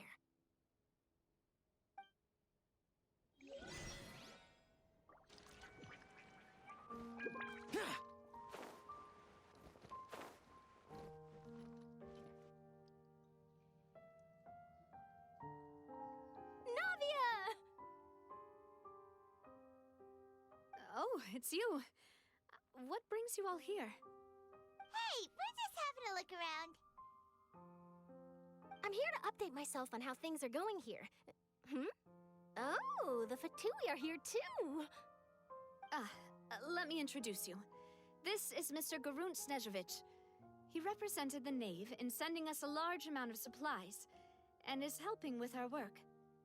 Our residents are hard at work as well. Thanks to everyone, work is progressing nicely. We've lost a lot of people, but we're moving forward. That will have to be enough. Hello, Miss Charlotte. I'm a big fan of yours. I especially like that article you wrote last year about Fontaine's stray cats. But if you don't mind, could you not emphasize our role too much in your report? It's not charity we're doing here. We just happen to share the same interests as the Spina. I get where you're coming from. I'll keep it as simple as possible. Or would you be willing to feature as friendly neighbors? That would be fine. Thanks. Oh, you're back too. How are things? We finished laying down the construction materials. It'll be another hour before the workers are able to go over there. Huh? You're here too, Clorian? Well, her reputation's greatly risen after that whole duel business with Miss Furina, so she's here in Poisson to wait out the heat. All right. She really came here to help me out. There's too much to consider in the reconstruction of Poisson. The Spina has need of more decision-makers. And, well, I do already happen to be connected to Mr. Callis. Oh, wait just a moment. Do you mind me asking a few questions? You know, about how you felt before the duel, about what it was like facing down a god. There's lots of exciting material there, I bet. Forget it. I'm sure you can find a better theme than that, Miss Charlotte. I see you're the same as always. Couldn't you do me a favor, for Navia's sake? Well, if we're talking about doing things for my sake, you might as well just take a few more photos of me. Or of the Traveler. It's better than wasting time persuading Chlorand, at any rate. Of course I will. I'm not gonna let her off that easy. All right, then everyone who wants to be in the photo, get... How did it go? Was it a good shot? Did Paimon look cute in it? Not bad. Your addition really helped the composition of the picture. All right, hang on a moment. Let me snap a few more shots.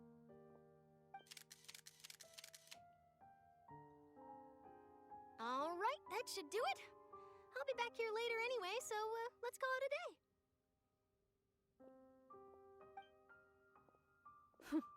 You're very quick.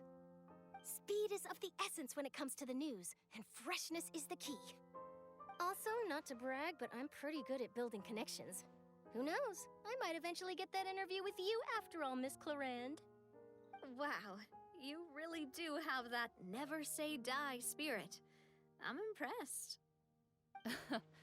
I'll hazard a guess that this is how you got that interview at the Fortress of Meripede. Whoa, you're well informed. Let me make a guess too. I asked Sijuin who told Monsieur Nervillette, and he told you, right? That's a very complete information chain. In truth, all Monsieur Nervillette asked me was, when did the fortress become so friendly towards the media? I told him that it was best not to speak too soon. There's no guarantee that Ridesley will make a personal appearance. You're right. I've got to treasure every moment I have with them. In which case, I'll be making a move first. Stay safe now. And tell me if you hear anything interesting. I'll treat you to afternoon tea in exchange.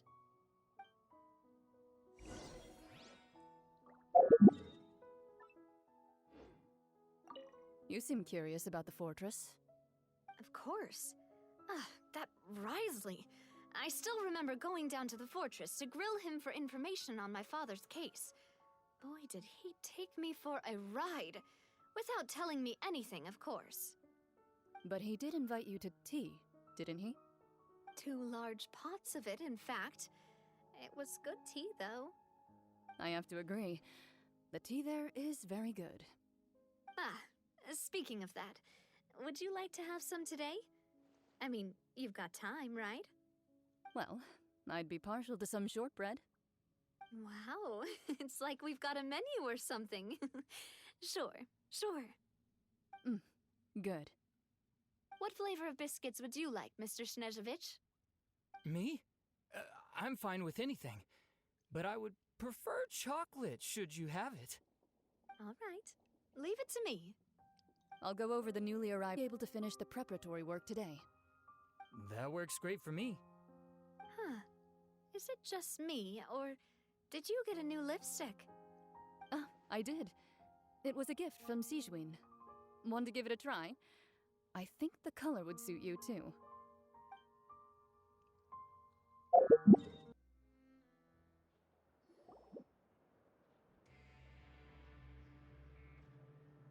Wow, guess we're here again, huh? There's a real nostalgic feeling to this place. Looks like you've been missing us. Duke! Did you come all the way to the entrance to greet us? Of course. I'm here to welcome you and our dear Miss Charlotte, whom our good head nurse recommended to me. It's an honor to finally meet the much-rumored Duke. Thank you for consenting to my visit to the fortress, sir. No need to thank me. But that said, I shouldn't be the focus of your interview. I trust you recall our agreement? Of course, of course. All right then, this way.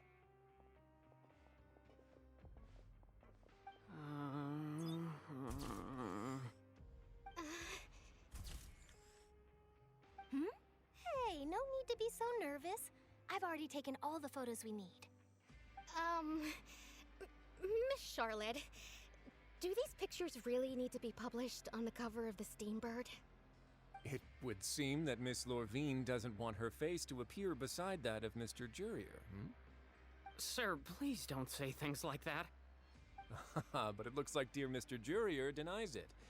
Might this interview be very important to you, then? No, I just... This is my first time being interviewed, and I'm very thankful to the Steambird for... Now, I might not look it, but I actually did meet Mr. Edwin once. And I'll be honest, I enjoyed chatting with you more. You've definitely got more of that genius vibe going on. The boat that brought about a miracle, the ark that saved the people. Why, you recreated a myth back there, like an emissary of legend. Still, if I might ask, where's that flying ship now? Looks like Charlotte's trying to get herself another exclusive scoop. I have to apologize, but that ship is presently in the bowels of our factory. I'm afraid... Really? Well, then in that case, could I have an interview with you to make up for that loss?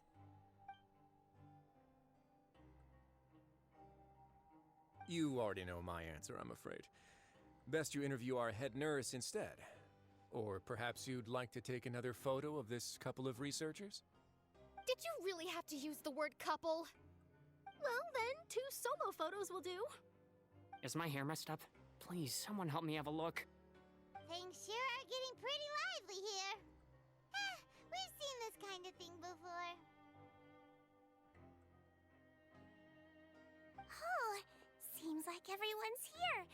Would any of you like to try this new drink I came up with?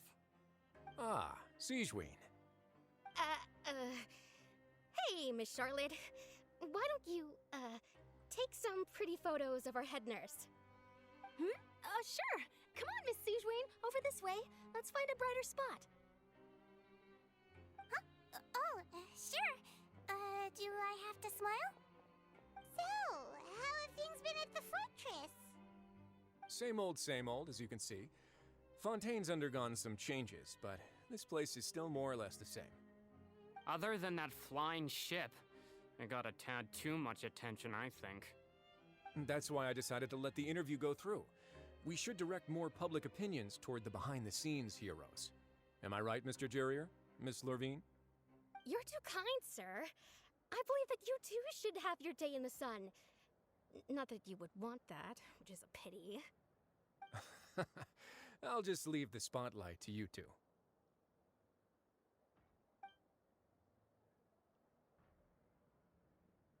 I see. Lots of things happened that day, huh? Anyway, regarding that Harbinger, I'm not sure you remember, but his 3 young followers are still waiting for his return. He sure did win them over, huh?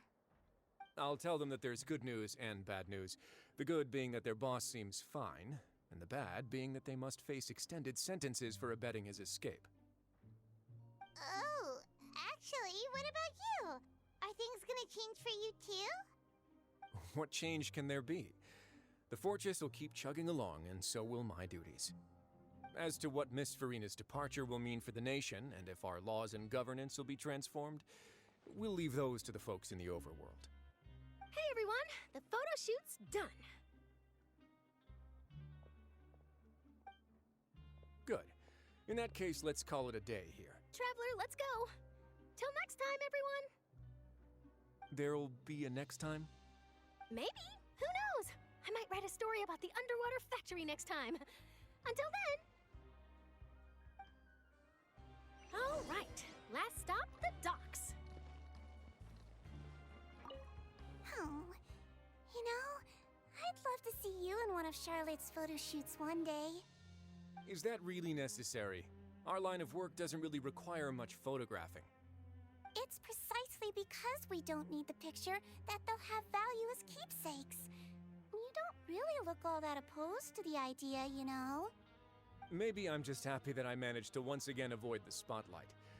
I think this interview went well either way.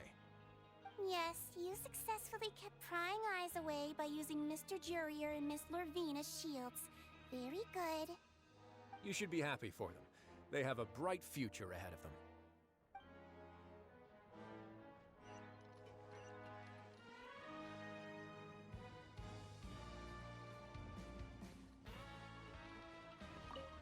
Here are the interview notes. They mentioned that the flying ship may have many uses in the future, and the journalist asked me what I thought of them. Seriously, how would I know anything about that? Flight is just flight. Whether people want to use a flying ship to broadcast good news or organize weddings is none of my beeswax. A wedding? Huh.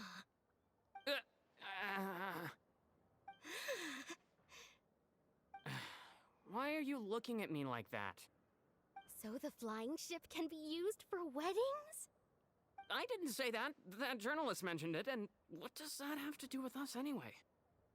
True. What does that have to do with us?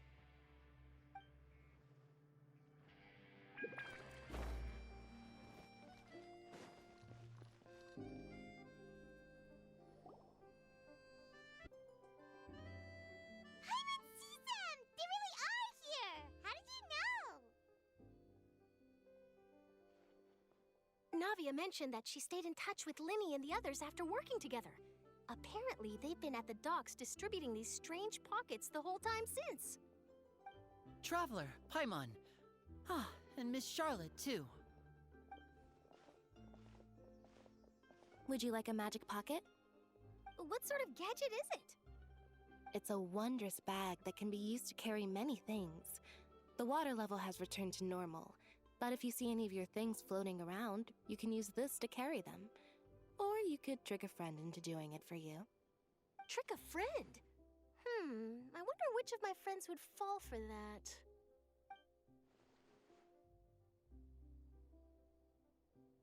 You could just make a friend like Fremine here. Isn't that right, Fremine?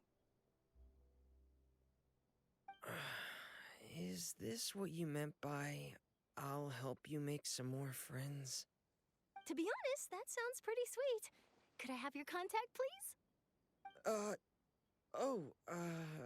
Sure. Please, write down my address. You sure are working hard to help Fremine socialize. He was the one who proposed doing this. He even wants to assist in our magic shows.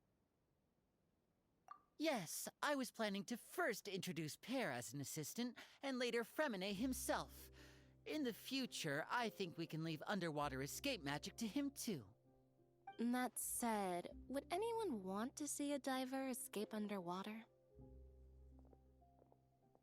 Oh, it'll work out. Every journey begins with the first step. He'll become a part of our show eventually. Lynette, could you come over? Miss Charlotte says she wants to take a picture of us. Got it. My, that Charlotte is rather perceptive. She got rid of everyone the moment she realized I had something to say to you. So, how have things been, Traveler? Father says that you did a great deal during the latest events. She's very grateful for your contributions to Fontaine. That's all right. We were more than happy to help. So, what's she doing now? Oh, I guess you haven't heard. Well, after Lady Furina left, Father she gave Fontaine's gnosis to her as a diplomatic gift. A diplomatic gift? A gnosis?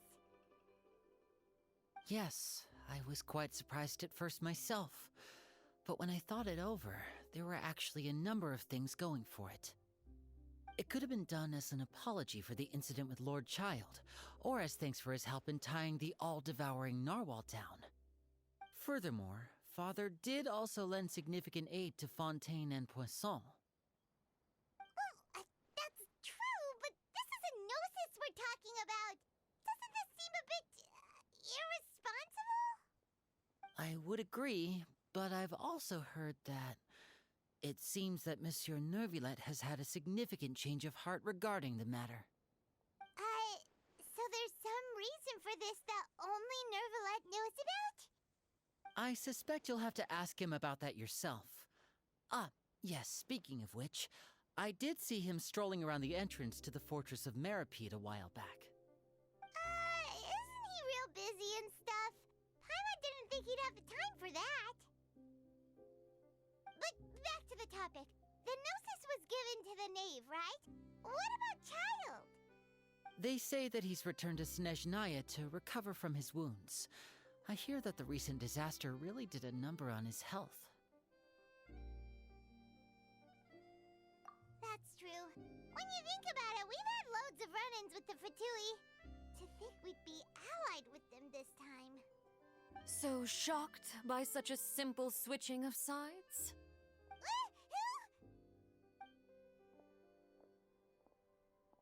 Father! Well, what do you know? Come to the docks to see how my children are doing and meet the Traveler by chance. Please do not pay my accomplishments in Fontaine too much mind. I would have done them regardless.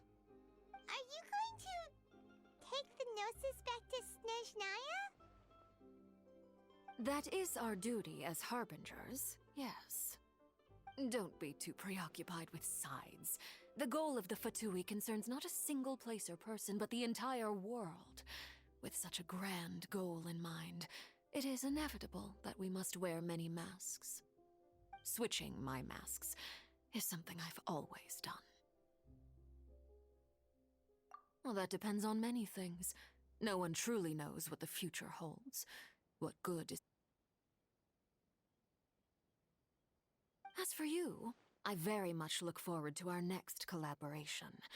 Good things cannot be achieved alone, and you've proved yourselves to be great partners. A vision? All right. I'll remember to return it. Thank you for keeping it safe for him this entire time. And that's a wrap for me. Huh? You're... Greetings, Miss Journalist. Hello. If I'm not mistaken, there are diplomatic channels I'll need to report to take a photo of you. That is correct. So forgive me, but I will not be able to serve as a subject in your article.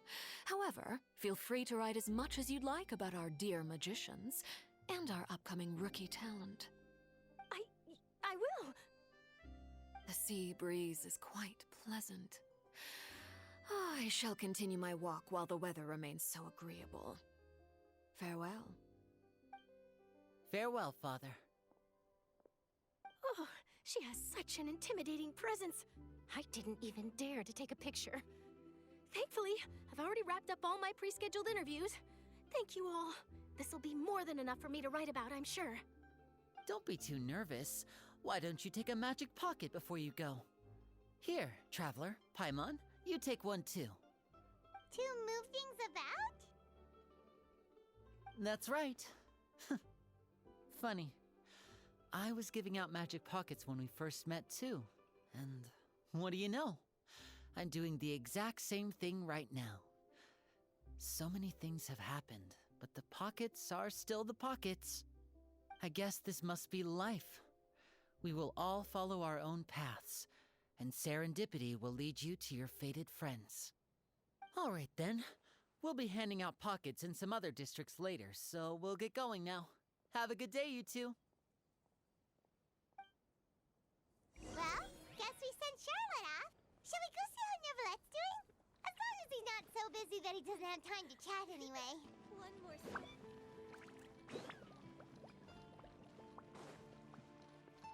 Huh!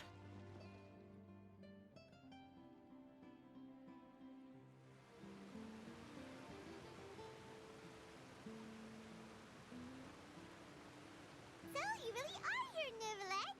Paimon didn't think you were going to have free time this hour of the day. Really? Oh, I suppose you must have met Mr. Linney. He took the time to greet me earlier when he passed this way. In any case, you came at a good time. I was just considering reaching out to you to set up a meeting, so I may explain some things that I haven't had the time to before. Aw, Paimon's glad that you remembered. Thank you for keeping us on your mind, what with you being busy and all. Alright, let's have it then. How was Fontaine actually saved? The whole business is still quite the mystery to us. It is strange how words can often leave a bitter taste in the mouth when it finally comes time to say them out loud.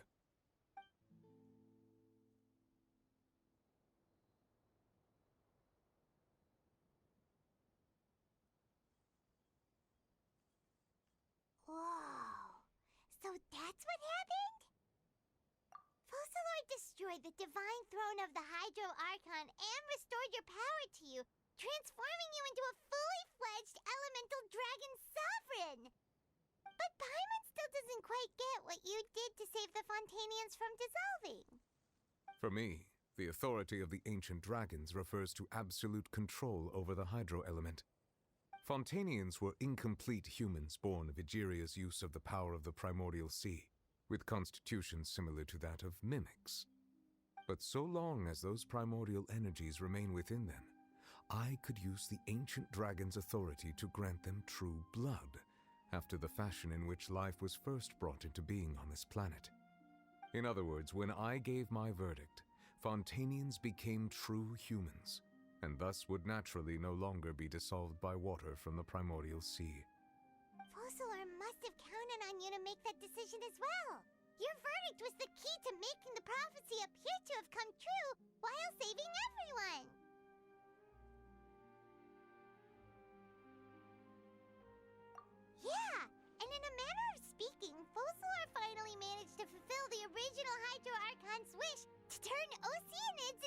real people too! It seems from your expressions that you still have more things you wish to ask. I have investigated his case along many avenues, and I have learned that he once fell into an unknown chasm when he was young.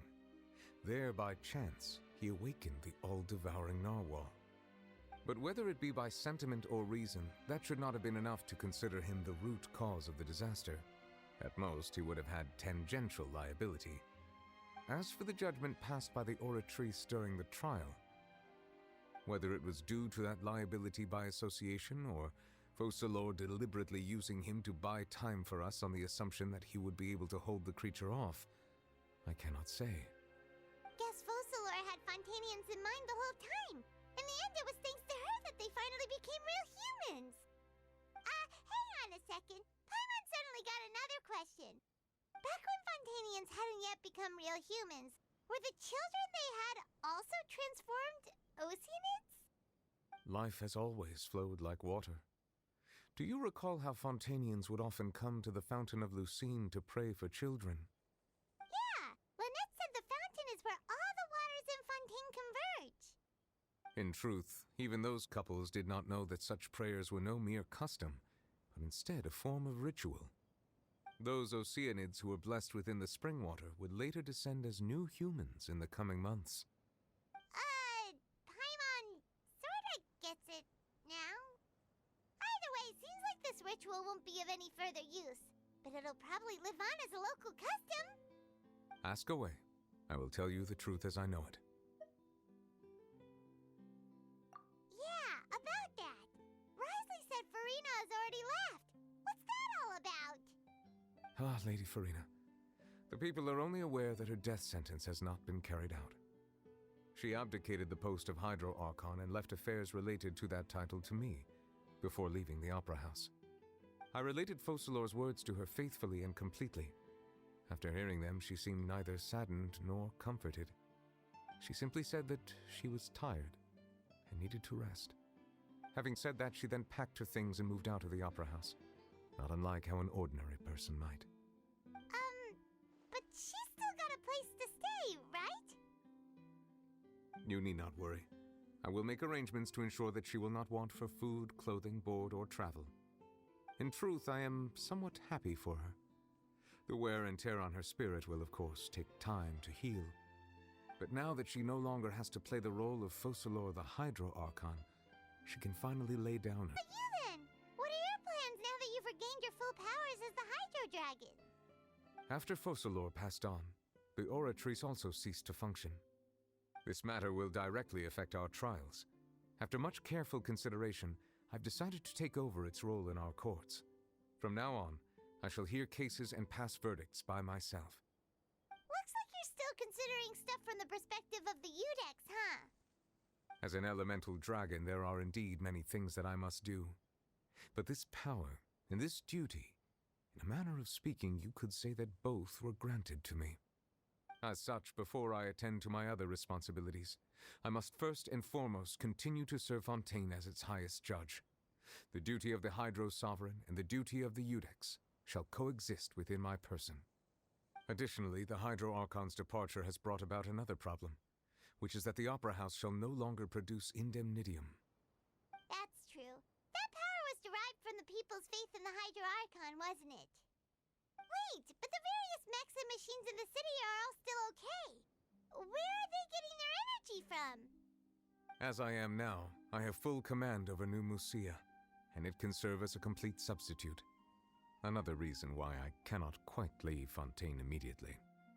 Wow. This ancient dragon's authority stuff is really quite useful, huh? Ask away. I will tell you the truth as I know it. Oh, that's right!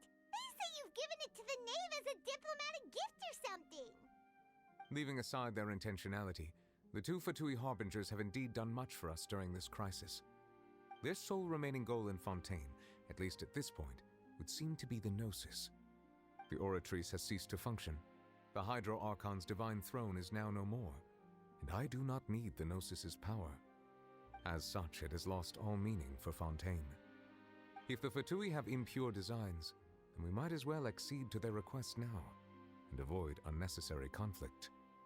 What complicated considerations? Paimon thought you were just giving it to them out of gratitude to the knave and as an apology to Child. Ask away. I will tell you the truth as I know it. You will soon be heading to Natlan, I presume. I'm afraid that I have little talent as a travel guide, so all I can do is tell you what I know about that land. As far as I'm aware, Natlan can be said to be a nation of dragons. A nation of dragons? You mean like you? No, unlike ancient dragons such as myself, the dragons of Natlan have undergone long years of development and evolution. Large numbers of them have entered a form of coexistence with humanity. Natlan is also the nation of war. War ravages those lands like an undying flame. There is one other piece of information I got incidentally from my negotiations with the knave that I believe may be useful to you. The harbinger known as the Captain has thrown his hat into the endless ring of war. The Captain. Sounds like a real tough customer. Seriously, everywhere you look, there's a Fatui harbinger doing their thing. I suggest that you fully prepare yourself before going to Natlan. In the meantime, Fontaine's doors will always be open to you. Ask away. I will tell you the truth as I know it. Hang on a sec. Paimon's still got a question about the Gnosis. When we spoke to Linny earlier, he mentioned that your attitude towards giving away the Gnosis had clearly changed. We guessed that there might be some reason for it that only you were aware of.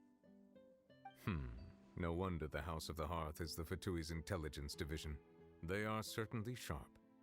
So regarding this specific issue, I was just getting ready to share something with you. What is it? In truth, I exchanged some further words with that lady named Skirk after sending you two back to the surface. It went something like this.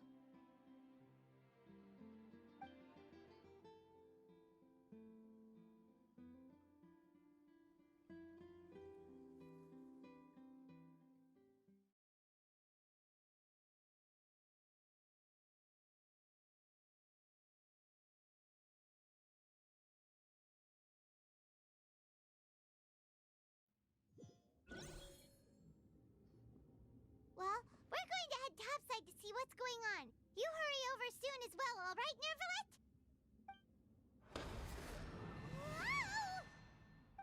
What next? The all-devouring narwhal isn't here, so I'm no longer getting any interference. I can finally catch the scent of your power, what it's made of.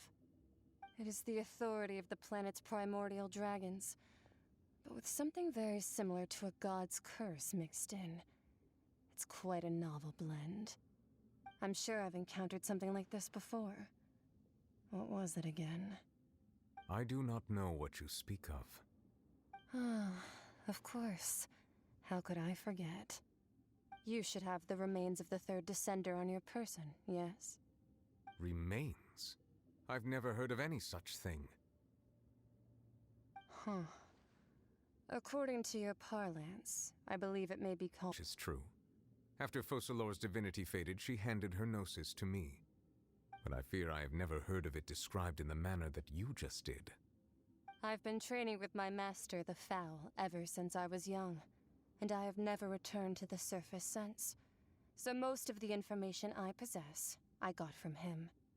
It is only natural for those who are greater than humanity to possess a different sort of common sense, which is why there are so many problems in our attempts to communicate with humans. Regardless, you should probably get rid of objects of misfortune to prevent any disasters from befalling you. To live in itself is a blessing, but once a person dies, the bonds he once had with this world shall all turn to curses. What do you mean by that? No need to fret. These are just my personal thoughts, and my reason for no longer wishing to return to the surface. This third descender you refer to, who are they? And when did they die? Master never mentioned them to me, Perhaps it just wasn't that important for me to know. If you're interested, though, I could ask him. I'll be sure to pass the answer on to you next time. Next time? You believe we will meet again? I do. Wait. I have a disciple of my own, don't I? He can be the messenger then.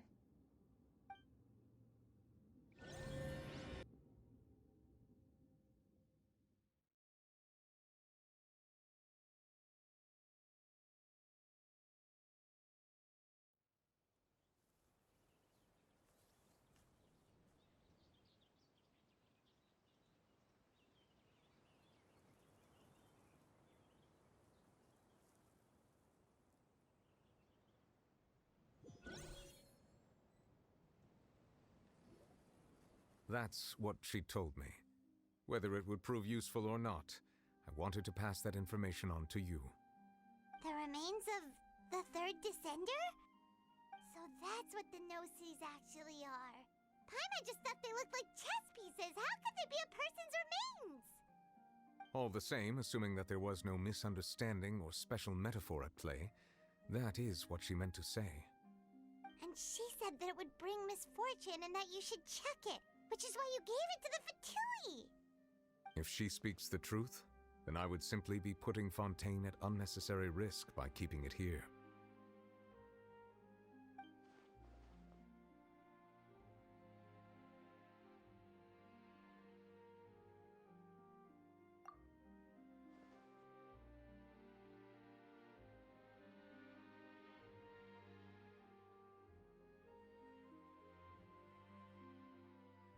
I had guessed that you might already be familiar with this concept, but I did not, which are exceedingly element compatible and can even enhance elemental abilities, do indeed come from the third descender.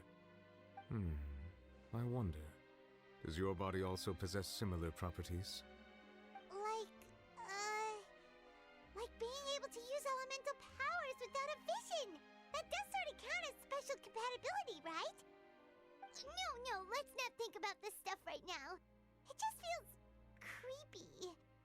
Comparing the Traveler to the dead third descender and all.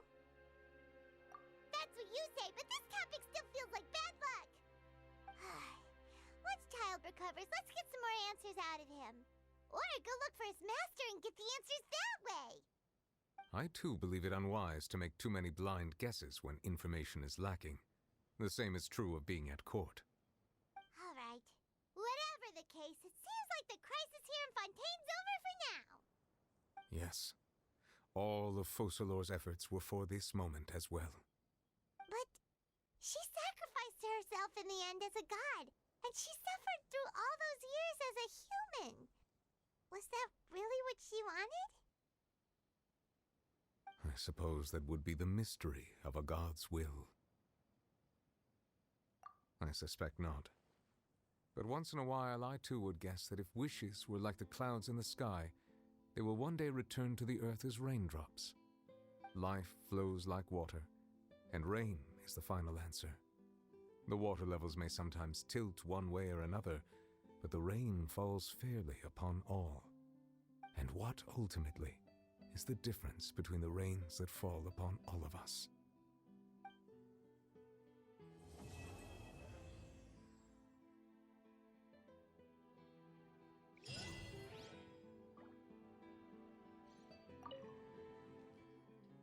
It seems from your expressions that you still have more things you wish to ask. Ask away. I will tell you the truth as I know it. I suggest that you fully prepare yourself before going to Natlan. In the meantime, Fontaine's doors will always be open to you.